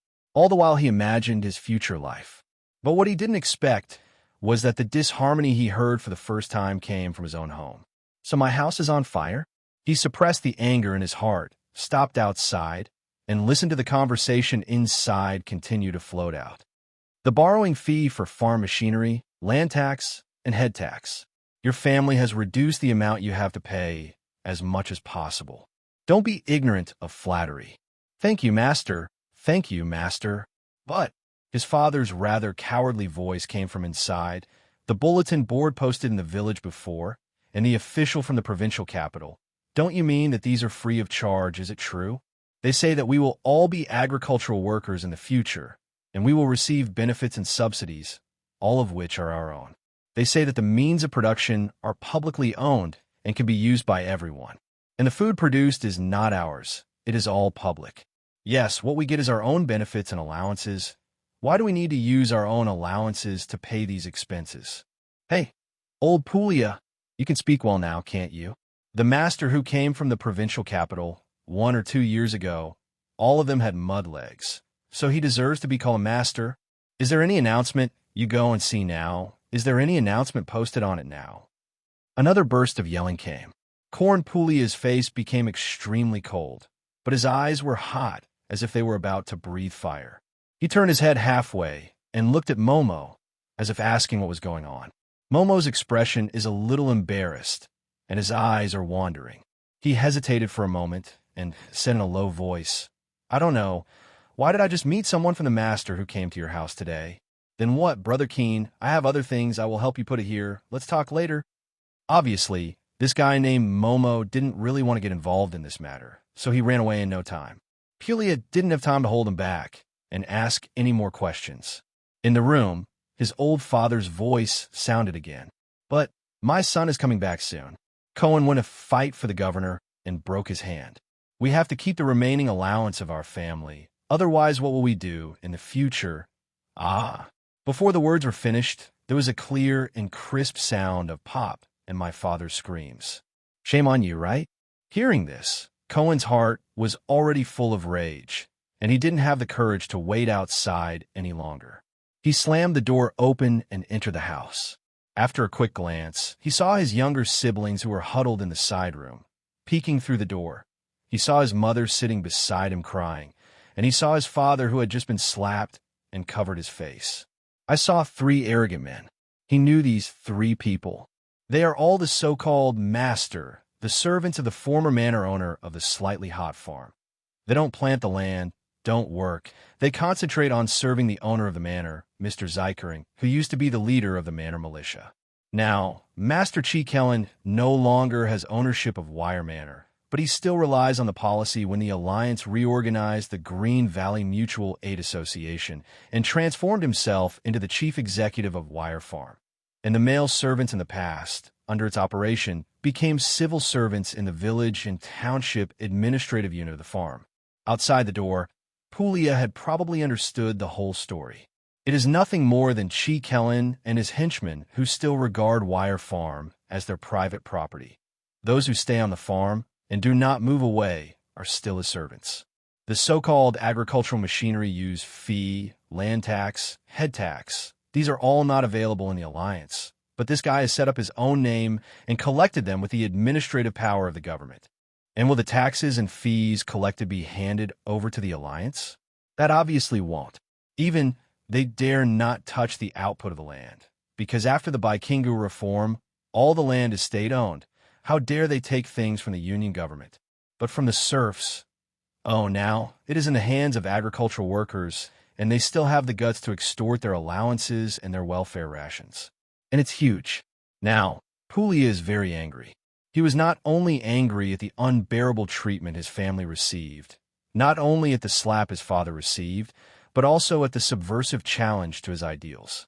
Although he only spent a few months in the army, he deeply agrees that he paid his half-disabled body as a price to fight for the happy life of all the starlings and to break the cannibalism formed in the wasteland environment in order to rebuild a beautiful home. This is a glorious mission, and it is a pity that he cannot continue to fight for this great cause in the army. And when he returned to his hometown, in another way, when he continued his great career in his hometown, he saw this scene. This is a betrayal of the alliance's philosophy, a subversion of the governor's declaration, and humiliation to countless people who have gone through fire and water for the entire planet. He asked calmly in anger, "Who hit my father?" The person in the lead looked up and down at this semi-disabled man with a completely different temperament and had some impressions. "Cohen, it's me. Who just moved his hand? I'm moving, how is it?" A person appeared next to him. With a crisp sound of snap, Puglia's intact left hand slapped across the face. It is true that he has broken his hand, but he has been trained in the magical new barracks and has worked on the battlefield for 3 months with real knives and guns. He is a veteran who has 7 or 8 lives in his hand, a sharp knife that can be selected for difficult tasks like bunkers. The lost hand is gone, but the remaining one is still very strong. The man was prepared, but he still couldn't hide, couldn't stop him. He was slapped solidly, and he was slapped directly on the ground, unable to stand up. Seeing this, the other 2 rushed directly towards Puglia. But the 2 of them were not the opponents of Puglia, a semi-disabled veteran. They were knocked down by one hand. In the end, the 3 of them could only support each other and run away. It's great to go out to be a soldier for a few months, isn't it? He came back with a broken hand and a blind eye, a cripple. Just wait for me. Before leaving, I didn't forget to put down a cruel word. After those guys were beaten away, the younger brothers and sisters hiding in the house ran out and hugged the elder brother from left to right. The father put down his hands and saw that he had been away from home for many months. The son, whose face has also changed greatly, didn't know what expression to show. The mother wiped her tears, walked up to him, stroked his stump and half of his injured face, weeping uncontrollably. Cohen Puglia comforted his younger siblings and sent them back to his room, so he had time to have a good chat with his parents. At this moment, my mother had put away her tears, but when she saw his right hand, she still showed a sad expression. At that time, you shouldn't be allowed to be a soldier. Come on, Mom. Cohen said with feigned ease, I never regret being a soldier. There are more people like us in the East who need help, and we're going to liberate them. Besides, although I couldn't come back with all the needs, I came back anyway, and the Army's policy is also very good. I brought a lot of pensions, enough for us to renovate the house, buy a lot of things, and buy our own farm machinery. I am still at the rank of E9, which is higher than most of the people in the farm, and my life will be easier in the future. I'd rather you have nothing at all than that pension. Cohen had expected his mother's reaction, and a mother who loves her son must be like this. He could only continue to persuade with good words, and his mother's mood gradually improved. At this moment, his father said worriedly, Today, you beat off Master Chi Kellen's people, and they will not let it go. Cohen turned his head and replied, Well, I think so. However, now is the Alliance's world, not the time for him to cover the sky with one hand. I will write a letter later, and when a caravan passes by, I will send it to Beitan, the Veteran Security Bureau in the city. They will take care of it. When he said this, he seemed full of confidence. He really did think so. What will happen then? That Chi Kellen will definitely be punished, and our entire farm will no longer have to be oppressed and bullied by him. Hearing this, his father did not become happy. Instead, he sighed and said, If you want me to say otherwise, let's give them the money, and at most we will make amends to those who were injured by you today. Apologize? If you know that you have so much pension and retirement money, and the little allowance they ask for is not much, just give it to them. What are you talking about? Cohen was very dissatisfied. How can you encourage that bastard's arrogance? Although the pension is generous, it was bought by me alone, and there is no more for them. You too, this allowance is earned from hard work in the fields. No amount of it can be given to him. Old Pulio wanted to say something, but was stopped by his son. Okay, Dad, don't say any more. I'll write a letter right away. That guy won't be jumping for a few days. Afterwards, the Puglia family put aside their troubles and had a reunion dinner. They chatted together for a while. He also wanted to help his mother clean up, but was stopped. You're all like this. Why do you help go and rest? Cohen didn't force it and returned to his room. The newly built wooden house at home is not small in order to facilitate going to the field to do things. The wooden house is located on the edge of the manor, with a large open space around it. And because the wood is very cheap in special times, so the problem of children getting married was considered when it was built. The area is not small, and many are divided room. Back in the room, Cohen took out the pen and paper he brought back and started writing. Before leaving home, Cornpuglia knew only a few words and was considered semi-literate. During the few months in the army, he also made a lot of progress in culture. The troops also distributed stationery to them, including diaries, pens, and ink. It is a bit difficult for Cohen to write an article full of flowers, but it is not a big problem to write things clearly with heart and common words. It's just that the writing is slow, but he has nothing else to do now. He recorded in his diary in detail what he saw and heard on the way back home, the infuriating things he encountered when he returned home, and his thoughts on it. Seeing the great changes in Baikingu area along the way, happiness and anticipation arise spontaneously. Seeing the legacy of the old age, the anger and pain when it was still on the tepid farm, the spurning of these shameful people, and the expectation of the alliance. He wrote a lot of words eloquently, and it took a long time. It was already late at night, and he was still writing under the light. He wants to put all these things into words. At that time, it should be feasible to tear off this part of the diary and pay some allowances to the driver to help deliver the letter when the van passes by. If it doesn't work, just go to Chadan City by yourself. Anyway, the road is smooth now, and it only takes 2 or 3 days. I just worry about whether my parents will be in danger if I'm not at home. Just as he was thinking, he heard a strange movement outside. Just out of the army, his alertness is still there. He opened a gap in the window, looked out, and saw the aberration. There are no high-level goods. They are all ordinary cannon fodder aberrations with melee capabilities. But at a glance, there are at least 20 of them. Why are there so many aberrations that almost surrounded their house?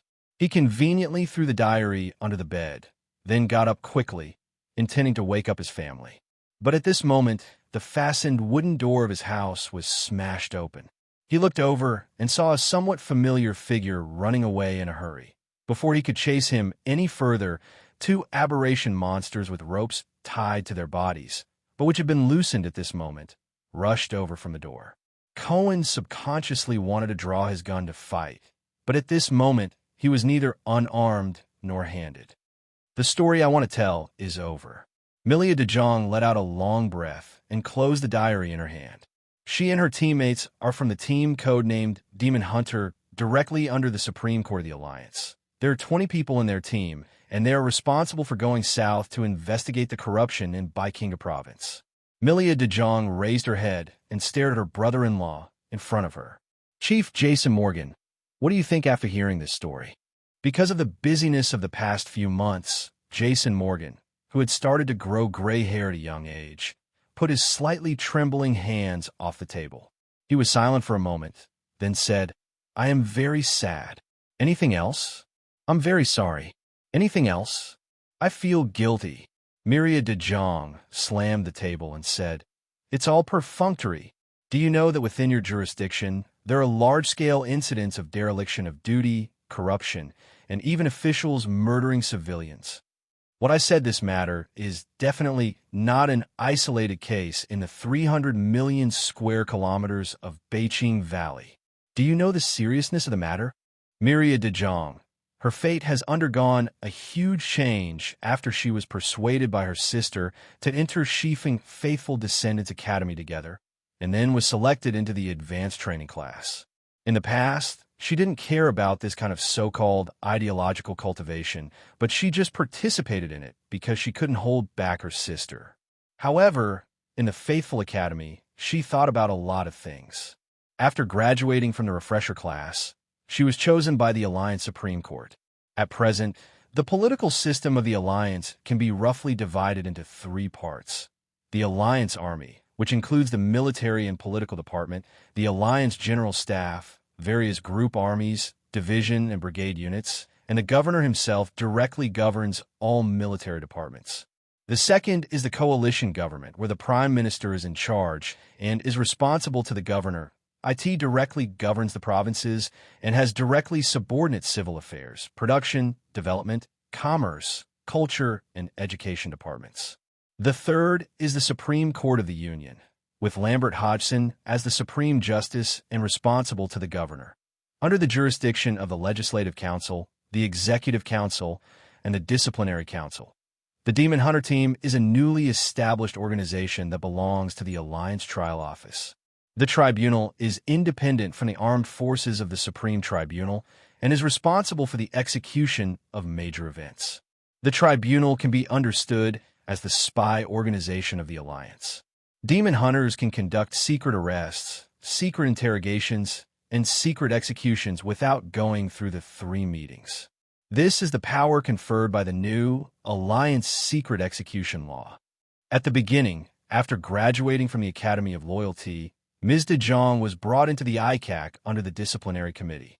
Then, some time ago, when the trial house was established and the Demon Hunter was recruiting personnel, she signed up and was selected. After undergoing training as a demon hunter, Miria de Jong now carries a pistol and a short knife, which are daily configurations, while their team also carries bolters, chainsaw swords, and exoskeleton suits, in order to be able to win some places that need special attack when necessary. Moreover, after completing the training, every demon hunter has mastered a little special ability. For example, Miria de Jong can make her eyes glow, and the creature she stares at will be flustered and dizzy. After testing, some weak animals will even have a heart rupture and die.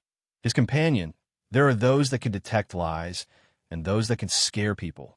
There are all kinds of them.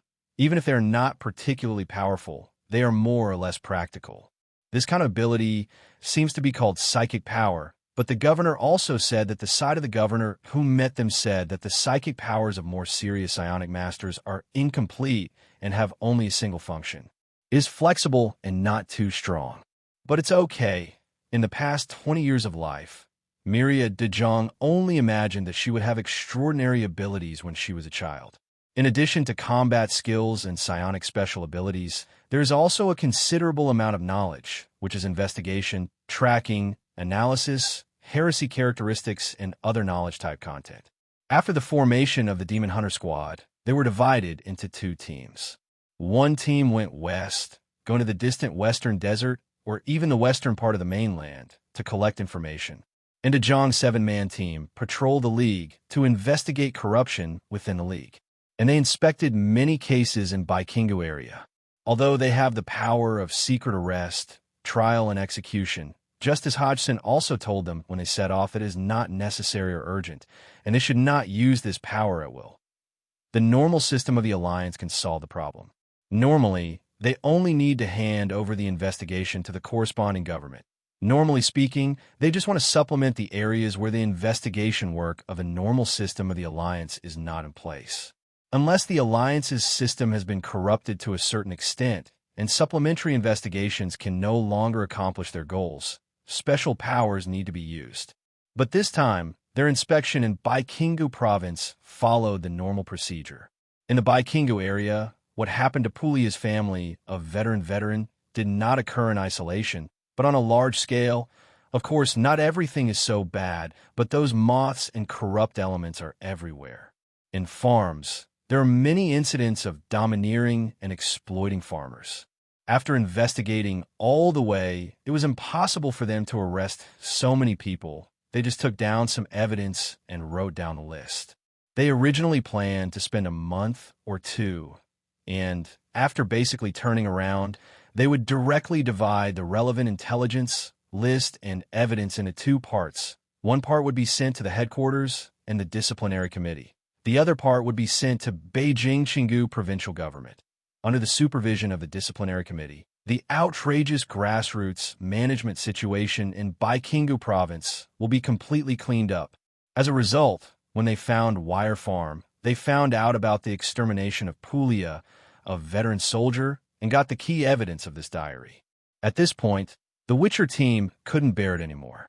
Before, it was just corruption, oppression, physical harm, violent beatings, and things like that. There are also murders, but they're actually relatively few. Not to mention, the current Myanmar is targeting wounded and retired veterans who have always demanded preferential treatment from the Alliance. That's a big deal. The demon hunters knew very well how angry the governor would be if this incident got into his ears. They simply arrested him, and then rushed to Chadan City without stopping for a moment. The diary was slapped on Jason Morgan's face, and the Witchers were waiting for an explanation from the governor. This matter was handed over to Morgan's wife and sister, Miria de Jong.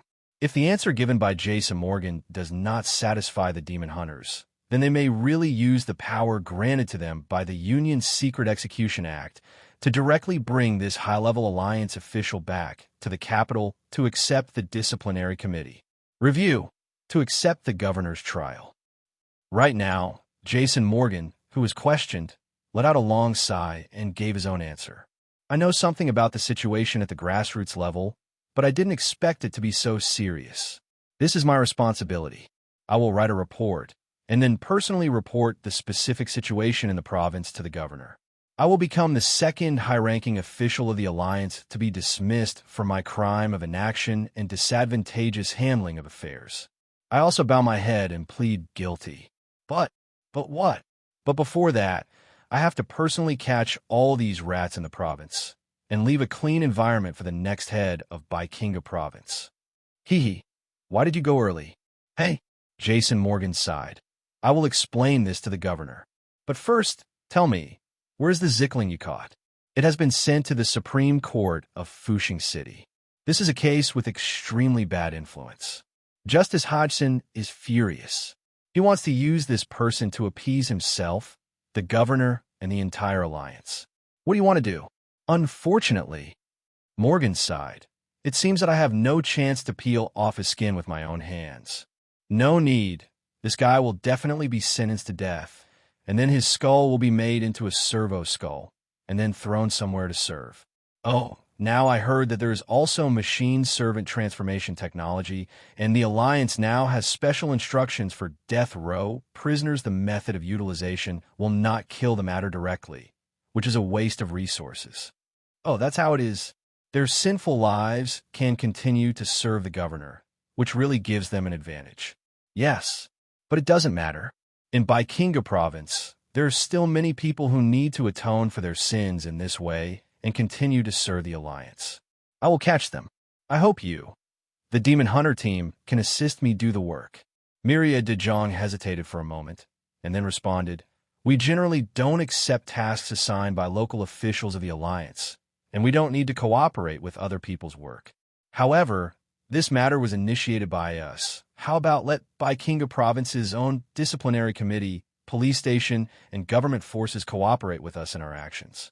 Yes, no matter what, as long as those people can be caught. Gu Hang is of course aware of the anti-corruption campaign in Baikingu area, including the tragedy of the veteran. That incident really made Gu Hang very angry personally. And as the only dictator of the Alliance, it is also intolerable from the perspective of rationality and interests, regardless of personal emotions, values, and moral concepts. The destructive power of this matter is very obvious. The production capacity of the exploited people will be suppressed, which is a direct impact. Their consumption power will also be suppressed, which will be transmitted to the entire society, forming a negative impact, the resentment of the people will form in society. The tide of trust will have a huge negative impact on the implementation of all future alliance policies.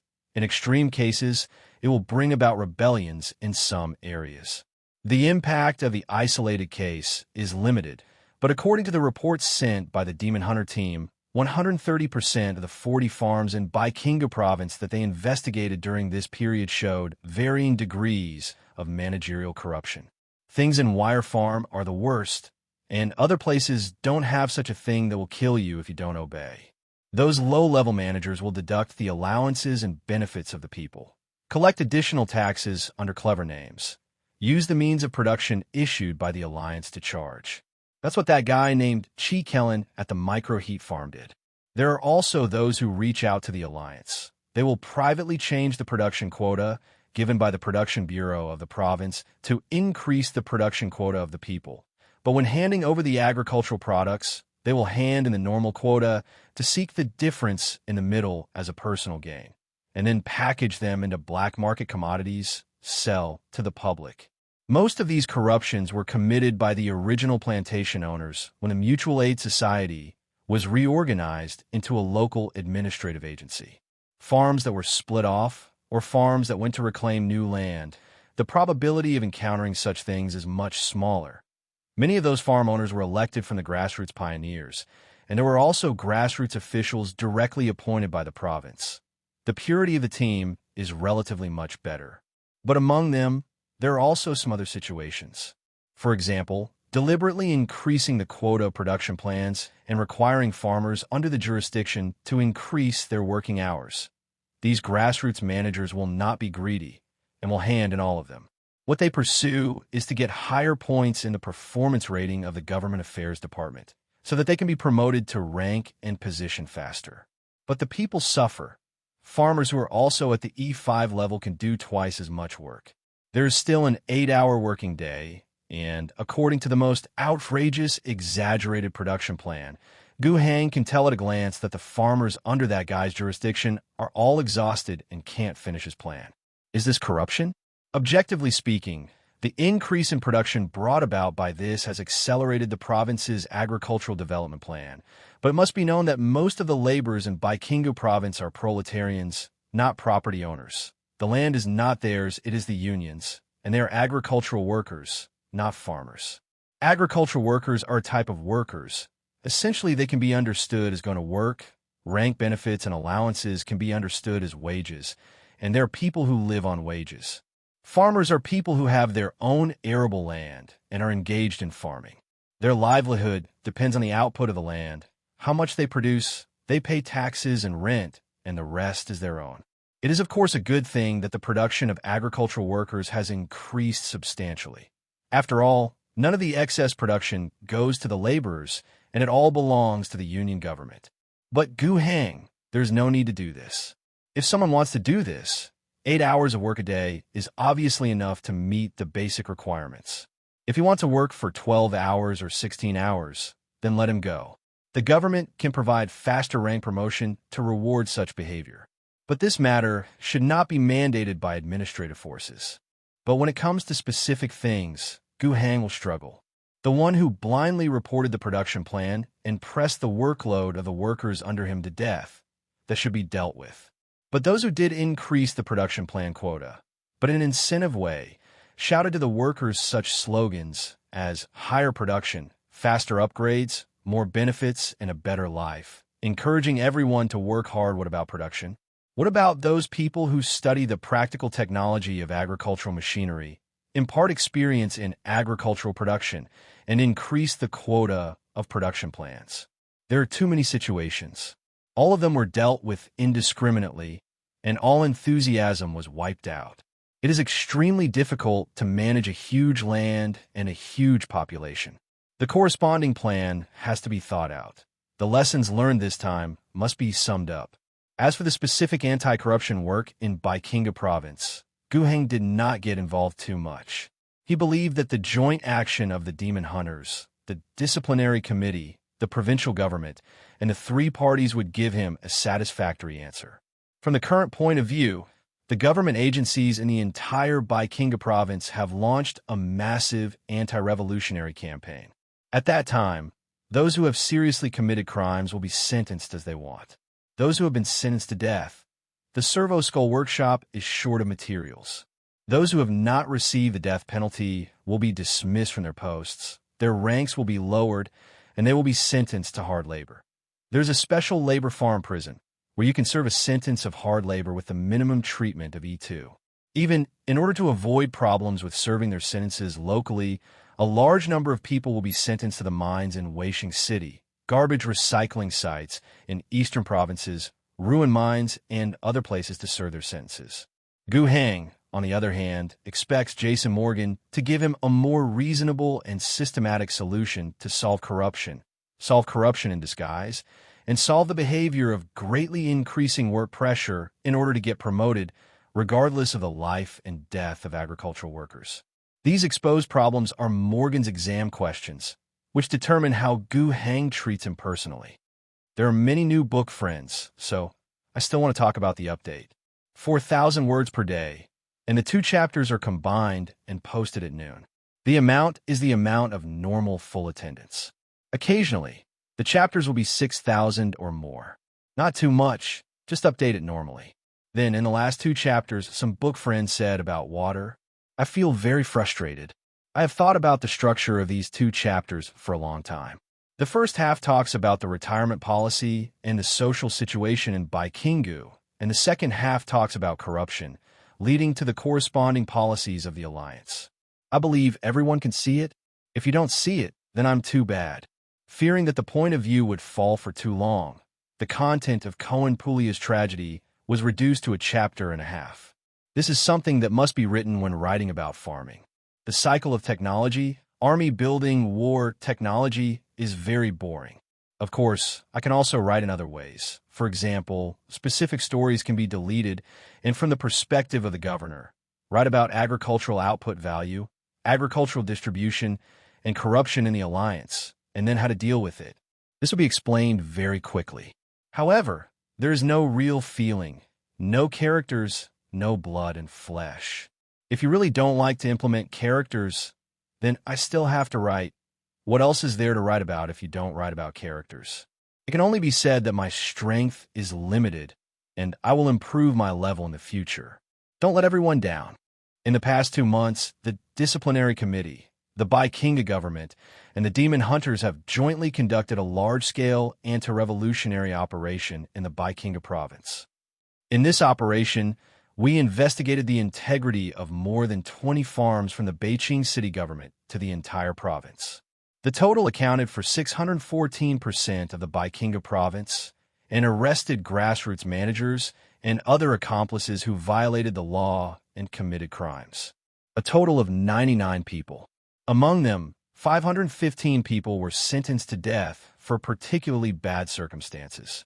At this stage of the operation, the main target of the investigation is the grassroots farms that were transformed from local plantation owners in the northern Xingu province when a mutual aid association was reorganized into the provincial government a few months ago.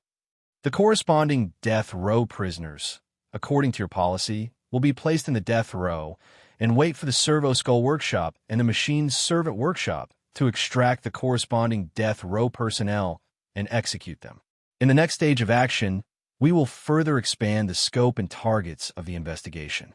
It is estimated that it will take 2 months to complete the anti-revolutionary work on the entire Baikinga province. Gu Heng nodded while listening. At this moment, there were 3 people sitting in front of him. Lambert Hodgson, the Supreme Judge of the Alliance, Osinachenko, the Prime Minister of the Alliance, and Jason Morgan, the head of the North Green Valley Province. At the moment, it is Lambert who is reporting on the anti-revolutionary work. His department is the main responsible department, which is responsible for doing this work. Of course, he is required to carry out the specific reporting work. In fact, Gu Heng is quite relieved about this. Lambert has experience doing this. Back then, when the new alliance was first established, he was very good at cleaning the interior of Fushing City. But now he has more energy at his disposal. Not only the investigation team directly under his disciplinary committee, the demon hunters with transcendental abilities, but also the full cooperation of the local government forces in Baikinga province. There's nothing wrong with this strategy.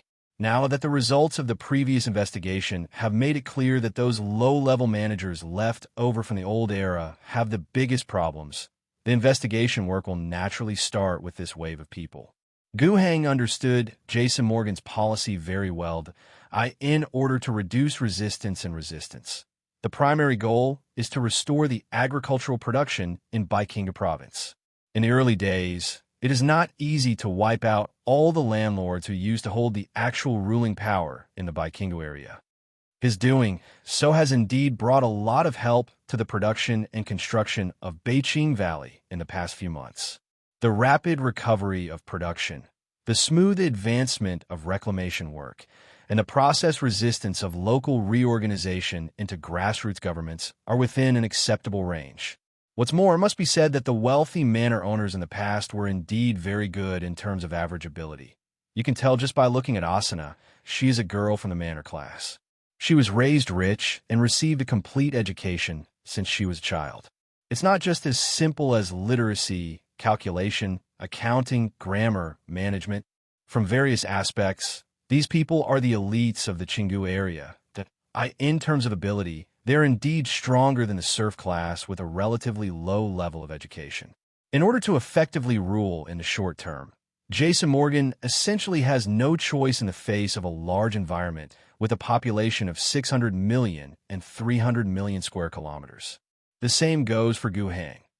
When he just regained Fuxing City, he carried out a lot of purges to establish authority. But in the end, didn't he still have to use the intellectuals, engineers, and businessmen of Fuxing City to rule? However, now is indeed the time to sweep those historical issues into the trash. Lambert Hodgson's cleaning operation can be regarded as ruthless. A total of more than 700 farms were investigated, and more than 600 were arrested, and more than 800 were dealt with. Not so much that people's heads are rolling, but the strength is not light. And in this whole anti-revolutionary operation, there are indeed some former elites who have withstood the test. During the counter-revolutionary operations, they were not caught with any criminal evidence or only had some minor problems, which is harmless. Their reputation among the people is also good. It's still quite comforting. After all, not everyone is rubbish. If it is really necessary to wipe out all the elites of the old era, it really cannot make up for it. Of course, the current strength is almost enough. After Lambert finished talking about the counter-revolutionary operation itself, it was the turn of the two chief executives, Asana and Jason Morgan, to talk about their affairs. First of all, so many people were dealt with in the anti-revolutionary operation. How to make up for it? This is where the cultural and educational departments need to work hard. Asana has provided a lot of help to Jason Morgan. She has arranged a lot of graduates from the Comprehensive College to the North Chingu province in the near future. Now, graduates from various colleges are very sought after. The governments in various parts of the alliance are in great need of the Fuxing City to provide a large number of talents to fill the reconstruction work of governments at all levels. During this period of time, the comprehensive colleges of the alliance have cultivated a large number of talents in various subjects. This talent needs to be put in quotation marks. Because the training time is too short, the ability of these talents is still very doubtful. Although the Ministry of Culture and Education of the Alliance has established a relatively complete education system in Fuxing City and Weixing City, covering vocational education, technical education, comprehensive education, and other aspects. But after all, the time is too short, and it is impossible for educated children to grow up overnight. It can only be a short-term, high-intensity knowledge training in adult education, and then throw it out and rush to the post to shine. But at the end of the day, there is some talent available, and it's better than before. Moreover, these cultivated talents also need some positions for them to display their abilities. The positions vacated by these farms of Baikingu area are just right. Gu Hang even divided out a lot of the 100 high-achieving students sent by his old mother before and threw them to work in Baikinga province. By this time, Gu Hang felt that his old lady really had ideas. Gu Hang couldn't help but distrust these people. In the case of New Xiaoxing, where can I find 100 alien college students with a fairly high level of education? It doesn't matter if you don't trust them. They are all talents anyway. You can figure out here. Sure enough, Gu Heng couldn't resist the temptation. It can't be wasted, can it? Go to work. If you want to be entrusted with important tasks, it's not impossible. Let's start from the grassroots. It's really reliable enough, and Gu Heng doesn't mind having a good chat with people and getting them under his command. In short, these methods are temporarily refilling the basic farms in Baikinga province whose managers have been removed. When talking about this, Asana also told Gu Heng about the current key work of the Department of Culture and Education. From the current point of view, the cultural and educational work of the Alliance is going well in the most important Xuanqing area. A series of education systems from elementary school to middle school to university have been established. Citizens of the Union can enjoy different levels of free education and subsidies according to their ranks. The first 6 years are the stage of compulsory education, and children of citizens above E5 level are free. In order to encourage children to enter school, after enrollment, the child's own rank will get E2 or E3, which means there is an additional benefit: reduce parenting stress. For higher ranks, secondary education is free. Above middle school, students can directly get a rank promotion if they perform well in school. Normally, the average person can get the normal rank of E5 only after they become adults and are assigned a job, but if they are students with good grades and outstanding performance, they may already have a relatively high rank during school. This will obviously be of great help to them after leaving school and stepping into society. The so-called university level is the comprehensive college, technical college, and loyalty college. IT is not about rank here. Education is charged, but those who can basically go to the university, the rank of the students in school will not be lower than E6, and their own allowance is almost enough to pay. Moreover, outstanding graduates of various secondary schools, the best ones, can also receive higher subsidies. The threshold for junior high school and middle school promotion is all exams. The 3 colleges also follow the policy of lenient entry and strict exit. Graduation is not easy. Even though the 3 colleges now undertake a lot of adult education work, graduation certificates are also graded. Adult education is a certificate in adult education. Of course, if you can pass the normal exams, you can also get a normal certificate. In short, all 3 aspects of examination, school performance, and practical results are considered to give the ABCD level certificate. Now, all kinds of schools, even those who just graduated from middle school and did not go to college, or those who received adult education in middle school, are snapped up by all walks of life. Enterprises and factories are scrambling, and government units are scrambling. Even the Army wants a grab at Thaddeus Military and Political Department also needs a lot of civilian officers. The 3 colleges are expanding in scale.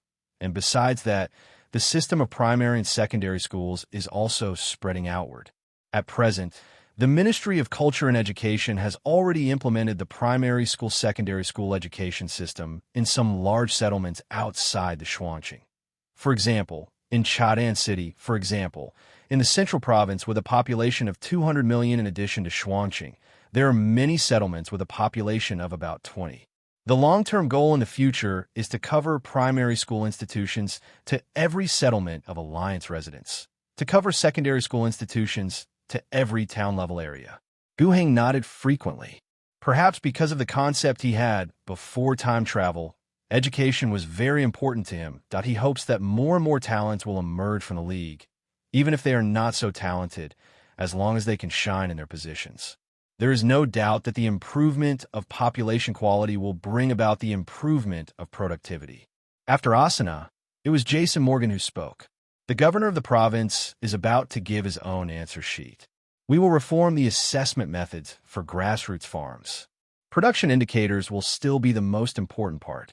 We will optimize this, determine the objective conditions such as the farm's population, arable area, and number of agricultural machinery, and formulate 3 indicator lines: qualified, excellent, and challenging. Corresponding the plant production indicators and the corresponding basic farms can float on these 3 lines, but there should be no indiscriminate exaggeration of production plans that are divorced from objective facts. We will greatly increase the punishment for unqualified.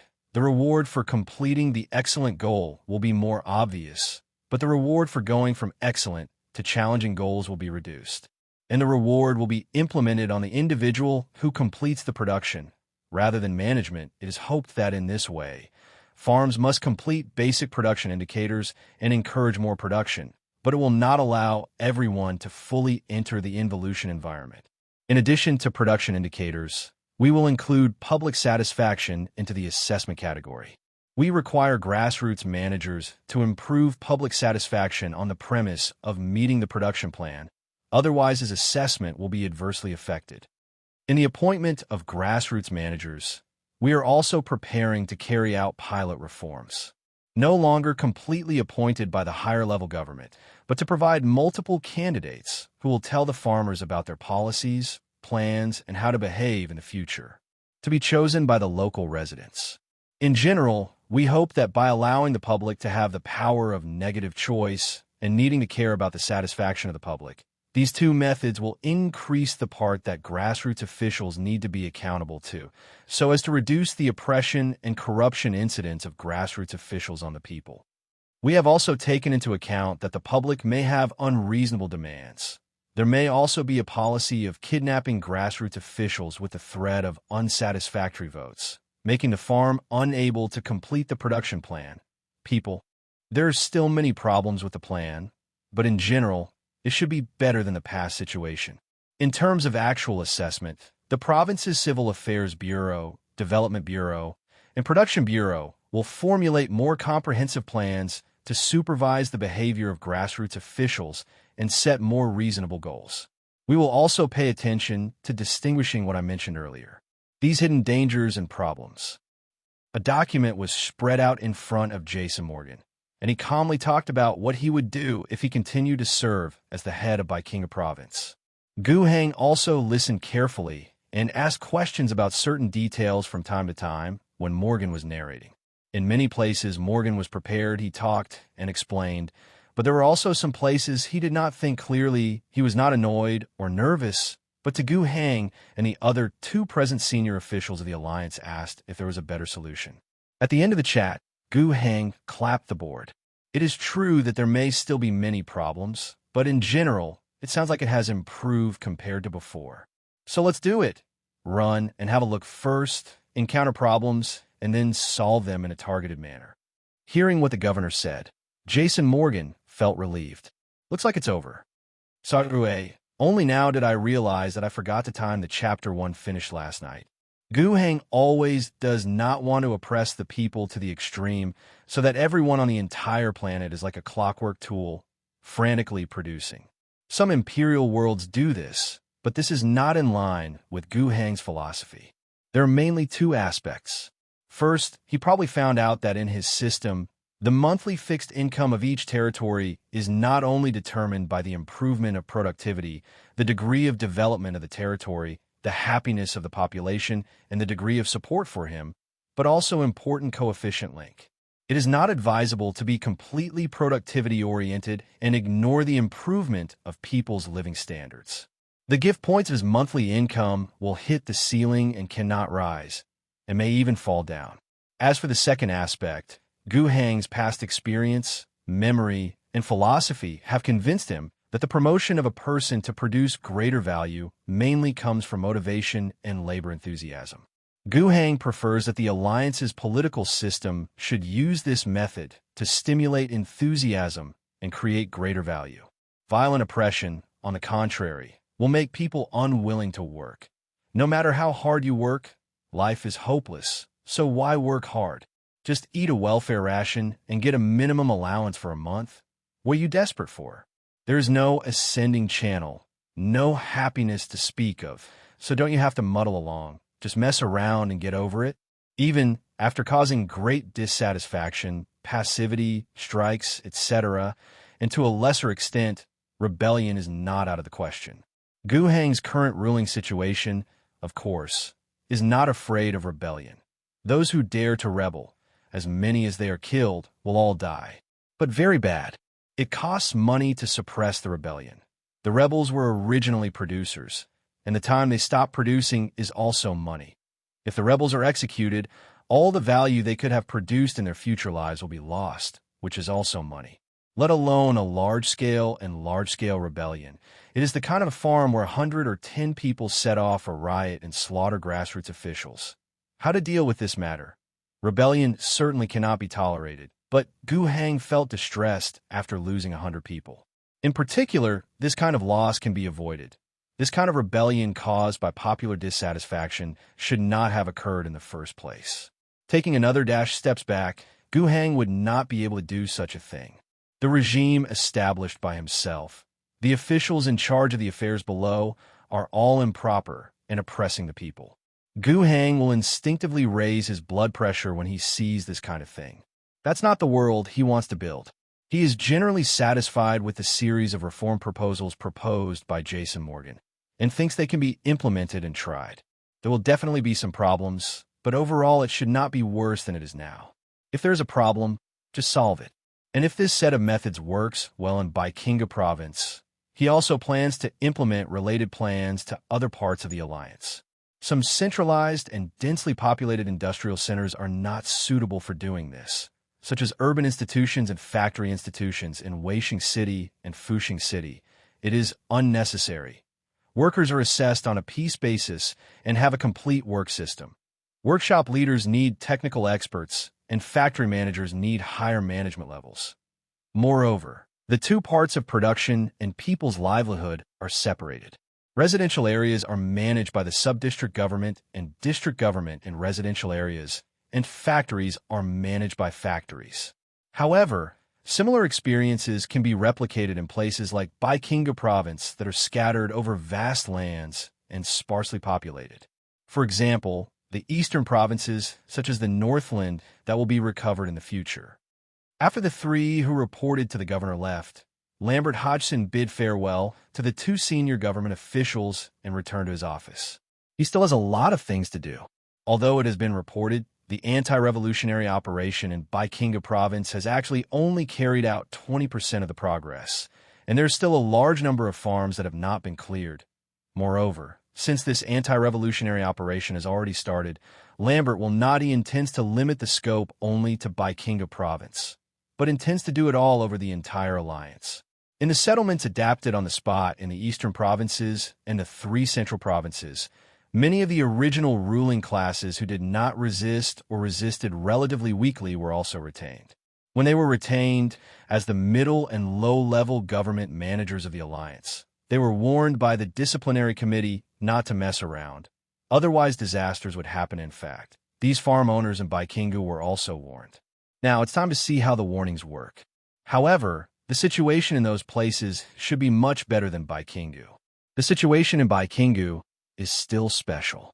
Agricultural production is the mainstay, the administrative power is very scattered, and the land is sparsely populated. In other provinces, the settlements with small populations are basically abandoned, and the population has migrated away. Those who have industries will be retained, and more officials from the alliance will settle in. Moreover, industry, mining, and centralized agricultural production are not as difficult to deal with as they were at Emperor Gao's farm that day. In fact, the Demon Hunter team also inspected other places before coming to Beiqing Valley. There are indeed some problems, but they are far from being as serious as here in the Qinggu area. Just carry out anti-corruption operations as usual. In general, the investigation team of the disciplinary committee still has to work overtime and be busy, and Lambert, the Supreme Justice, naturally couldn't be idle. The disciplinary committee is busy arresting people and conducting audits. The Alliance Police Department, the Safety and Security Bureau, and the Prison Bureau of the Executive Committee will all be mobilized to cooperate in the arrest, review, and imprisonment. The court will conduct trials. Too busy to fly. Asuna and Jason Morgan weren't much better off, either. Relevant cooperation work must be done. Related aftermath work is also more important. It is true that corruption is eradicated when the counterinsurgency is carried out, but it will inevitably cause political turmoil, which will inevitably affect the production and development of various places. And what the two of them have to do is to prevent or minimize the occurrence of this situation.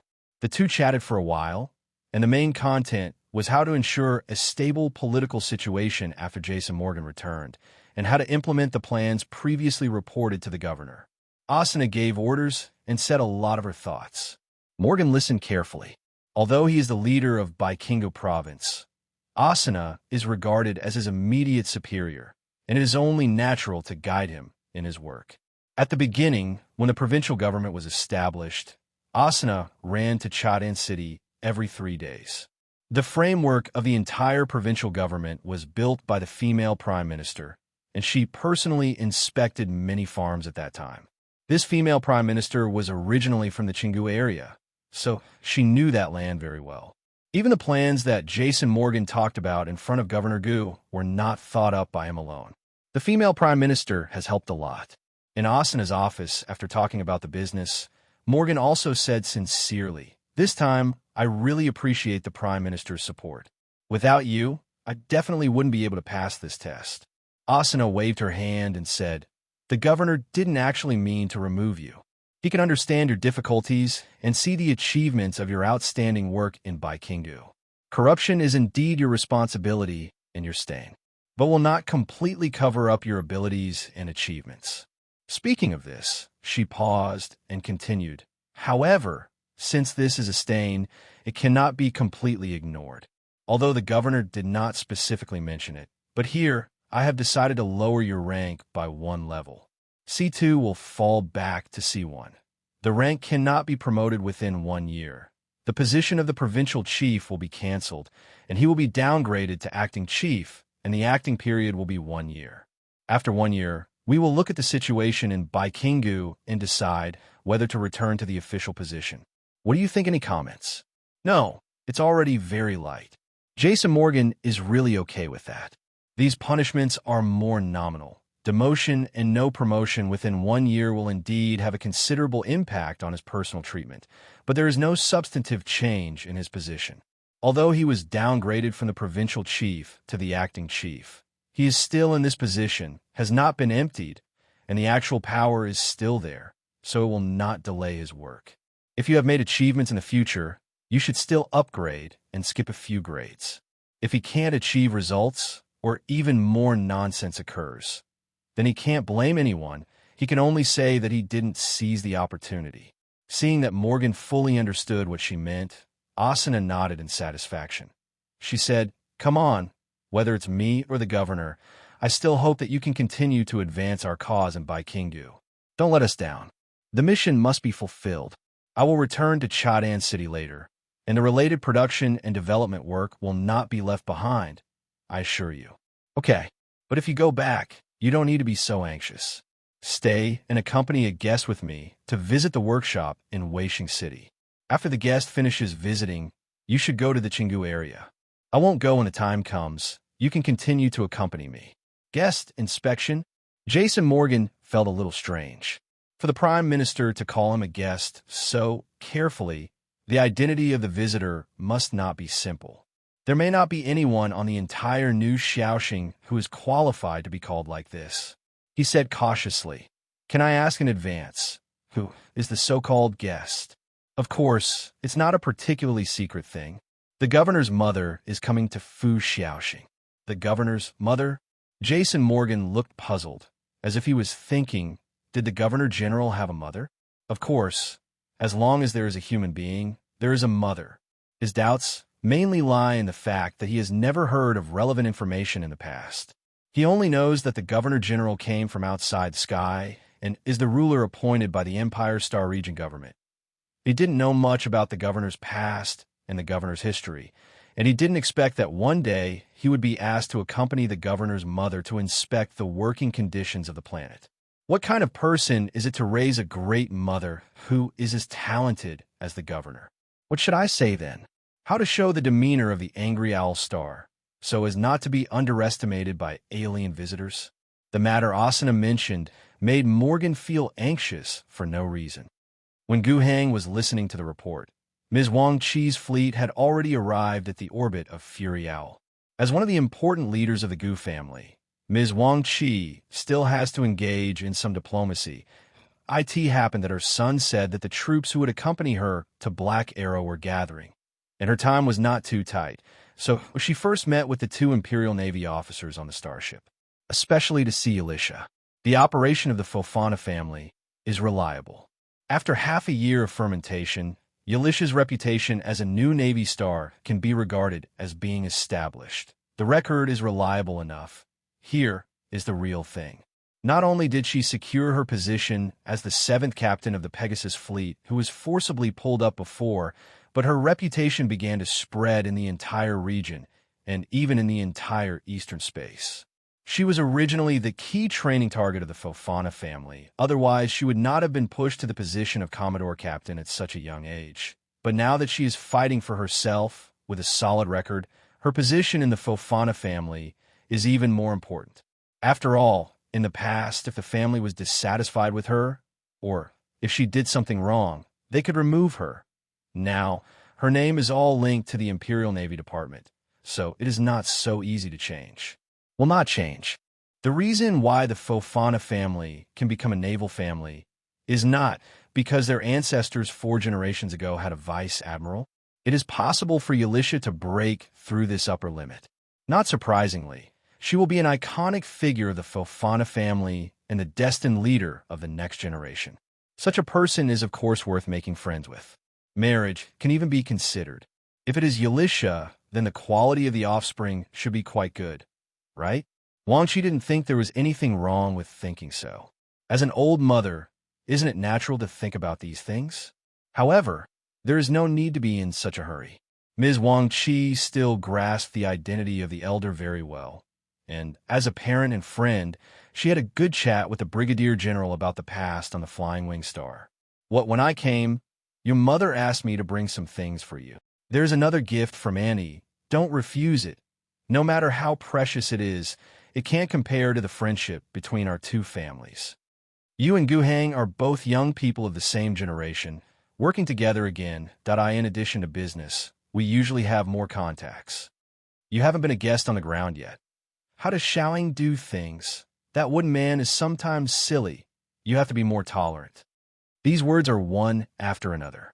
In short, the communication between the two is quite happy. After spending a beautiful day with Yalisha on the second day, Ms. Wang Qi boarded the landing spacecraft and came to the ground. The hatch of the spaceship opened, and she walked out from it. That a capable and dignified dress set off her nobility and majesty. But when she saw the young man standing more than 10 meters outside the cabin door, waiting with his head raised, her footsteps involuntarily stopped. It was the son she hadn't seen for almost 2 years. The eyebrows and eyes are still so familiar. The face that inherited the merits of herself and her deceased husband looked very handsome. But the feeling of being a little weak and like a doormat in the past is gone, and the resentment that always lingered on his expression in the past few years has also dissipated. Instead, there is a confident, high-spirited, peaceful, and restrained young man. If you look closely, you can even feel a plain majesty emanating from him. In terms of temperament, it is completely different from her previous impression. This is my son. Wang Qi was in a daze. Mother, welcome to Fury Owl Star. Guhang's voice awakened Wang Qi from her stupor. She saw that Guhang spread his hands and walked towards her. She subconsciously opened her hands and hugged Guhang. But there was a strange feeling in her heart. Not right, very wrong. The hug between the two of them was not tight, just a slight touch, and Guhang let go of his hands. He introduced to Wang Qi. This is Fuxing City. The place where the landing spacecraft landed was Fuxing City's airport. Here is a place that has been opened up for the purpose of landing spaceships. From here, you can see the whole city. To be honest, the Fuxing City in front of him didn't really touch Wang Qixin. She has been to many worlds, and the urban construction of Fuxing City is just like that in her opinion. Not to mention comparing it with the capital of the star region and the Garden World Flying Wing Star. Even the second-tier cities of many ordinary planets are far more developed than Fuxing City. However, she did not forget that this was originally a wasteland world. Now, at least everything she could see with her eyes could not see half of the wasteland. It's not pretty, but it's well organized and the streets are tidy. All these changes only took place within a year and a half, and were shaped by his own son. Even Ms. Wang Qi, who is well-informed, has to admit that this is definitely a very outstanding performance. Then think of the temperament displayed by Gu Hang, which is completely different from the one in his impression. Is this really a career that the useless son who made her angry all the time and felt that he had humiliated her and her deceased husband's genes could do it? Wang Qi, with complicated emotions, followed Gu Hang to board a Feng Falcon and arrived at the Union Building a short while later. This is the tallest building in the revived city, and it was rebuilt from the old Union Parliament building. Currently, this 8-story building is Gu Hang's official residence and also his office. The top floor is the Parliament Hall, which is currently renamed the Governor's Hall, which is specially used for the Alliance to hold large-scale work meetings. On the same floor, Gu Hang had someone open up another more casual space, which was the Governor's office. Generally speaking, Gu Hang's daily office is here. Handle some documents, think about some things, meet some people, hold some small-scale, secret meetings. The back of the office is connected to several rooms: living room, bedroom, cloakroom, toilet, bathroom. These living-oriented houses are of course designed for Gu Hang. The decoration should not be prosperous. Although it has everything it should have, it is obvious that Governor Gu does not particularly pursue quality as long as he is comfortable. Under the guidance of her son, Wang Qi visited them all and then stood in front of the large French window of Gu Hang's office, looking at the panoramic view of the city, her mind wandering far away. In her mind, there are always two sons. One is in her memory, and the other is what she sees now. The son in her memory likes gorgeous things, always wears expensive and complicated clothes, and the place where he lives is always resplendent and magnificent. He likes to use these external things to cover up his inner weakness. The son in front of her was dressed in a decent military uniform, which embellished his tall and straight figure, without any additional decorations. The residence was also very simple, casual and simple, and even the colors were quite monotonous. In her memory, the son was cowardly, always full of resentment. His eyes were high and his hands were low all day long. He was incompetent but pretentious. But what she sees at this moment is that she has achieved a lot, but she is peaceful and steady, with her own majesty and full of bearing. These two figures appeared in Wang Qi's mind at the same time, but there was no way to overlap them. "What are you thinking?" Gu Hang's gentle voice sounded from the side, and he walked over with a cup of hot tea in his hand. "I don't have anything good to entertain you here. This was given to me by my cousin when she was here." He took the hot tea from his son and took a sip, but he couldn't care less about the taste of the tea. She said to Gu Hang, "You didn't like to drink tea before." "Actually, I don't like drinking it now." Gu Hang laughed. "I just remember that you like it. You didn't care about this before." Gu Hang was silent for a moment, then said, "I've changed a lot, right?" "Yeah. Can you have such an earth-shaking change in less than 2 years after you came out to practice? If I knew it, I should have let you come out to exercise by yourself. It depends on the timing." Gu Hang said, "I was also surprised by the changes in myself. During the few months I came to New Shaoxing Road, I seem to have figured out a lot of things at once. Perhaps this is the epiphany mentioned in the legend. Your epiphany, why couldn't it come earlier?" Gu Hang was very frank. "I think it's just right.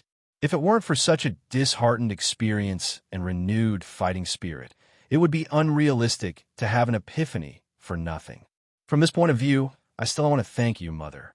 Before leaving, your slap in the face and the fact that the family did not give any support after coming to Star Fury, and the pressure of dying if you don't do well as the governor. Without these, where did the change come from?" Hearing this, Wang Qi finally felt a little familiarity, resentment. The son in her memory seemed to be always complaining about not having enough money, complaining about others being disobedient, complaining about things not going as planned. Just this familiar feeling made her blood pressure rise a bit. This has always been the point that she is most disappointed with her son. "Don't speak in a sly way. If you feel that I and the family are not good enough for you, just say it," Gu Hang said with a hearty smile. I don't have any yin and yang eccentricities. Am I just talking straight? Yeah. Then you just say it straight. Why do you say thanks a mother? Don't get me wrong, my thanks are not ironic, but sincere. Now that it has come to this point, Gu Hang's attitude has become more calm. He stared into his mother's eyes and said seriously, "First of all, I want to thank you for giving me life in this body. This is the most important thing. If it weren't for this, I wouldn't be able to stand here. Secondly, I would like to thank my family for my identity. If it weren't for this, no matter how dilapidated Fury Allstar is, no matter how ruined the world is, the position of governor will not fall on me. I will not ignore the family identity. Help, but these are all I thank you for. I came to Star Fury alone, and all I have is a letter of commission and the support from the Imperial Navy. For these things, I should not thank you and the family. After all, you were so opposed to me being the governor at the beginning. I started from scratch outside the city, in the wilderness, defeated the looters, eliminated the distortion monsters, and killed the rebels. I built factories and cities out of nothing, and regained the original power of this planet. I shouldn't need to thank you and the family for these. I wiped out the great threats that appeared on the planet, from the heresy of the heresy, to the natural disaster of greenskins, and then to the demons descending into the world. I led my army, went up to the interstellar space, and killed the warlord of the Orc fleet. My loyal subordinates, I have expelled the powerful evil demon. For these, I don't need to thank you and the family." Hearing this, Wang Qi seemed to have guessed what Gu Hang was going to say, but she still couldn't believe it. No matter how many turbulent waves arose in her heart, she just stared at Gu Hang, waiting for him to say the next words. Gu Hang did not disappoint her, and said calmly and firmly, "Look, I need to thank the part, a cup of hot tea, a voice of concern, an army sent out to worry about your safety, and the close cooperation with the family caravan in the future. Is that enough? I am expressing my gratitude with practical actions, and you will always be my mother. But that's all there is to it. In the reconstruction and development of New Xiaoxing, there are too many things that do not need to thank you and the family. Therefore, I don't think that New Xiaoxing has much to do with the Gu family, and my relationship with the Gu family is apart from your mother and child. Apart from love, it doesn't matter much." Wang Qi took a deep breath and stared at Gu Hang like a falcon. "You want to break away from the Gu family? Don't you want the position of the Gu family's patriarch?" Gu Hang is still calm. "Look, you don't seem to be able to listen to what I said earlier. The mother-child relationship between me and you will not change. I respect and love you, but there are no other relationships, right? Is the development of New Xiaoxing half related to the Gu family? As for the identity of the patriarch of the Gu family you mentioned later, this is another matter. You never planned to directly hand over the entire family to the Gu family immediately. Me, on the contrary, if you want to achieve your plan, I, the patriarch, is your only choice. In other words, my lord, you beg me to be the patriarch, not me." Wang Qi gritted her teeth. "This is your previous dream, but it's not the current dream." Gu Hang spread his hands. "I don't want to talk about dreams with you because it's too big. It's like talking crazy." Seeing her son's appearance, as if he was about to embrace the entire starry sky in his arms, Ms. Wang Qi was sure that her son had changed, completely changed, and he was no longer what she knew in the past. This was something she had dreamed of to happen, but when it really happened, she felt a sense of loss. But she quickly restrained that inexplicable emotion. This must be a great thing. After all, she is someone who has been up and down in the business world for decades, and she is someone who can keep the things left by her deceased husband with one hand so that they will not be robbed by her relatives. She recovered her composure. No matter what your dream is, becoming the patriarch of the Gu family is all about gain and nothing harm. Of course, I fully agree. So, I have no objection to your plan, and in order to ensure that there are no problems with the plan and ensure your safety, I have also sent troops. Then you can be your governor of Fu Xiaoxing, the head of the Gu family. You hang on to it and attend some meetings when necessary, and don't care about other things. This is the best.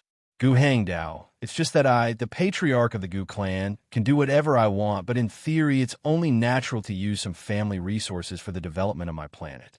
Didn't you say that New Xiaoxing has nothing to do with Gus? Indeed, but the patriarch of the Gu family should have this power, and I deserve it. He has something to say. I will be the nominal head of the family for you, so that you can manage things conveniently, but you're not allowed to pay? Of course Wang Qi could understand. She sighed and stretched out her hand to caress her son's handsome face. All of this belongs to you in the end. Yes, I believe. No matter what Gu Hang thinks in his heart, he always has to say this. There are some things you can give them whenever you want, and I won't take them. I only take what I should have. Never too much. Not too much. Wang Qi withdrew her hand. Your cousin will lead a caravan again at that time. If you have any trade needs, you can find her. After you build the Xingong, the Gu's caravan will lead the New Xiao. The stars are listed as a regular business route. Gu's caravan will give New Xiaoxing the most favorable treatment as a trading partner. You have the power of the owner, and you can use the personal amount of 500 million tax coins every year. I will not ask this money to be used in where. However, if the money has a good return on investment, the amount of related funds can be increased. Gu Hang's eyes really lit up now. Not to mention anything else, the fund of 500 million tax coins this year is a huge benefit. The tax that Fu Xiaoxing has to pay in a year is only so much. He now confirms that this is really his real mother. My mother said, "Let's go, have lunch with me, and I will take a look at your territory in the afternoon." The lunch was very rich, with a lot of precious ingredients and fine wines that Fu Xiaoxing didn't even produce. Gu Hang could recall that basically everything was his predecessor's favorite food. During dinner, mother and son chatted a little more. It's not small talk. They don't have so many topics, and they mainly revolve around the family situation. Gu Hang offered some insights. After the meal, the old lady also left him the cook and the ingredients of a cabin, hoping that he could eat something good in the future. It will take some time for the Dash soldiers who went with their mother to board the ship. During the boarding process of the army, Gu Hang took Ms. Wang Qi to visit the factory in Weixing City and took Jason Morgan, the head of the province, to the North Qinggu province on a wind falcon, flying across a large field at low altitude. Ms. Wang Qi's eyes were full of splendor when she saw all of this on New Xiaoxing. If seeing the orderly appearance of Fuxing City made her feel confident, then after seeing Weixing City's small-scale but solid factory that continuously produces industrial products and ammunition, seeing the dash million mu of farmland in Baikinga province that has been reclaimed or is about to be reclaimed, just the consciousness of a businessman can make her quickly figure out that New Xiaoxing has huge potential. In addition to the businessman's investment awareness, a more instinctive emotion came to his mind involuntarily. Proud. Although her son said a lot of nonsense that has nothing to do with her or the Gu family. But that's her son. She looked at these achievements, and it was natural. Her son had changed and couldn't have been better to MS. Wang Qi came and went in a hurry. After one night that day, she left in a spaceship. From Fury Owl Star to Black Arrow Star, there's only one interstellar tunnel shuttle in the middle. Including the time required for normal navigation in the starry sky, it will be about 6 or 7 days in total. There is still some time before the family meeting is held. However, she must arrive earlier, and she needs to erase some uncertain factors before the conference starts to make things more certain. After bidding farewell to his mother and the 3 divisions, Gu Hang returned to his normal working state. He was waiting for the results of the family meeting, for the crown of his patriarch, and for the 500 million tax coins that his mother planned to give him. With so much money, you can buy many good things. For example, Star Warrior Power Armor, Terminator Armor, the key components for building Starport. It can be produced, but it is too slow. If you have money, you can import to speed up the progress. You even want to make some bigger moves by saving more or asking his mother for more sponsorship. For example, the transformation of the surface environment of the planet. The 3 central provinces and the 3 eastern provinces, this vast land is dominated by waste soil. It is difficult to grow, the environment is harsh, and waste energy storms are raging. The Empire must have special technology that can change the planetary environment. This itself is the pre-technology for large-scale interstellar colonization. His ultimate goal is to subside the waste energy storm. The greatest value of Fu Xiaoxing before the war was the energy extraction of Linghua gas field. Today, the waste energy storms raging in many places on the planet are essentially the spiritual energy that penetrates from the crystal wall of the spiritual world, which has lost the environment of being restrained and settled in a certain place, and can no longer form a spiritual gas field. But the energy is there again, so it becomes an uncontrollable storm form. And if the wasteland environment of Furious Owlstar can be recorrected, and the method of restraining and sinking psychic energy to form a spiritual gas field can be rediscovered, then the value of the entire planet will suddenly rise to an extremely high level. Of course, this price is very expensive to complete the major transformation of the climate and environment of the entire planet. It will cost tens or even tens of billions of tax dollars. The Empire is generally not willing to invest huge resources to change the environment of a certain planet and carry out interstellar colonization. With that money, it is better to build a fleet, and maybe in a certain war, more than one planet can be snatched back from the enemies of the Empire. Of course, if there is something particularly valuable, whether it is the value of the planet itself or the strategic value of its location, then the Empire will still invest in this aspect. Because of this, the relevant technical capabilities still exist. Guhang couldn't afford this money anymore. If he could scrape together tens of billions of tax coins to do planetary environment transformation, then he probably wouldn't be short of income from waste energy storms re-immersed into spiritual gas fields. After all, no matter how coveted the output of Linghua gas field is, the huge investment in the early stage is here, and it will take many years to recover the investment cost. However, the fact that Guhang can't afford the money at the moment doesn't mean that he can't find it from other sources, such as Gu's. With such a good investment project, wouldn't the Gu family be tempted? My patriarch is heartbroken.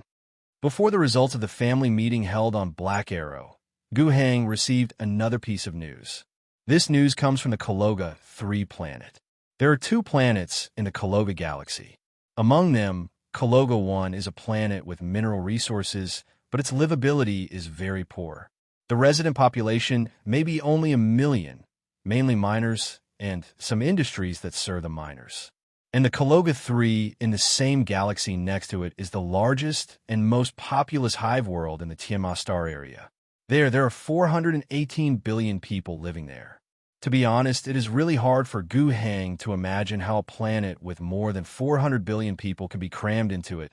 He has never been to Kologa 3 in person, but he heard that the wild environment of that world basically no longer exists, and it is all desolate land. Huge population, living in about 20 hive capitals. The so-called Hest capital, as the name suggests, is a huge nest. Human lair. Essentially, it's a city that's just that compared to the city in Guhang's concept, there is a huge difference that IT often hollows out the underground part of an entire area. As the bottom layer of the hive capital, a large number of low-level people live here. The middle layer of the hive capital may have some industrial output value. These places in key industrial areas. The people who live in the middle and lower classes, who account for the vast majority of the population, may have never seen the sun in their entire lives. Chaos, death, disease, poverty, these things entangle the people of the hive city. Their average life expectancy may be around 40 years old. Disease, karoshi, malnutrition, vendetta, these are the main causes of their death. In addition to these, the main population loss of Kologa 3 came from the imperial tax. If Kologa 3 wants to talk about special products, it is population.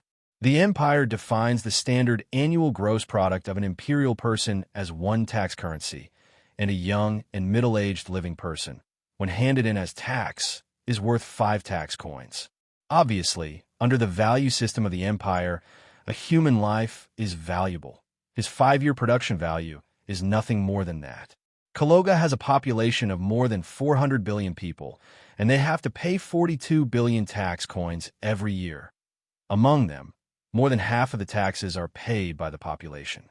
They pay 25 million people every year, offsetting dash billion tax coins, and then pay more than 1 billion in industrial products, processed food, and other things. This is the source of their tax structure. Caloga 3 is very poor and bitter, and the people on it are in dire straits. But in reality, it's a powerful and wealthy planet as a whole. The population of 400 billion is the largest source of wealth. The entire Tiamat star area belongs to Caloga 3 and the capital Flying Wing Star, which can reach 40 billion taxes a year. Flying Wing Star is because of its development, and Caloga 3 has a lot of people. And at this moment on Gu Hang's planet, there really are a group of guests from Caloga 3, the fighting nuns of Holy Lily. This interstellar phone call was also looking for them.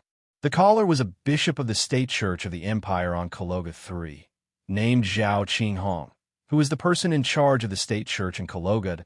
He asked Gu Hang about the whereabouts of head Sister Garrett, and after learning that he could not be contacted for the time being, he left a message. Please send Sister Garrett to reply to my message as soon as possible. I have something urgent to tell her. No problem. Gu Hang first agreed, and then couldn't help asking, but can I ask, what is it specifically? Bishop Zhao Qinghong hesitated for a moment, and finally gave an answer. On Caloga, unstoppable cult incidents broke out in several hives. We need the strength of Sister Garrett, and she has to come back as soon as possible. This statement made Gu Hang feel a little surprised. What is the emergency situation? It is necessary to send the head nuns who are far away from other planets to go back to help. That looks serious. But if it is really serious, how much effect will Garrett bring back 20 or 30 battle nuns? What do you think? Why do you think it's weird? As if sensing Gu Hang's doubts, Bishop Zhao Qinghong on the opposite side gave an answer. We need a head nun who can control the armor of the Valkyrie to solve some problems that cannot be solved under normal circumstances. Valkyrie armor. This is really the first time Gu Hang heard of it. But he couldn't ask any further questions. He obviously still had something to do. After the communication was hung up, Gu Hang sent a message to Garrett. Speaking of these battle nuns, they have helped Gu Hang a lot. When taking back the Fuxing city, the nuns of the Holy Lily and the space fighters of the Phoenix helped him to withstand the situation with high-end combat power. Then, this group of fighting nuns who couldn't stay idle and had another sister died directly clashed with the cult members of the original Raging Owl sect. Even Garrett brought a group of people from her hometown. Now, there are more than 30 combat nuns active on Star Fury.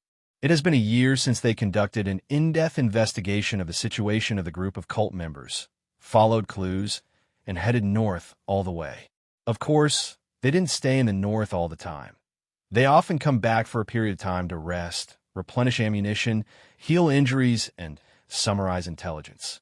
At the same time, the Alliance has always maintained a military force in the North Central Province.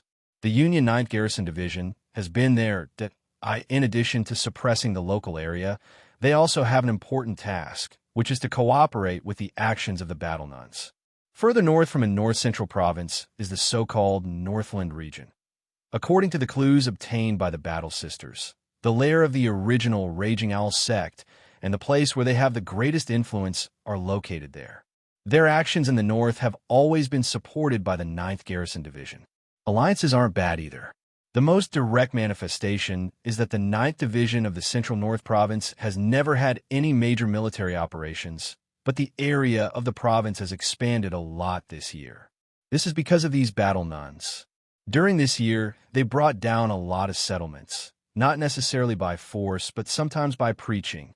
Often, when they find clues and traces of a cult somewhere, they rush over there, and after removing the influence of the local cult members, they leave in a hurry to move on to the next target. And the army of the Alliance happily followed behind and took over the settlement. Of course, the 9th Division is not all about making soy sauce and taking advantage of it. In fact, the Battle Sisters still sometimes encounter some troubles that they are difficult to deal with. In a small number of small-scale confrontations, the fighting nuns with the power armor of the nuns and the blessings of the gods are not afraid of those indigenous cultists. However, after all, the original Angry Owl sect was deeply rooted in many places in the north. Sometimes they will mobilize the masses, use the strength of the settlements, and gather a large number of people and armed forces to encircle and suppress them. And often at this time, it is the time for the 9th Division to go out. Although it is a garrison division and a second-line force of the Alliance, it is still a regular army. There are more than Dash soldiers, Dash artillery pieces, and more than Dash trucks. Every time when the nuns acted, there were always soldiers from the 9th Division standing by outside. When they were in big trouble, with a call, 155 howitzers dropped from the sky and bombarded their enemies, opening a bloody path for them. When necessary, the troop carrier truck will rush over with at least one battalion. If there are more, several battalions.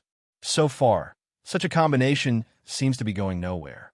In the northern region, the original Angry Owl sect has carried out several encirclement and suppression operations so far, but they have failed to do anything to the fighting nuns. For example, in Fuxing City, the reason why they were able to make such a big battle was that they had prepared several years in advance, established a windmill formation, and called the evil god to descend. Otherwise, under normal circumstances, where are the opponents of the Battle Sisters? To be honest, Gu Hang was quite reluctant to leave the Battle Sisters. Who doesn't like working for nothing? The original Angry Owl sect has never done anything in the south for more than a year. That's because the Battle Sisters are in the north, and the pressure on them is very great. They can't take care of themselves, so how can they have time to go to the south to do things? But now that they were leaving, the pressure on the north side had to be borne by themselves. However, Gu Hang couldn't do the thing of suppressing the news and keeping silent. That's shameless. The point is that in the future, it will be easy for the originally harmonious relationship to turn against each other. No need. If it was before, he would still worry about whether the original Noaxiao sect would have a relatively large negative impact. But now, the Alliance has long since escaped from its nascent, fragile period. The Alliance that united 2 million people in 2000 was already a behemoth that the original Raging Owl sect could only look up to. Even if they want to make trouble, at most they can only hide in the dark and act like mice. What's more, now he also has other options that can be used to deal with these guys. He planned to recruit another group of heretic witchers, and after training, throw them to the north to take over the unfinished business of the fighting nuns. 3 days later, Gu Hang met Garrett in Fuxing City. Through the unimpeded communication between North Central Province and Garrett, Gu Hang has already told her about the letter from her hometown. In the past year, they actually met more than once. They do white jobs, and when they come back to take a break, Gu Hang, the boss, has to go to express his condolences. In this meeting, just like in the past, Garrett looked dusty. Bishop Zhao asked me to go back now, but it's really not the time. Senior Sister Garrett seemed very helpless. We have obtained key clues, and the sisters have found the core stronghold of the original Raging Owl sect. We even have a grasp of a desperate thing they're going to do next. But this is the time. She is not reconciled. Faced with Garrett's unwillingness and dissatisfaction, Gu Hang was also very helpless. Sister Garrett, I am also very sorry. The contributions you and your sisters have made this year are obvious to all people on the planet. I am very grateful for your efforts, and I sincerely hope that you can stay here, and together we will completely wipe out the group of heretical cultists of the original Raging Owl sect. But I can't be so selfish. You still have to communicate with Kaloga 3. In the end, no matter whether you decide to go or stay, I respect your choice. Gu Hang's words were polite and sincere. This was exactly what he had in mind. No matter how unwilling Garrett was, she could only nod her head. Before dialing the interstellar communication with Kaloga 3, she said seriously to Gu Hang, I will try to stay, at least until the time to eliminate those cultists. Gu Hang smiled and nodded. When Garrett communicated with his hometown, Gu Hang left decently without listening. After the nun grows out, her complexion is very ugly. At this time, Gu Hang asked, What's the matter? Is the situation still serious? Yes, Garrett sighed. Perhaps Kaloga 3 is about to face a war. Gu Hang's face also sank. He asked, Is it similar to the time in the history of Fury Owl Star? It's best not to go to that level. We're going back to stop that from happening. Call. Hang Changgu let out a breath. He didn't know what happened on Kaloga 3, but he didn't want that place to fall into great chaos. The total population of the entire Tiamat star area, except Cologa 3, the remaining 8 planets add up to a total population of 400 billion. Once Cologa 3 was in turmoil, half the population of the star area fell into turmoil. All kinds of commerce, trade, and communication will come to a standstill. Gu Hang is still waiting for himself to become the patriarch of the Gu clan. Even if he is a puppet, the actual power lies with his mother, but it does not prevent him from pulling the family resources to strengthen the new Xiaoxing in the direction of interstellar commerce. Isn't that why he built Xingong? This is a huge economic benefit. But seeing the battle was about to start. If it is a small turmoil within the scope of the planet, that's fine. But if it really spreads to the scale of the terrible war in the history of the Fury Star, it needs to mobilize the fleet to block it. It needs a lot of material input, and it needs to continuously dispatch the Star Army calm the situation. That's over. Things are not settled, and business may not be able to recover. Moreover, if we look at it a little more seriously, if this disaster spreads beyond Cologa 3, the Fury Owl Star will probably bear the brunt of it. From Cologa 3 to Star Fury, it took only one astral transition, and it was directly connected by an astral tunnel. If there were to be corruption, cult traders, or even demons spreading outwards from Cologa 3 and making expeditions, the Fury Owl Star would not be able to escape. The disaster that can destroy Cologa 3, by extension, it is impossible for the angry Owl Star to have the ability to resist. This is an absolute difference in size. A planet with a population of 400 billion cannot stop a disaster. 1,000 times worse, a star with only 4,000 million people is impossible to resist. Gu Hang still hoped that the problems on Cologa 3 could be resolved properly. It's just that there are not many things he can do in it. Another matter that can only wait for the result. However, at this time, it was Garrett who comforted him. Don't worry too much. On Cologa 3, there are 20 hive cities, each of which is so big and densely populated. There are too many is a place and people that cannot be supervised by law enforcement and administrative departments. All kinds of disgusting things happen there all the time, and the breeding of cults is one of them. This time, it is nothing more than a larger scale and a worse situation. It will really develop to the point of no return. I go back to solve this problem. I hope you can resolve it properly. That's all Gu Hang could say. Well, but Garrett seemed to have made a decision and said to Gu Hang, however, we don't have a spaceship to go back now. Bishop Zhao Qinghong said that he would send a spaceship of the state religion to pick up New Xiaoxing. Us. On the way here, it will take at least 6 or 7 days, plus the round trip. He told me that within a month, it will be enough to return to Cologa. So I was thinking, if we act in advance, will there be time in the middle to allow us to completely eradicate the original Angry Owl sect? Obviously, the head nun was still not reconciled. After working on things for a year, she just left without a result. She really felt aggrieved and uncomfortable. Therefore, there is such a proposal. But Gu Hang is very calm. If possible, that's of course the best. But we can't act too hastily. Now, do we have enough information? Is there enough time? Is the time ripe? Garrett said frankly, it's not that mature, but it's not impossible. Listen to me. She carefully told Gu Hang about their so-called recent big harvest. Gu Hang has been listening carefully, interjecting from time to ask. During this process, he seriously considered whether the plan proposed by Garrett was feasible.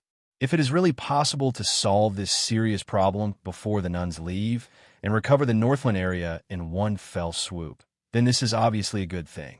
Although he has formed a new team of heretical demon hunters with a size of 50 people. He spent thousands of gift points and threw half of this month's income into it. He is going to let them replace the battle nuns. Their work. But this is a trick after all. The ability of a heretic demon hunter is not as fierce as that of a battle Inuit in terms of investigation and exploration. It may barely catch up, but its combat effectiveness is far behind. Even if they are equipped with exoskeletons and the most outstanding individual equipment of the Alliance, plus they have all kinds of spiritual talents, they are definitely not opponents of the battle nuns.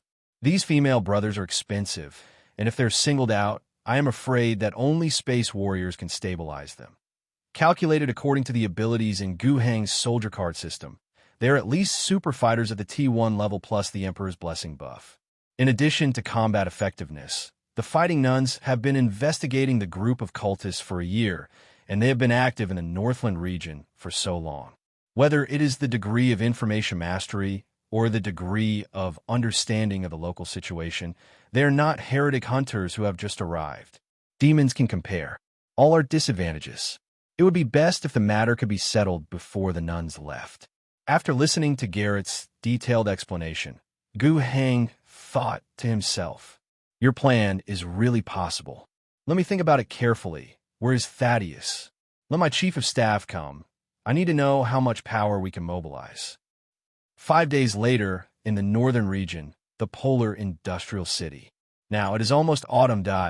In the Chingu area in the south, there is still residual heat, and the staple food planting has reached the harvest season, and the ground is golden, and people start to work hard and happily. It will be a bountiful year. And in the north, it is already snowing this season. The first heavy snow turned the entire area around the extreme north industrial city into a silvery white. But only this city, standing in the white snow, is still dusty and hot. The Northland region has a very large area, larger than the North and South Chingu regions combined. But the climate here is relatively harsher, and it was also greatly damaged in the war that destroyed the world. People's living environment is more harsh, and the population is more sparse. According to the last census of the Old Alliance during the period of the second governor a few years ago, the total population of the huge Northland should be only 300 million people. In the north, the biggest force is an enterprise named Polar Industrial Group. A large number of Northland people are serving them or directly become their employees. The status is higher, the salary is higher, and the living conditions are better. But there are also many non-regular employees or simply serve the peripheral industries of the Polar Industry Group. Then these seeds don't work well. And it doesn't matter. Then life is generally poorer. The Polar Industrial Group has relatively good industrial capabilities, producing various consumer goods and mechanical products, including vehicles, construction machinery, and arms. As for the Northland region itself, food production is very small, and there are only a few greenhouse planting bases, but it is not enough to guarantee the food needs of millions of people. The main food supply in the Northland region comes from imports from the West Desert region. And this gray-black city, which is still smoking due to the waste heat of metal smelting and industrial industries in the winter snow, is the headquarters of Polar Industry. It itself had no name, but the industrial base was built here. Later, as the scale grew, more and more people worked in it, forming the appearance of an industrial city, with the name Jibei Industrial City. At this moment, in an office with a rather luxurious interior decoration at the top of Industrial City, Jerome Pierre was thinking about something gloomy. He is the current executive president of Polar Industry, and he can be regarded as the biggest boss in the northern region. It stands to reason that there are very few things that bother him so much now. But recently, troublesome things have come one after another. The most recent piece of news is that an army of unknown numbers, but not small in size, has appeared on the highway in the north-central province and is headed north. Truth be told, he has never been in a better mood since the League was formed. Polar Industry and the original Raging Owl sect have relatively close cooperation. Although he didn't like those lunatics very much, he didn't have to go overboard with things that could be appeased by money. What's more, that cult group has been developing in the Northland longer than them, and even established a wider belief at one time. Especially a large number of low-level workers believe in this cult, and believe that if they believe in the original New Shao, they can go to the future where the New Shao star is as prosperous as the past after death. Turning against the original Angry Owl sect, firstly, they do not have enough power to wipe out the entire sect. Secondly, their property will be unstable. Thirdly, it is difficult for them to deal with retaliation.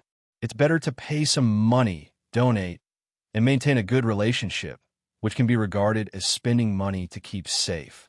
After the relationship was established, they found that it would be more interesting to hand over some fucking and dirty things to the sect. But after the alliance was established, their good times turned a little bit. On the one hand, the industrial capacity of the new alliance soared inexplicably. In the past, the Fuxing city they knew was just a business center and a hub for Shangping. They imported a lot of agricultural products from it, and at the same time sold the industrial products they produced through Fuxing City to exchange for raw materials and production materials. And now, in a year and a half, according to the latest information, the industrial city named Weixing City, which has risen not far from Fuxing City, already has an industrial city of more than 200 million people. The population has increased, and the output has even surpassed that of the polar industrial city. Moreover, they can also produce a lot of high-tech things in their opinion. There are three good things that polar industries can offer: Challenger tanks, helicopters, and fixed-wing jet aircraft. These three things, their production capacity is actually not high, and they have sold some at very expensive prices before, earning a relatively excessive profit.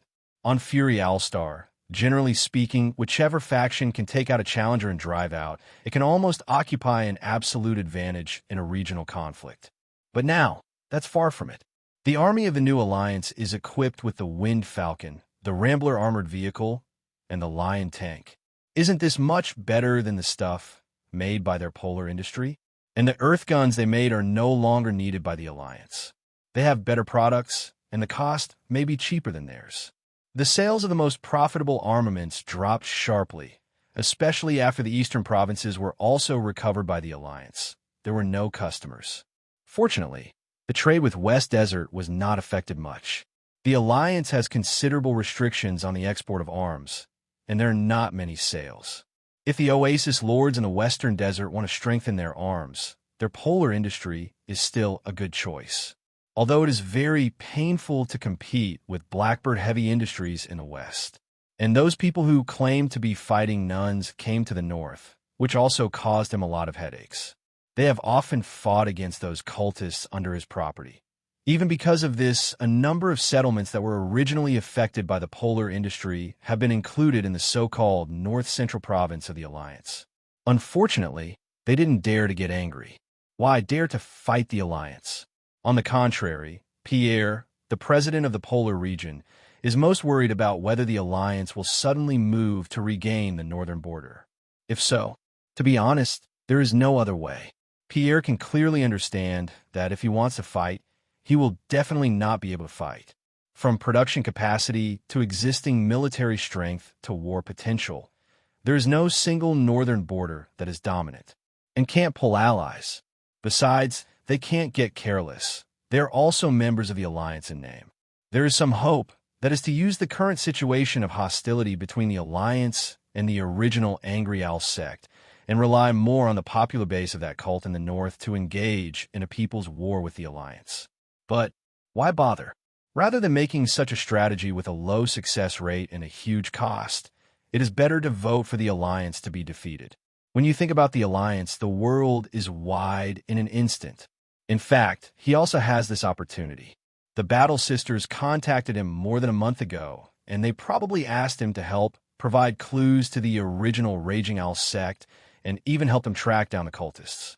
The advantage is that these battle nuns still have a lot of face in the alliance, and it is better to contact the follow-up matter of the Polar Industrial Group returning to the embrace of the alliance.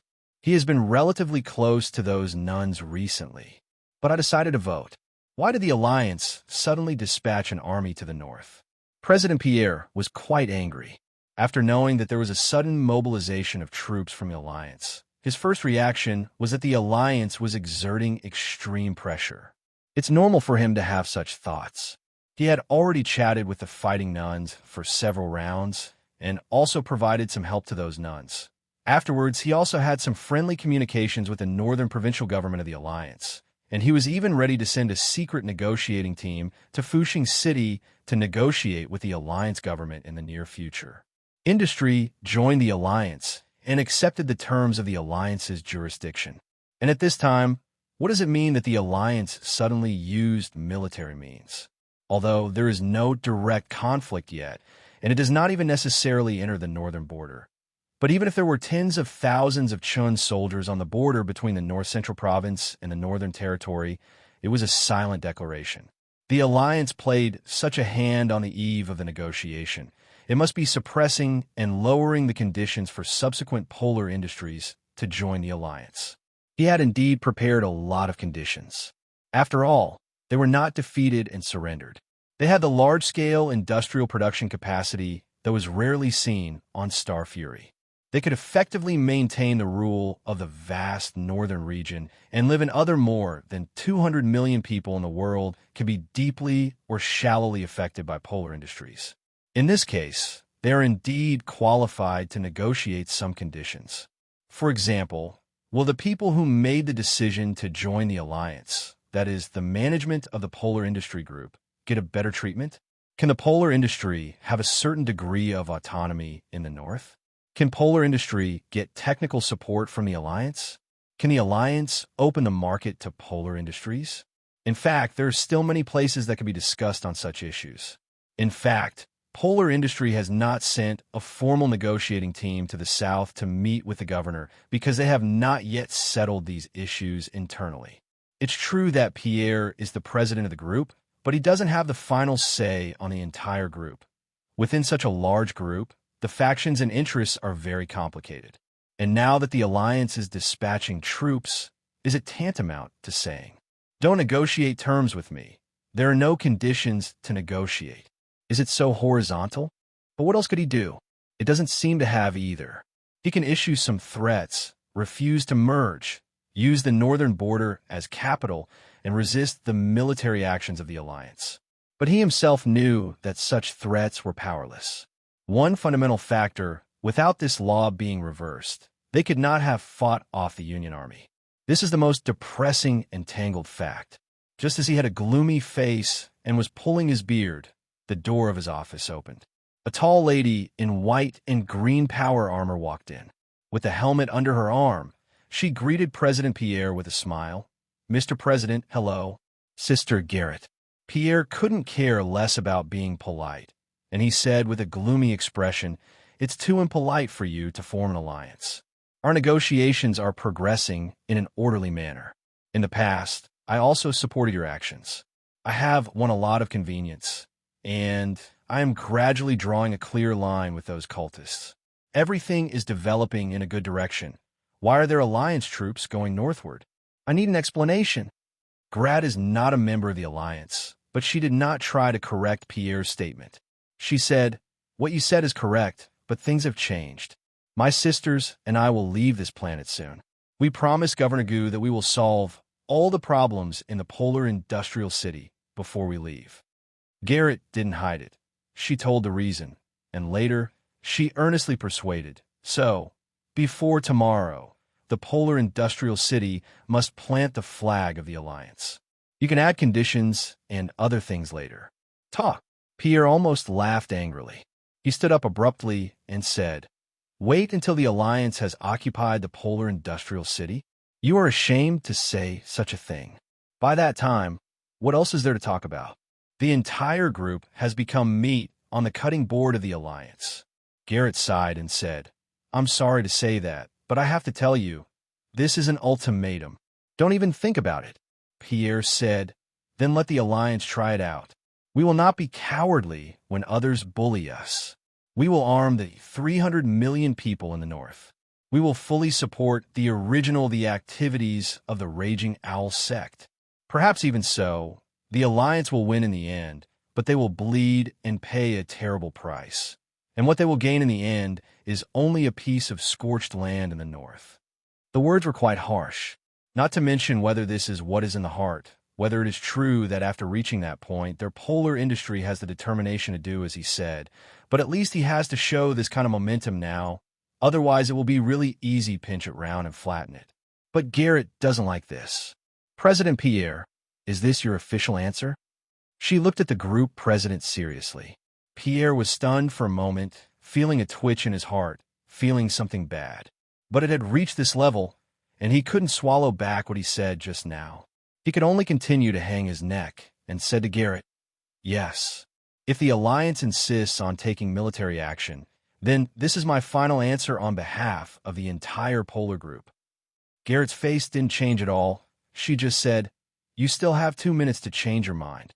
There is no need for the so-called 2 minutes. This is my final answer. This is your freedom, but I suggest you better think about it in these 2 minutes. Enough. See off." With an order, the door of the office opened again. A whole team of guards in gray-blue uniforms and armed with deadly weapons walked in. The leader made a gesture of invitation to Garrett. Garrett sighed again. It seems that the best situation is impossible to win. It was more like a sigh. She was talking to herself. What? Pierre, who had already turned his head back. He saw the battle sister casually put the helmet on. Suddenly, a very bad feeling occupied his mind. Wait. He still wanted to say something, but the head nun who had already made up his mind didn't give him a chance. Garrett made a move. She knocked down the guard who made a pleased gesture to her with one punch, and when the others raised their weapons and fired at her, she took a long-legged step and quickly lowered her body. Not only dodging around of bullets, the sweeping legs were turned over several times. Immediately afterwards, she casually snatched the gun from the fallen soldier. The guy subconsciously grabbed the gun and refused to let go, but when the head nun pulled him, even a man with a gun was dragged up. He punched the face again, and he passed out instantly, so it didn't matter whether he let go. At this time, a bullet had already hit the head nun, but the protective ability of the nun's power armor cannot be easily threatened by these self-made firearms of the polar industry, and on the contrary. The head nun then grabbed the weapon and counterattacked, accurately distributing every bullet evenly on the guards who attacked her, without any waste. In such a situation where the combat distance does not exceed 10 meters, with her ability, of course, she can point to where to hit. After eliminating these guards, the head nun hurried forward, closed the door of Pierre's president's office, and locked it from the inside. This, of course, doesn't do much, because someone outside has the key. But Garrett herself didn't want to stay here for a long time. The head nun, who had closed the door, turned around and did not see Pierre. She took a few steps and dragged the president out from under the desk. Just now, after the head nun made a move, he hid, mainly because he was afraid of stray bullets, which killed him for no apparent reason. At this moment, even though his body was still fighting, the president of the group still tried his best to maintain his composure and toughness. Even if you do it, even if you kill me here, it will not change the overall will of the group. We will not give in completely because of violence. Your choice is completely wrong. I know, but I didn't expect to completely change the situation by hijacking you. Then you... Hush. Be quiet. I just want you to wait for 2 minutes. 2 minutes? Earlier, the head nun was also emphasizing to him that he only had 2 minutes to change his mind. At first, he thought it was just a short deadline to put further pressure on him when the ultimatum was issued. But now it seems the so-called 2 minutes. Is there really something to say? What will happen? For 2 minutes, he could only sit in peace. During the period, he heard movement outside the door, and a guard tried to come in through the door, but failed. The door to his president's office is still very strong. Immediately afterwards, some voices came from outside, probably looking for a spare key. 2 minutes is short, just long enough for these things to happen. Then, he saw Garrett open the window of the president's office. He subconsciously leaned over to look around, and then he heard continuous explosions rumbling from all over the polar industrial city. The nearest one may be less than 2,000 meters away from where he is. After the explosion, there was the sound of gunfire. It seems that the entire polar industrial city is boiling up. Pierre's brain fell into a shut-down state for a moment. After a while, he turned his head with difficulty and looked at Garrett. You sent people to lurk into the polar industrial city? How many people lurk in? He didn't expect Garrett to answer, but just asked out of shock. But Garrett really answered. 2,000 people, the Alliance's 31st Airborne Division, is in charge of this operation. There are Dash soldiers following your group suppliers and entered the polar industrial city with the transport team. Pierre looked quite shocked. But so many people... Damn it. Those settlements outside have all betrayed us. Garrett said seriously. It's not all of them. Just a dozen. In the last 2 days, when their cargo was delivered, It contains soldiers and weapons from the Alliance. Of course, if you want to do this, it also needs the help of some people in your group. Otherwise, it will not be easy to do. But fortunately, our work in the city in the past few months has not been fruitless. Pierre did not know what to say. It turns out that not only the external settlements that act as suppliers have become insiders, but there are also insiders within the group, right? And many more. He settled down.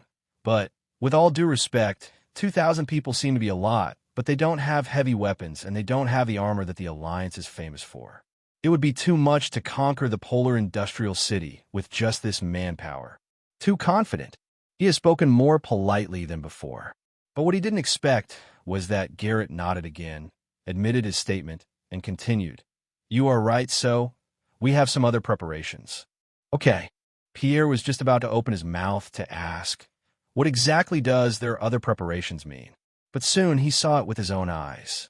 When the roar reached him, it was not too loud. It was a bit like bees flying. But what came was far more terrifying than bees. From a distance, he saw a formation of hundreds of planes swooping down from the clouds in the sky not far away. And in the blink of an eye, he came to the sky above the polar industrial city. Polar Industrial City has anti-aircraft firepower. But obviously, the Alliance's special actions have a certain purpose. They have a certain understanding of the intelligence of the anti-aircraft firepower arrangement of the Polar Industrial City.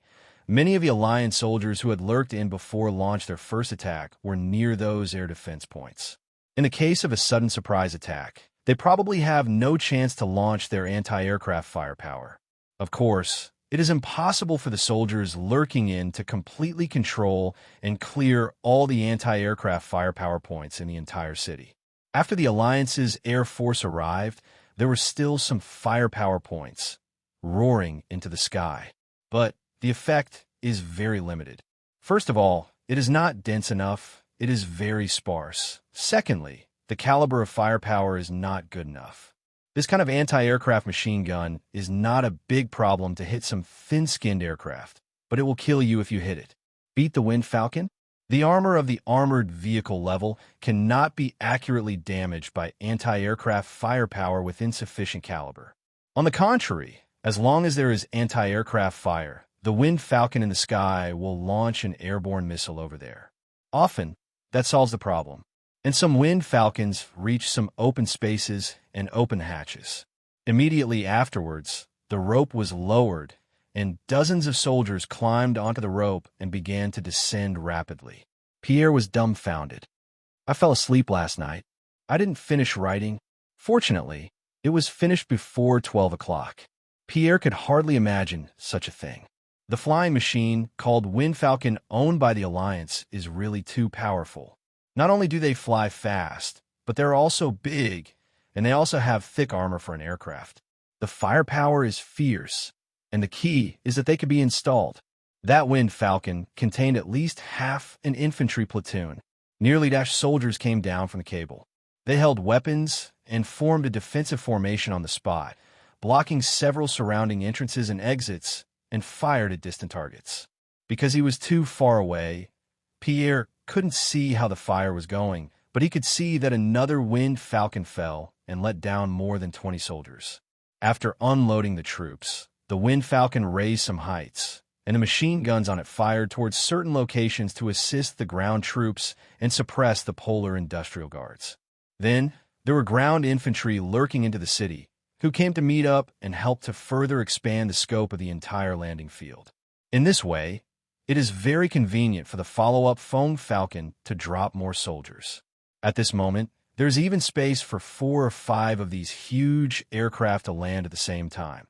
There's no need to even lower the cable. You could just drop to the ground, open the hatch, and let the soldiers inside run out quickly.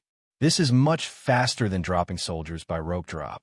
And what scares Pierre the most is that if each of those Wind Falcon fast attack boats is loaded with 20 or 30 soldiers, then 100 Wind Falcons in the sky can be airborne 2 or 3 times. Thousands of soldiers, coupled with the troops who lurked into the city before. Counting this, there are almost people in total.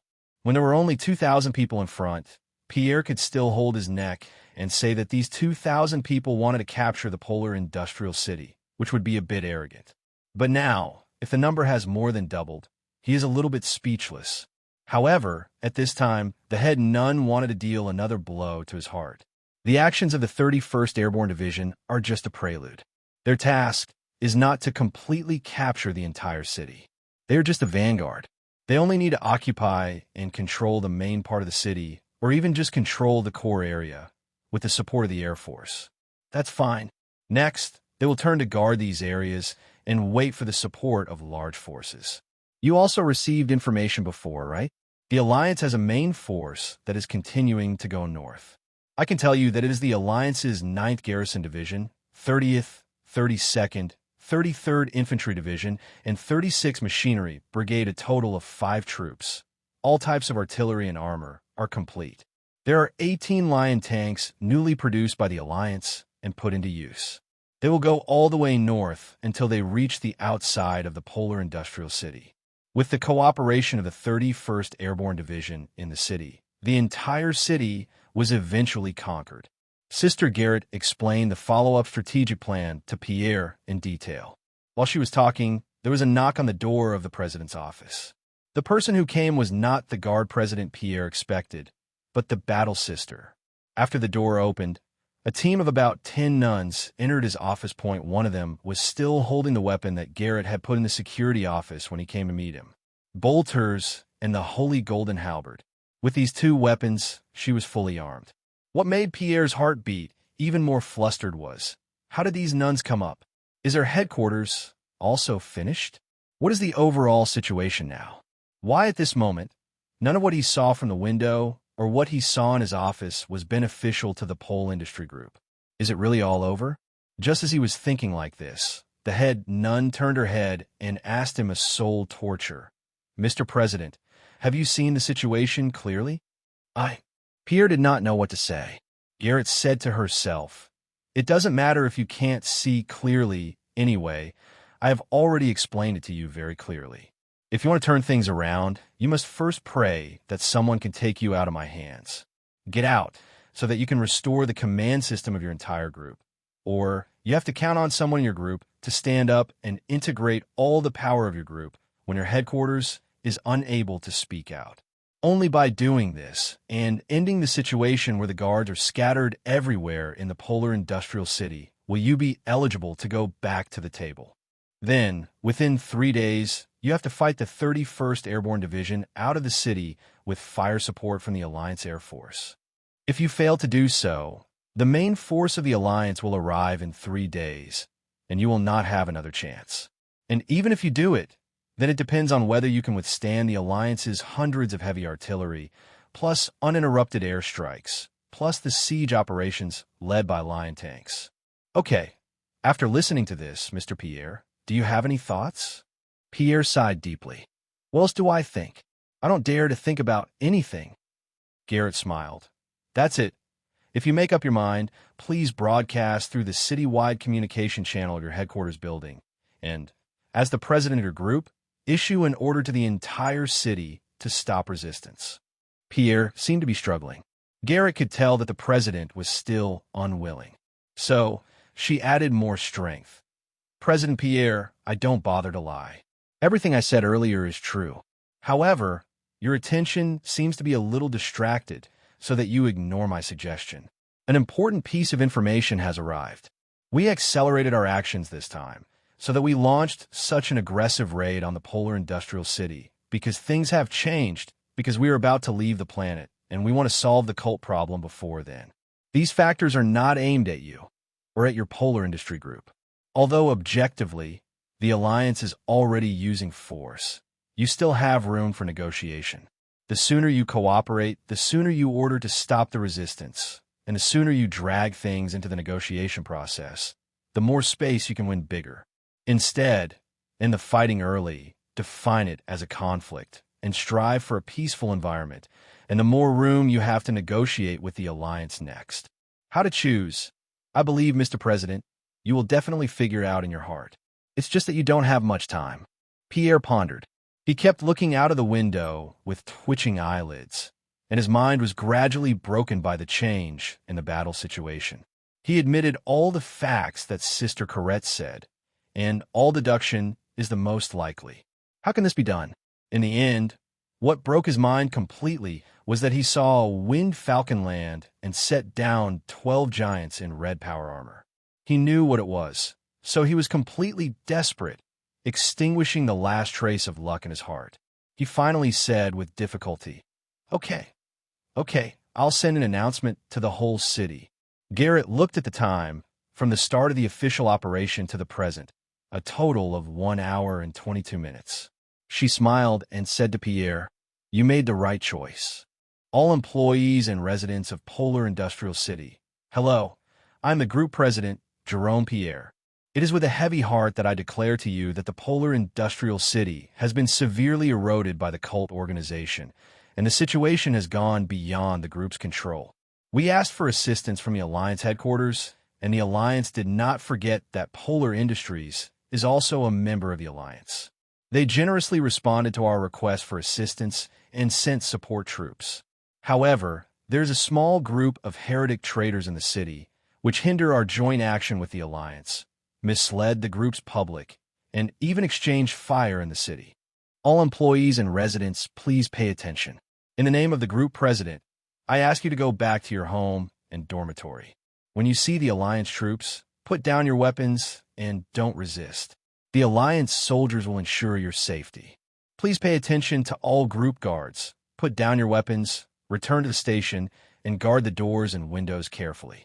No matter what happens, you are not allowed to exchange fire with Alliance soldiers. Repeat, all group employees, guards, and residents, stop resisting, go home, and wait for the next order. Repeat, all group employees, guards, and residents, stop resisting, go home, and wait for the next order. Pierre's voice resounded in the entire Polar Industrial City over and over again. The broadcasting system in the city faithfully spread his orders. It works. The guards, armed employees, and residents inside the Polar Industrial City were already at a loss. Firstly, they were completely unprepared for the battle, and they had no idea that there would be troops entering the city. Secondly, after the battle began, they never received any news from the upper echelon of the group. Tell them what to do next. Under such circumstances, the first unified order and information received by most of them from the top of the group was what President Pierre said. Pierre's status is high enough, his words, although quite a few people don't really believe it. But since they can stop working hard, and it's the boss who spoke, what's the point? Wouldn't it be nice to pack up and go home and lie down in the dormitory? At best, grab a gun and lock the door. As long as you don't come and kick my door, you don't care what happens outside. There are also those who have already fought outside and are inconvenient to go home. The Alliance Army also thoughtfully gave them the option. Honestly, put down their weapons and find a centralized place to stay. That's fine. Of course, under Pierre's notice, there are also people who don't listen at all, continue to be stubborn, and continue to fight against the Alliance Army. And these guys, first of all, are a minority. Among them, there may indeed be very, very few people who are stunned young people with unclear brains. They might have felt that Pierre was being coerced, or that the group couldn't just bow down to those Southerners. The soldiers of the Airborne Division are not used to this kind of brainless guy. Just eliminate them all. And there's another part that is completely organized, determined, and unified. These guys, guarding the place, are also quite sensitive. But their problems don't need the 31st Airborne Division to solve them. I see. You just need to block this place, so you don't need to try to attack again. Brigadier General Thaddeus, whose command post was 31 kilometers away, gave this answer after hearing the report from the commander of the 31st Airborne Division. But the lieutenant colonel on the opposite side was obviously unwilling.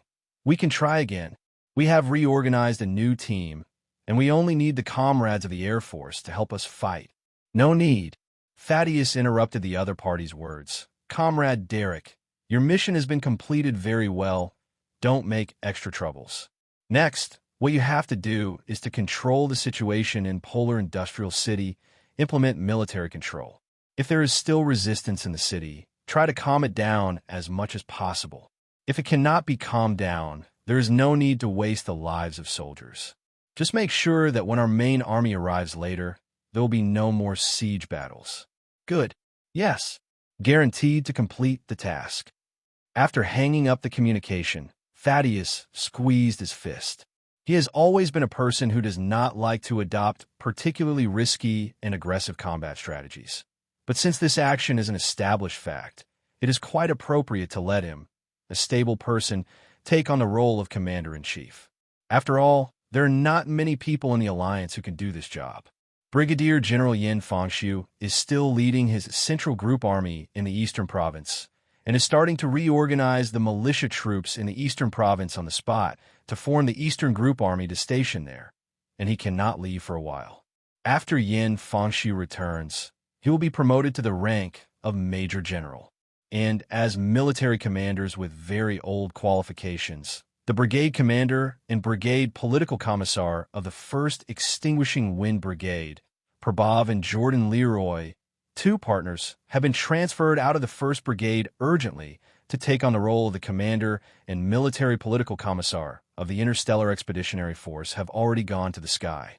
Thaddeus himself was not originally a frontline military commander, but in terms of qualifications, he served as a joint military force for multiple newly established division brigade units, multiple services, and even non-alliance military departments. The commander-in-chief of the operation is none other than him. In the process of action, he always maintained a calm attitude. But in fact, how could there be no tension in my heart? After all, after being promoted from the position of an ordinary company political commissar by the Governor-General and awarded the Sheafing Medal, although his position rose instantly, he has always been mainly engaged in military and political work. Conscription, Army logistics supply, Army system construction, Army rank management, military rank management. These military and political tasks are his main tasks. On the contrary, he has seldom participated in real frontline battles. Right now, it's the first time that he's working as a frontline commander, and he's going to play a big game as soon as he comes up. The newly built 31st Airborne Division has to play makeup, infiltration, and airborne raids. Multiple infantry divisions, together with armor divisions, have to run over a distance of more than 1,000 kilometers on the land of the northern border within a few days and complete tasks in the airborne army after that, successfully took over the captured city. There are too many possibilities for accidents. Will the airborne army miss it? Will the main force of the ground attack fail? Can the road conditions in the north support the advance of motorized and mechanized troops? Fortunately, none of those fears came true, and the results of the Joint Air Force of the 31st Airborne Division are even more surprising. Now, in fact, there is no need to worry about conventional military operations. His regular tasks have been completed. The rest is to be handed over to another group of non-military people. He dialed the communication of another commander-in-chief.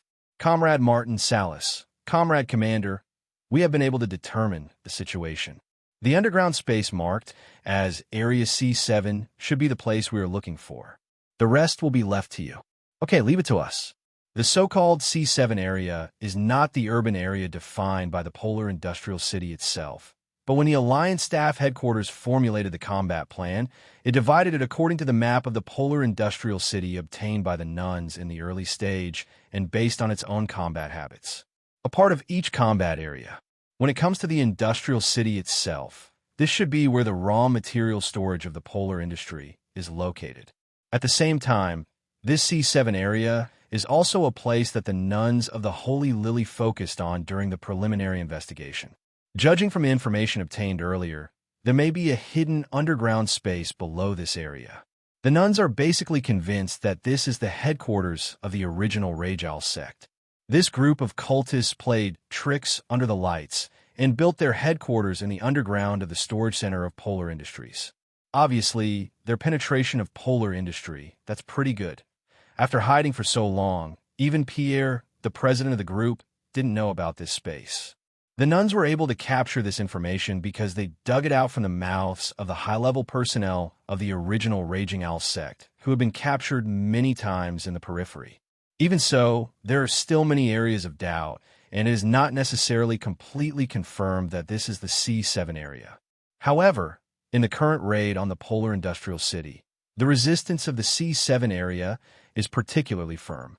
This determination has not changed since Pierre spoke as the president of the group. Then, this is very strange. After gradually clearing up the resistance in other areas, Jarrett's-Battle Nuns went to investigate the 4 areas that they also suspected to be the underground headquarters of the original Raging Owl sect and found nothing special. There were indeed traces of cultists' activities there, and many of them were even caught on the spot. However, in terms of scale, it is definitely not comparable to the headquarters. I am afraid that it is only a few areas where the old suspects are deployed, plus some contact points. To be honest, their ability to hide is so strong that during almost a year of investigation, the Battle Sisters can only confirm 5 suspected areas, and they are not sure that anyone is real. However, what's the use of hiding well?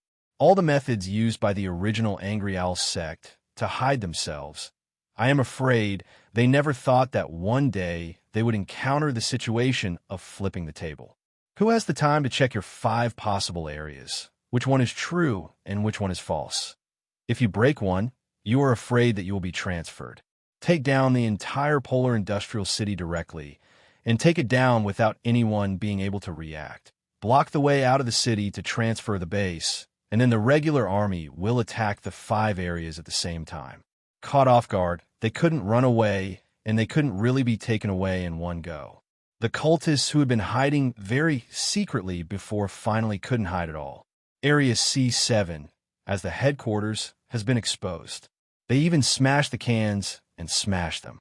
Some cultists with special abilities put on blue robes in a fair manner, and used some simple but useful storm magic to block the attack of the Alliance soldiers. If it weren't for these blue robes, the 31st Airborne Division wouldn't have had nothing to do with it, and even left more than 200 corpses behind, which made Lieutenant Colonel Derrick so angry that he even wanted to take it down by himself. Of course, he was dissuaded by Thaddeus in the name of Commander-in-Chief. It's not impossible for the 31st Airborne Division to handle it. However, even with the assistance of the Air Force, soldiers still have to go in to explore the complex indoor environment. There is no need to waste the lives of soldiers in the face of cultists with magical abilities. Now, in Polar Industrial City, there's a more professional team to deal with this situation. At this moment, at the blockade line in C7 area, there are a total of 4 teams gathered. Belonging to the Union military, there is only one, the Special Operations Elite of the 10th Brigade. This time, they came with more than 500 people, almost half of the 10th Brigade. The remaining half were incorporated into the Expeditionary Force, and it is estimated that they have already arrived at Black Arrow Star by now. The remaining 3 do not belong to the Alliance military in the strict sense. Not to mention the Battle Sisters. They can't even be considered members of the Alliance. 12 Phoenix Space Marines came. In addition to the 400-year-old soldiers who had experienced the Redemption Expedition, there were 8 others, all of whom were new blood of the battle group. At present, there are actually more than new blood of Phoenix, but these new blood were discovered and cultivated by the Governor one after another. The latter few batches have not yet mature, and the superhuman organs in the body have not fully grown yet. Even for the first 3 batches, there are a total of 12 people. It has been half a year since they were implanted with gene seeds, but still only 8 of them have completed all the growth of superhuman organs, especially the black carapace, which is usually the last one to grow out of the 19 superhuman organs. The black carapace generates nerve bundles inward, connecting with the brain and many different organs of the body. Outwardly, it will form many insertion points on the body surface, which can be connected with the power armor. This is why the power armor of the Space Marines is called their second skin. In a sense, power armor really grew up with Space Marines. They control power armor as if they control a part of their own limbs. Without the aid of black carapace, a Space Marine's power armor is almost entirely useless. No matter other mortals or elite troops like the Battle Sisters, none of them can use the real Space Warrior power armor. They can only use the adapted force feedback power armor. These 8 have grown black carapaces, marking the mature new blood. Now they can wear the power armor that the Governor bought last time and have completed the external painting and fight side by side with their predecessors. Martins took them all on this mission. He has to admit that the new blood of the war regiment cultivated by the governor in a way that is so miraculous that people dare not even delve into it is very high in terms of pure technical and tactical level, even surpassing the past war regiments during the heyday, the level of recruits trained. T1 level training. But no matter how mature the technical and tactical level is, the experience of war, the instinct of war, and the mentality honed in countless fights cannot be obtained by any simple training. Only if you have personally experienced blood and fire. Then come to experience the battle. As for the fourth team, it belonged to a newly established organization of the Alliance, Heretical Demon Hunters, a mysterious team of 50 people. At present, all the personnel of the entire action team add up to about 600 people. Chapter Master Martins Salas, Commander-in-Chief of Special Operations, is responsible for the eventual annihilation of the original cult of the Owls. Sister Jarita is the Supreme Advisor. The other teams are under the command of the two of them. When necessary, Martins can contact the campaign commander Brigadier General Thaddeus at any time. The latter will try its best to meet all the requirements of Martins. And now, Martins and Garrett are standing at the front of the entire team, chatting about something. I didn't expect that your ability to persuade people is so strong. Martins showed a slight smile on his face. Garrett responded seriously, "No, I never showed off my eloquence when facing that President Pierre. I just told the actual situation one by one. He is not an incurable fool. When all the fait accompli are in front of him, he made the right choice. That's all." But that's the point, isn't it? Being able to weave facts into a reasonable way and put them in front of reasonable people is a remarkable ability in itself. Garrett glanced at him sideways. "Martin's chapter commander, do you have to flatter me today?" "Ha ha," Martin said with a smile. "I'm not flattering. I'm just telling the facts." Garrett also showed a smile. "Then thank you for being so honest." Suddenly, there was a slight dee-dee sound in the ears of both of them at the same time. This is a signal that the time for action agreed earlier has arrived. The two of them restrained all the emotions on their faces at the same time and put on their helmets as so far the only temperament left on their bodies is ice and fire. Action begin! Action begin! Listening to the command of the battle group leader in the communication signal in the helmet, Anachuo waved his hand coldly and led the team to step forward first. To be honest, this is his first actual battle. Although in the past training, he has personally realized that he is no longer the same concept as the thin little boy who fled from the Chingu area, but he is still nervous. However, no matter how nervous he was, he would never show it in his expression, his words, or his actions. He is the Phoenix, he is the Emperor's angel of death, and he is the governor's mightiest warrior. He deserves to be the best. And at this moment, he was accompanied by 30 special combat elites in exoskeleton armor and 3 demon hunters in special leather armor. They were the first vanguard team to advance. He rushed forward and rushed to the forefront. When a certain line is crossed, the enemy's counterattack begins immediately. The storage building in front, about 5 to 6 meters above the ground, has a lot of shooting windows from the inside. The traders who are stubborn inside should have temporarily built shooting platforms in those places. Sensing that the Alliance was launching an attack again, many of those shooting platforms opened fire. Some kind of soil-made heavy machine gun did fire. These tight shooting windows had caused a lot of casualties to the soldiers of the 31st Airborne Division a few hours ago. But at this moment, in front of Anachuo, it was meaningless. He had observed these shooting windows a long time ago, and when he vaguely saw a figure flickering inside, the bolt gun in his hand shot the bombs into those windows first. The sound of bang, bang, bang made 7 or 8 shooting windows never emit fire in an instant, and the remaining tongues of fire, falling on him, would never be able to penetrate the protection of the power armor. On the contrary, the lighted gunfire pointed out the direction of their attack. Anachuo didn't even need to do anything. The special warfare elites behind him took out the individual bazooka that had been prepared a long time ago, and when the space warriors in front helped them attract the firepower, they fired the bazooka mercilessly into those shooting holes. The enemy's troublesome counterattack window was completely blocked just like that. With quick steps, Anatuo had already come to the closed door. It was once hit by company-level fire from the 31st Airborne Division at present. The Alliance is already promoting the distribution of heavy bolters to the first-level units of the company as a fixed firepower point. Heavy bombs and 88 caliber mortars have all been bombed here. This place was originally the side door of the storage building, and it was smashed to pieces, but now it was completely blocked by many sundries. But nothing to worry about. Anato quickly ran to its side and stuck a melta bomb on the edge of the building wall. Bang! After the orange light flashed, an irregular hole with a size of 4 by 4 meters appeared where the melta bomb touched. At this moment, another wave of comrades also came up, also led by an interstellar soldier. Anatoly knew him.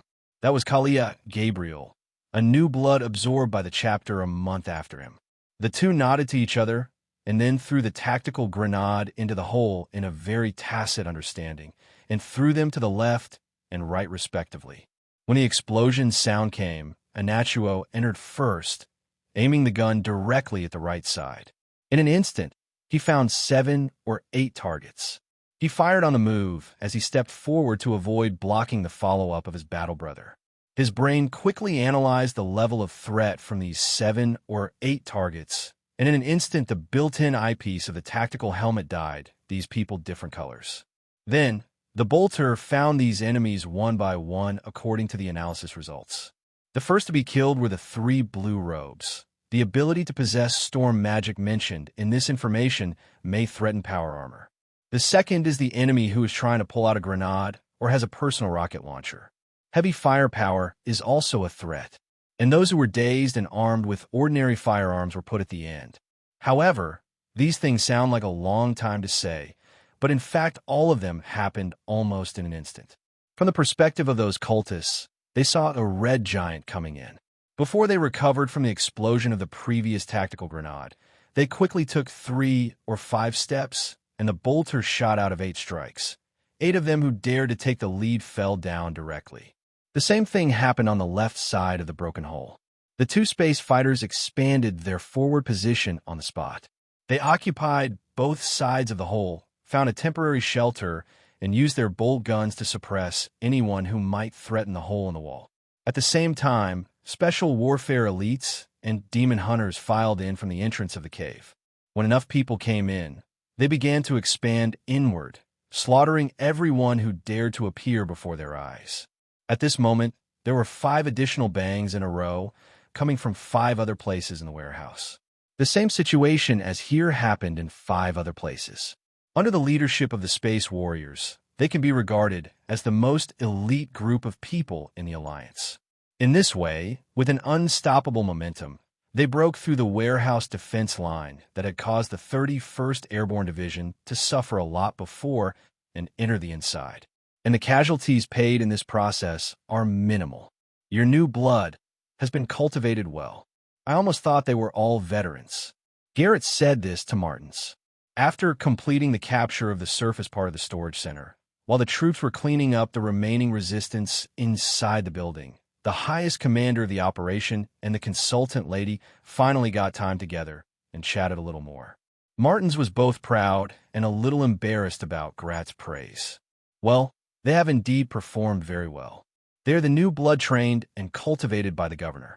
With the training method of the Phoenix, it is impossible to train this effect so quickly. However, they are not yet your veteran. There are too many immature places. Indeed, Garrett was not talking nonsense. That's why I said almost. They did not do well enough in some places, for example. They were not cruel enough when they attacked, and their ability to adapt to changes was a little bit stricter. I don't know how to better protect myself on the battlefield. She talked about a lot of shortcomings, and Martins nodded frequently. It's all true. The attack is not ruthless. It is because there is not enough blood, not enough training, and I don't know how to use the tragic battlefield situation to deal a stronger psychological blow to the enemy who is still alive. I don't know that those enemies who give up resistance may also he took out his weapon and fired a black gun from behind. Their ability to adapt to changing situations is not enough because they have too little experience and dare not change the inertia of thinking imprinted during training. At the same time, it is difficult to think of a better solution in a short period of time. The ability to make more targeted judgments is lacking. If they don't know how to protect themselves, it shows that they are not proficient enough to use their own power armor. The training of the governor for them obviously does not include this part, and half a year of special training for space fighters is not enough for them to fully use the power armor. All skills are transformed into instinct and can be used at will. Moreover, when making some action decisions, the assessment of risks is not accurate enough. Recklessness is not the problem, but ignorance and recklessness is the problem. But even if there are these problems, Garrett said, that's just nitpicking.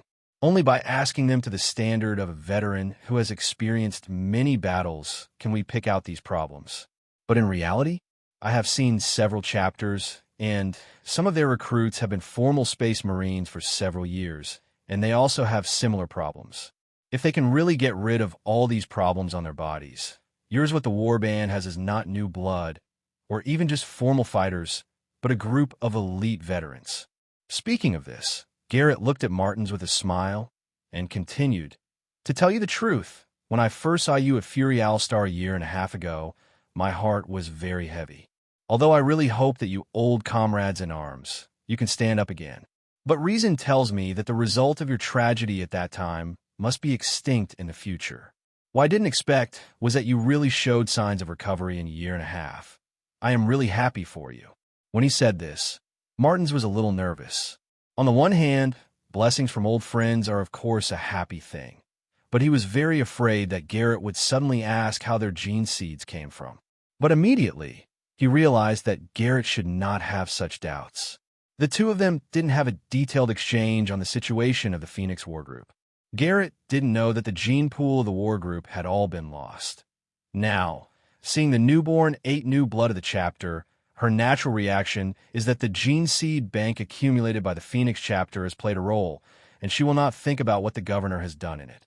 No one would be able to think in that direction, because it is unrealistic. Even if Garrett was puzzled, she was also puzzled by why the success rate of the new blood of the war regiment cultivated by the governor was so high. But these questions, Martins will not deliberately raise, let alone answer. If the misunderstanding is that the Warband seed bank is still there, that's a good thing. Although Martins himself no longer struggles with this issue that as long as the gene seed is pure and exactly the seed of a phoenix, it's fine that he himself didn't want to delve into it, let alone expose this matter. He, Pastor Rizzo, and the other 2 veterans have made up their minds to bury this matter deeply in their hearts. The reason why Martins and Garrett have the time to chat at this moment is because they are waiting for the soldiers under their command to find further clues. The surface part of this storage center will obviously not be the headquarters of the original Raging Owl sect. According to intelligence, their headquarters is underground. This group of cultists guarded this place with all their strength, which probably proved that this was the only way to their headquarters. It's just that they haven't found where the entrance is for a while. Both the Battle Sisters and the Witcher are doing it, and the first to get the result was the Demon Hunter. A lady came to interrupt the chat between the two of them. Martins remembered her. This is Miria de Jong, one of several small captains in this team of Demon Hunters. Martins also knows that she has made a lot of contributions to the Alliance's counter-revolutionary operation some time ago. At this moment, the girl captain, with a flushed face, reported a piece of news to him. We found an entrance to the underground. Oh, that's good. Thank you for your work. Martins said this first, then turned his head and laughed at Garrett. It seems that the Alliance's demon hunters are better than your battle nuns. It has to be a little bit better. Garrett didn't take it seriously.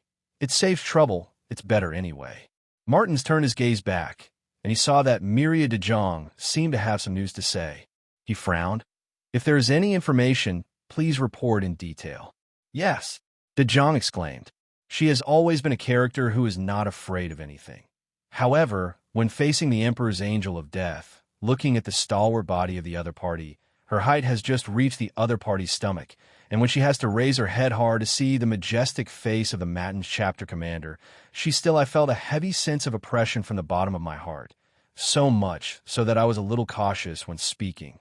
She said cautiously, "It's not a detailed report. It's just this situation. We're not sure." Afterwards, she explained the discovery of the demon hunter to the chapter leader in detail. After hearing this, Martins really frowned. According to the demon hunters, they found the underground entrance of the cult's headquarters, except that they do have relatively specialized skills in search and detection. But another very important factor is that one of them has a special skill of soul-sensing witcher. This one, after activating his own abilities, found that those killed rebels, especially those magicians who wore gray robes or even blue robes, had white dots of light symbolizing their souls, faintly through a certain path, drifting away to a place. What he said made other demon hunters feel a little strange. But based on the idea that it was more or less a clue, they still asked a few people to follow the so-called soul light spot they perceived to investigate. Really rewarding. They found a very secret passage in the ventilation duct. Along the ventilation duct, when we arrived at the position of a very thick support column inside the building, we found that the support column was a fake one, but it was actually hollow, and it was a downward passage. He didn't act rashly. He just sent someone to guard there. When necessary, you can blow up that pillar, expand the position of the passage, and then attack downward from it. But before that, the demon hunters were quite concerned about what their companion had detected about souls passively floating back to the cult headquarters. "We think this is a very bad omen." When De Jong said this, he was no longer so nervous, and his expression naturally took on a very serious look. Those cultists are obviously doing something. It is very likely it's their desperate struggle. But we have so little information right now that we can't be sure exactly what they're doing. Martins clearly took the lead seriously. Many times in the past, he had fought various heretics and told them never to underestimate these human traitors who had sold their souls to some unknown existence. They will always make a big event somewhere, causing terrible losses. Martins turned his head and asked his advisor, "Do you have any ideas?" Garrett frowned and said, "I'm not sure, but it may be related to a piece of information we collected before." Afterwards, Garrett also shared the information she knew. She spoke quickly and urgently, and let Martins first order the team to assemble and prepare for the attack. According to her, if the situation observed by the demon hunters at this moment is really the same as the information that the combat nuns investigated before, the sooner they act now, the better. Martins followed the good example, and while ordering the team to assemble and prepare for the blast, he also listened carefully to Garrett's narration. The original Angry Owl sect, this local cult organization, the core goal, just like many cult organizations seen in the starry sky, is to let the evil god they believe in come to the world. And when it comes to them, this point is not false, but it is really possible to come true. Because the evil god they believed in, the original Angry Owl, had prototypes, beliefs, and spiritual energy. This point can be seen from the avatar of Nu Shao, who was summoned during the big event they did in Fuxing City. Since this is a prototype deity born of local beliefs, its power can truly be projected into the real world. This monster should be in the abyss of the spirit world at present, but it is inextricably linked with the Angry Owl star. The original Angry Owl sect believed that if they did something right, that evil god would be summoned into this world. One of them is a large number of soul sacrifices. This large number may refer to the number of millions or even tens of millions. This is also the main reason why they targeted Fuxing City a year and a half ago. There was only enough people gathered in a small area in Fuxing City at that time. If they're going to do something like that in the north, the scattered crews are going to be a big problem. Even Polar Industrial City, the largest city in the north, has only 50 people. But after the failure of Fuxing City's operation, they came under tremendous pressure from the Sisters of Battle and the garrison of the Central and North provinces. It has become very difficult to advance the evil gods' descending operation normally. The Battle Sisters once captured a high-level figure of a cult, which revealed that the radicals, or desperate factions in the sect, proposed a plan to forcibly activate the evil god's recovery. Sacrifice as many people as you can, and even use all the magicians of their sect as seeds, and sacrifice them all together, no matter what. This move led to huge differences within their sect. The opposition believes that doing so is a purely unnecessary sacrifice, because it is impossible to completely awaken their god successfully, at most. Only one powerful avatar can be summoned. But if it's just that, it's really not worth the sacrifice of the entire sect. But according to our current information, such crazy ideas should be an absolute minority among them. But Martins continued her words. But if it comes to the critical moment of their life and death, they may have no choice but to fight to the death. So we have to do it as soon as possible. Garrett said, the only good news is that the only thing they can sacrifice now is the people who died in the polar industrial city today, and the number will not be many. The biggest main force is still those cultists themselves. We must destroy their plan as quickly as possible. Otherwise, even if they only summon one avatar, we will be in great trouble. I understand. Between words, the demo man is ready. Space warriors, battle nuns, and witchers are also on standby. Without wasting time, Martins gave an order, and the passage, which was disguised as a building pillar, but actually led underground, was blasted open. The blasting was performed by a veteran of the Space Marines himself, and the craftsmanship was quite good. The weight of the explosives and the location of the installation were just right. An irregular circular passage about 6 by 6 appeared in front of them, and there were ladders going down. After the passage was blasted, the cultists hiding below obviously responded, and there was a sound coming from inside. But at this time, there is no need to worry too much. Down, down, Martins called, wearing Terminator power armor, and was the first to jump down.